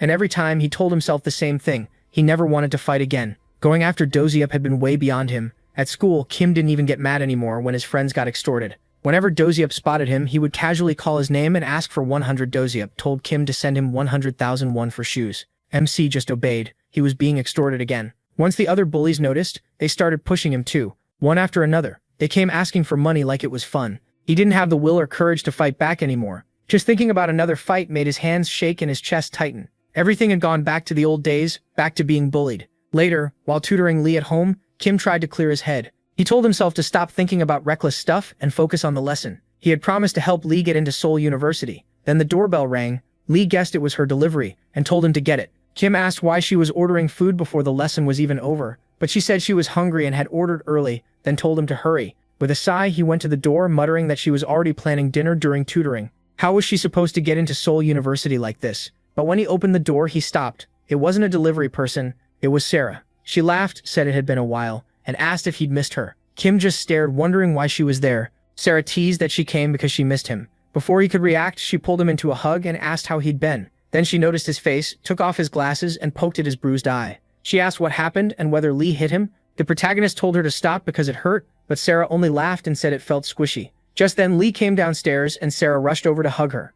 She said it had been months, but Lee told her it really hadn't been that long. Sarah asked if she'd been working out since her hips looked toned. Embarrassed, Lee said she'd had no time for that because she'd been studying non-stop. Then Sarah pointed at MC's eye and asked again if Lee had done that. Lee denied it and said MC had picked a fight with a delinquent and got wrecked. Sarah cracked up, while Lee, a little awkward, added that this wasn't some normal delinquent, it was a really dangerous one. Sarah looked at him with fake pity and opened her arms, saying she'd comfort him. Then she laughed, said she was kidding, and suddenly locked him in a chokehold. The protagonist struggled and begged her to stop because he couldn't breathe. Letting go, Sarah grinned and said Kim must be at least decent now, so the guy who beat him had to be seriously strong. Still trying to breathe, MC admitted he was. Sarah gave him a look and asked if that was why he'd been so depressed. Then she joked about giving him another chance to touch her boobs, only to laugh and say she was kidding again. Turning to Lee, she pointed out how wide his eyes got and joked that he was cured already. Lee laughed and called him a pervert. Red-faced, the protagonist begged her to stop. Just being around Sarah was exhausting. After a while, she told him that sometimes you win and sometimes you lose,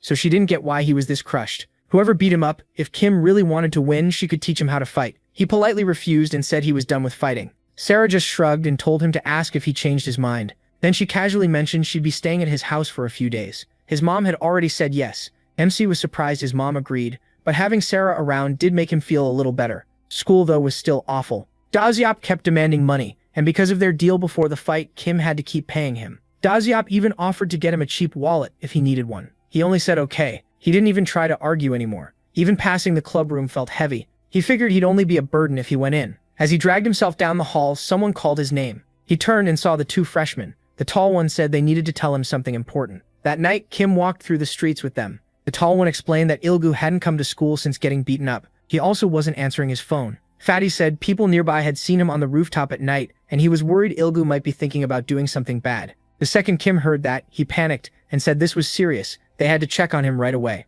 A little later, they reached Ilgu's house. Then Fatty looked up and pointed. Ilgu was on the rooftop. All of them shouted, asking what he was doing up there. Then they ran inside and charged up the stairs to make sure he was okay. When they got to the roof, they found Ilgoy doing pull-ups. He hadn't heard them before because he had earbuds in. Once he noticed them, he just looked confused and asked why they were there. The tall one grabbed him and said they'd come because they were worried he might be having dark thoughts. Ilgo blinked and asked what he meant. He said he was only working out. When they asked why he ignored their calls, Ilgu said he wanted to shut everything out for a while. He admitted he'd been depressed and stuck in his room for days, but eventually he got too frustrated, came up for air, found workout gear on the roof, and started training. While hitting the bag, he kept thinking about Kim. Ilgu said he wanted to get strong like the protagonist, strong enough to stand up to the guy who bullied him. That's why he'd been training non-stop. Getting bullied didn't scare him now, it just made him angry. MC listened quietly, then pointed out that Ilgu's stance was all wrong and showed him how to place his legs properly. The other two laughed at Ilgu's awful form. Still, Ilgu was trying. He was fighting back the best way he could,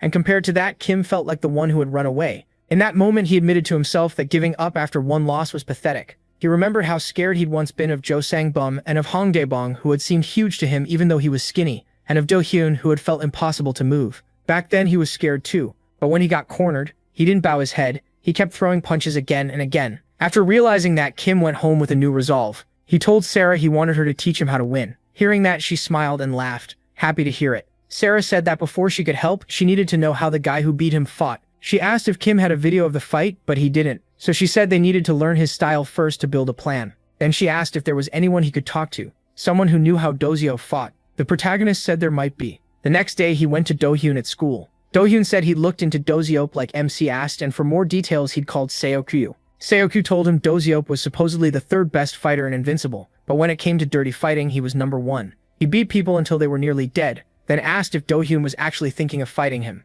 If he was, he'd be done for. Do-hyun quickly said he wasn't the one planning to fight. Seokyu then said he still wanted to recruit him again someday, so Do-hyun shouldn't wreck himself over this, and should stay out of it. After that, Seokyu said there was one way to see how Do-hyun fought. He mentioned a YouTube channel called Real Fight Club, where regular people fought while a referee watched. Do-hyun was set to appear there in 2 days in a parking lot next to 00 School at 2 p.m. If Do-hyun was curious, he should go watch. Back in the present, Do-hyun gave Kim all of that and said he should go if he wanted to see Do-hyun fight. Then worried, he asked whether he really had to fight him. The protagonist stayed quiet for a second. He thought about his friends being harassed every day. Then he said he had to fight because nothing would change unless he faced them. On the day of Do-hyun's match, a huge crowd filled the parking lot. Lee and Sarah were there, and Kim showed up too, covered from head to toe. Sarah laughed and asked if this was where they filmed Real Fight Club.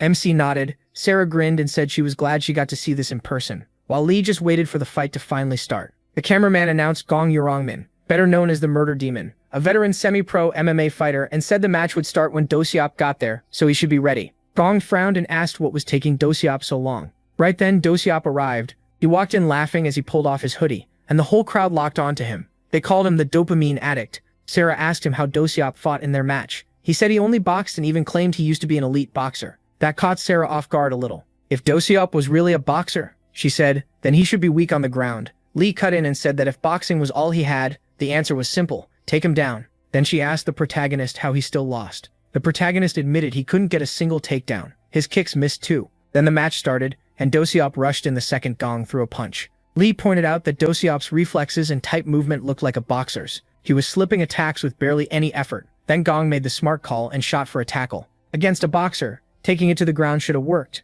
but Do-hyun shut it down with a sharp uppercut to the face. Even Lee looked surprised. Do-hyun had stopped a tackle with an uppercut. Sarah said it was hard to do, but yeah, that kind of counter could work at least once. Gong kept pressing. He threw a high kick, and Do-hyun slipped past it with a sidestep. Then Gong went low, but Do-hyun lifted his leg and checked it cleanly. Sarah noticed right away that the block looked like kickboxing or Muay Thai. Lee turned to MC and asked if Do-hyun was really just a boxer, because he was clearly using kickboxing too. MC insisted that in their fight, Do-hyun only used his hands, nothing else. Meanwhile, Do-hyun kept battering Gong with punches. Watching him move, Sarah said his low weaving did look like real boxing. In boxing, nobody attacks below the waist, so fighters can dip that low, but in MMA, that can get you wrecked. Gong tried another tackle, but Do-hyun answered with a sprawl, pulling his legs back and dropping his weight to defend. That broke Gong's grip on the legs and made the takedown much harder. Sarah said that was straight-up takedown defense. If Do-hyun could sprawl like that, he clearly knew MMA too. She added that he could stop high kicks and even catch them, which meant he had answers for pretty much every MMA attack. Lee stared in confusion and muttered, wondering what Do-hyun's deal was. Gong was falling apart, cursing because nothing he tried was working. Sarah said that's exactly when frustration kicks in, and once that happens, Do-hyun gets his opening. A moment later, he smashed Gong in the face and knocked him out cold. Do-hyun burst out laughing and called the fight boring. Kim quietly said his own match felt the same. He barely remembered it because he got hit so much, but his tackles and kicks failed too. Once he switched to trading punches, he got destroyed. Sarah said she was starting to understand. Then 2 guys nearby began talking, and one recognized Do-hyun as a member of Invincible. He said he remembered Do-hyun only using boxing before. The other guy replied that he'd heard Do-hyun was losing street fights whenever people took him down, so the guys in Invincible taught him kick defense and takedown defense. Both of them laughed, saying Do-hyun was trying way too hard. Sarah quietly listened to all of it. Later that day, Sarah told Kim she was sure now. After watching the match and hearing those guys talk, she had it figured out. Do-hyun started as a boxer, but he had learned kick defense and takedown defense too. If that was true, then she already had the perfect plan. With a confident laugh, she said Do-hyun was finished. He asked if she meant it, and Sarah gave him a firm yes. She promised to win him the rematch and told him to trust her. Then she suddenly hugged him, which left him totally confused. When he asked why, she said it was to cheer him up, then grinned and said it was time to get ready for the rematch. Sarah told Kim getting stronger was simpler than he thought. All he needed was the guts to face a punch without backing down. That's it. If he could do that, she said, he could win. Holding her fist right in front of his face, she told him not to be scared. The protagonist repeated that in his head, don't be scared. But inside he was freaking out. Before he could sink into that fear, she suddenly flicked his face. Kim blinked and asked why she did that, but Sarah just laughed and told him to wake up and put some life back in those weak eyes. Rubbing his face, MC complained that she hit his good eye. Her grin only got wider. In 2 weeks, she said she'd make him a man who could beat Doziop. He instantly turned red, and Sarah was quick to tease him. With a smirk, she asked why he was blushing and what he was thinking about. Lee, watching from the side, called him a pervert. Flustered, Kim waved his hands and stammered that it wasn't like that. He was only red because she hit his face. Sarah just smiled and told him to put the gloves on. Training time. A month later, at Harrium Park, students had gathered all over the place. Some were smoking, and others were just hanging around talking. Philip walked up to Doziop and asked if Kim had really asked for the rematch himself. Doziop, still smoking, laughed and said, yeah. The protagonist came to him that morning and challenged him. The fight would be right here at Harrium Park at 5 p.m., and MC even said, if you're scared, you don't have to come. But this time, I won't lose. Doziop said it surprised him at first, but he accepted. He told Philip he usually never does rematches, but Kim had nerve, so he'd allow it. Most people he beats can't even look at him after. They fold completely. So I guess I didn't crush him hard enough, he said. Now the kid thinks he can stand up to me. Smirking, Doziop said the protagonist was about to learn the hard way. Get cocky and your skull gets cracked. Philip raised a brow and asked if Doziop was the one who spread word about the fight. There were way too many people here. Doziop shrugged and said he only told Daniel. Philip looked over at Daniel, who was calmly reading, then turned back and said, yeah. Daniel couldn't keep his mouth shut. Daniel argued that he only told a few friends. Doziop got annoyed, but Philip cut in and said even some major crews had shown up, like the Jonghak High School Bully Alliance. Their top guy told his people to watch closely because Invincible was the gang they'd be taking down next. The Barkwon High School Bully Alliance, unrivaled, was here too. Their number one guy casually told Gunhu to find a good place to eat because after this, they'd go feast. Then there was the Seryung High School Bully Alliance, the Assassin League, mocking the whole scene. Philip looked at Daniel and asked how he had spread it this far. Daniel shrugged and said he didn't tell that many people, but when Philip asked for a number, Daniel casually said around 20. Doziop instantly called him insane. 20 was not a small number. Philip said the crowd wasn't here just for a fight. They wanted to see whether Invincible was still strong. Doziop wasn't just some random thug, he was the face of their offense. Then Philip casually mentioned that some special guests had come too. Confused, Doziop asked who. Philip pointed behind him and said they were already here. 2 guys walked in, one was tall and calm, the other was bald, built like a tank, and immediately looked around for girls. The tall one was Taro, Invincible's number 3, 18 years old and a dropout from this very school. The bald one asked if there were any girls around, then realized there weren't. His name was Choi Huang, also 18 and number 4 in Invincible, though nobody looking at him would have guessed he was only 18. Philip smiled and said it was good to see them. It had been a long time since Invincible's top 5 had gathered like this. Looking at Taro, he said they barely saw him after he dropped out. Taro proudly answered that he was the one making the money, now still handling all their business calls, basically running Invincible's business side.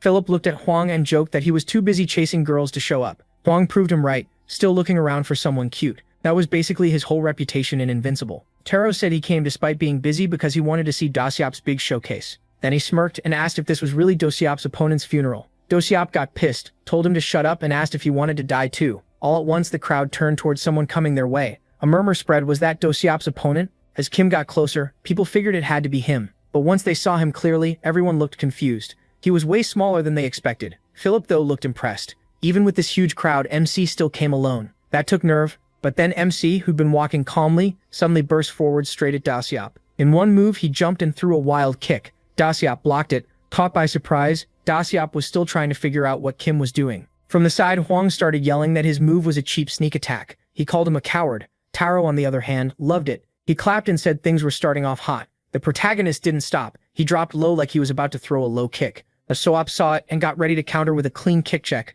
but Kim changed it mid-move. Instead of going low, he turned and kicked Asoap right in the face with a Brazilian kick. The hit landed clean and Asoap just froze, stunned. That wasn't luck. Sarah had already told MC the plan, be unpredictable, and it worked. Every gang there was shocked. Everyone stared with their mouths open. The only ones who didn't react were the Assassin League guys, still smiling like nothing happened. Philip too was grinning, clearly enjoying this turn.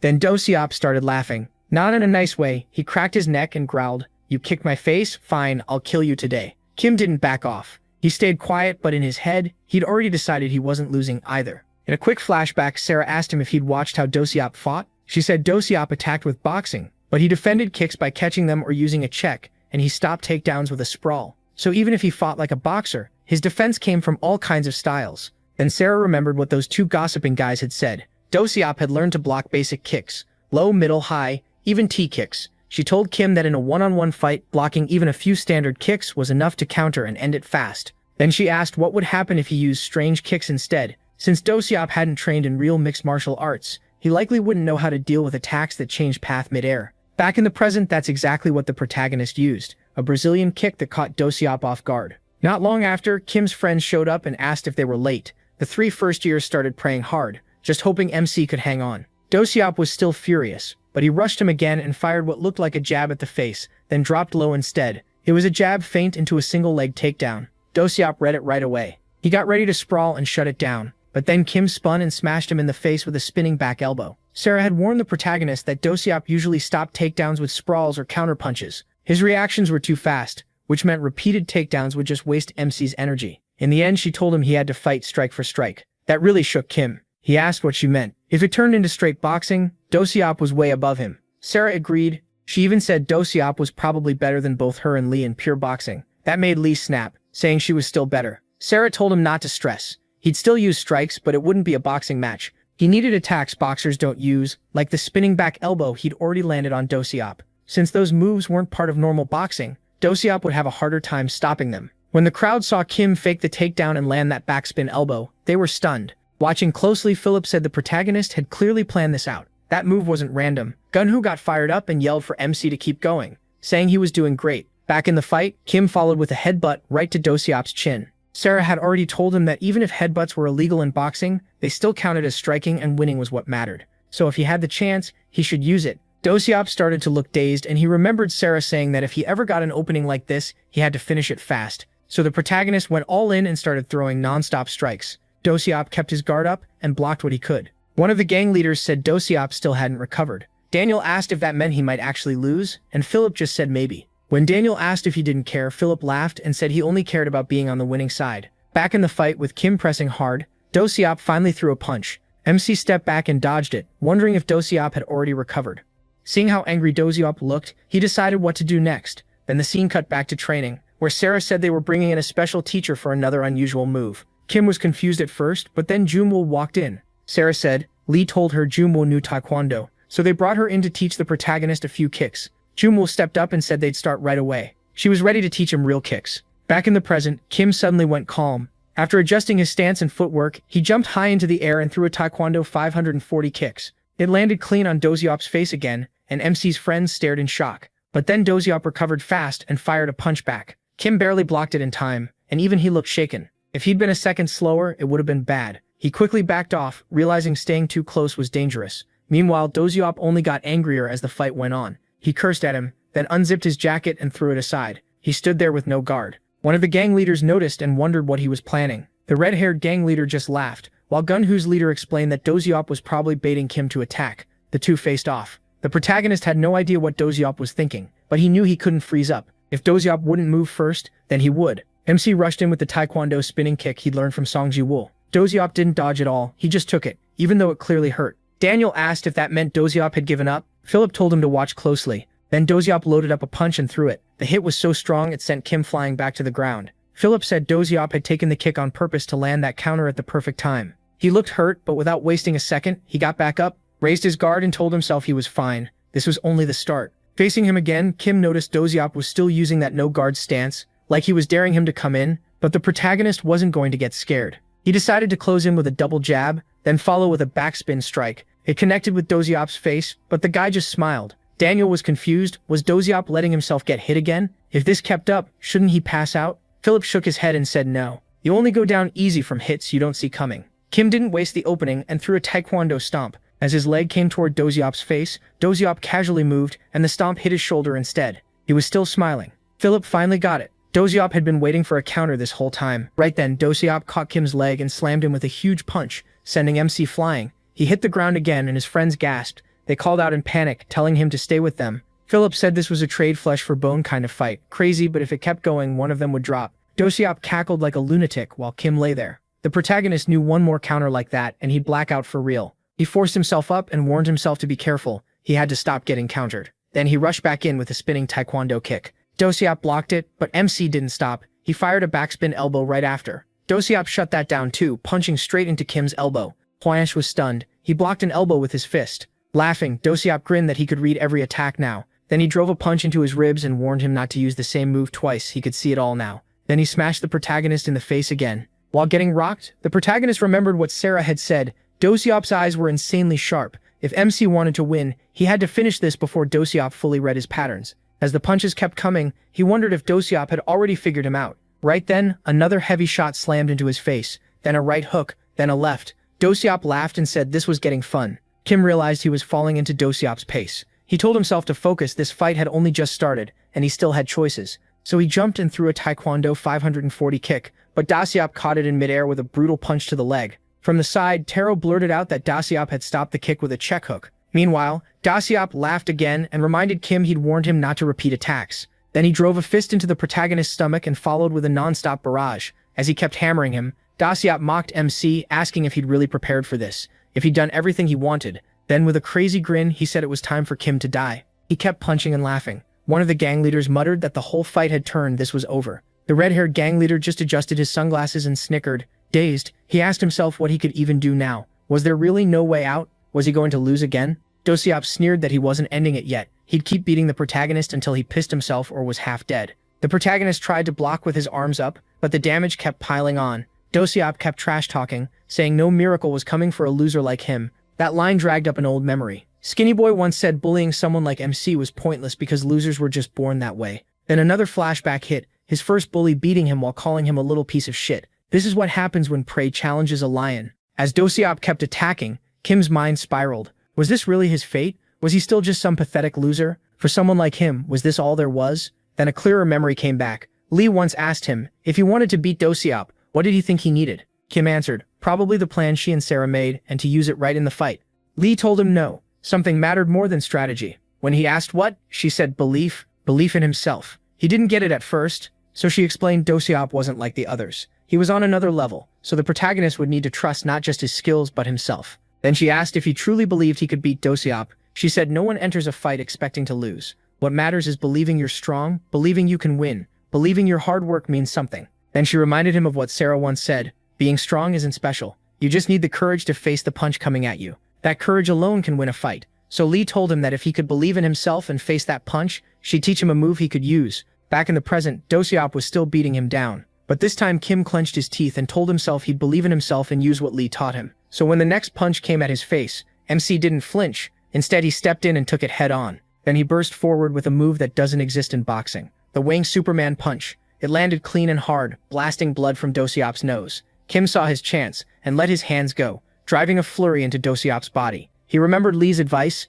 aim for the chin. If you hit it with real force, size won't matter. They'll go down. Kim shouted that it was over, then threw a brutal shot straight at the chin. Dosiop's head snapped back, his body gave out, and he crashed to the floor completely out. Dosiop said no miracle was coming to save Kim. But what he didn't know was the real miracle had already been building in the background. Everyone just froze, staring in shock. Kim's friends exploded with cheers and disbelief, and even Lee smiled. In that moment, he had won. After the fight, Dosiop dropped out of school. That loss was just too humiliating for him. Since the semester started, Kim had been in a lot of fights. He won some and lost some, but he started wondering if all of it had made him at least a little stronger. If so, he owed a lot of that to Lee, who trained him like crazy. He was thankful to Sarah too for helping him prepare this time, and to his friends for cheering him on, even to the people he fought. Weirdly, they helped make him stronger. Like a vaccine, the bullying hurt, sure, but it also made him tougher. In a strange way, he figured he should be grateful. He sighed and looked up. Meanwhile, Jo Sangbom, Kim's first bully, had barely been coming to school since his fight with the protagonist. The protagonist had no clue where he was or what he was doing. As for Hongdae Bong, he ran into a blocked path and asked why people were in the way. When he told them to move, one guy asked why he couldn't go around and called him an asshole. Another added, "Can't you see we're talking?" But the guy wasn't backing down. He asked what they were even talking about, called them punks and told them to move. That's when they started mocking him. And yep, it was Dae Bong, the same one I used to call Skinny Boy, even though he was fat back then. Now he'd actually gotten super skinny. As for Ansel, he was pretty much the same. He walked up to the red-haired gang leader, handed over cash, and asked if that was enough to deal with one guy. Same shady stuff as always. And Dosiop, he and MC ended up becoming close friends. MC also started seeing Gunhoo and Jiwoo way more often. And Dosiop? People said he'd been hitting the gym and even cut his hair. There were also rumors he'd started boxing again. Then time passed, and final exams for the first semester arrived. The test was brutal. Later that night at Kim's house, he sat with Lee and asked if she'd checked her scores. He wanted to see her report right away, which made her curse in annoyance. He apologized and said he just wanted to see how much she improved.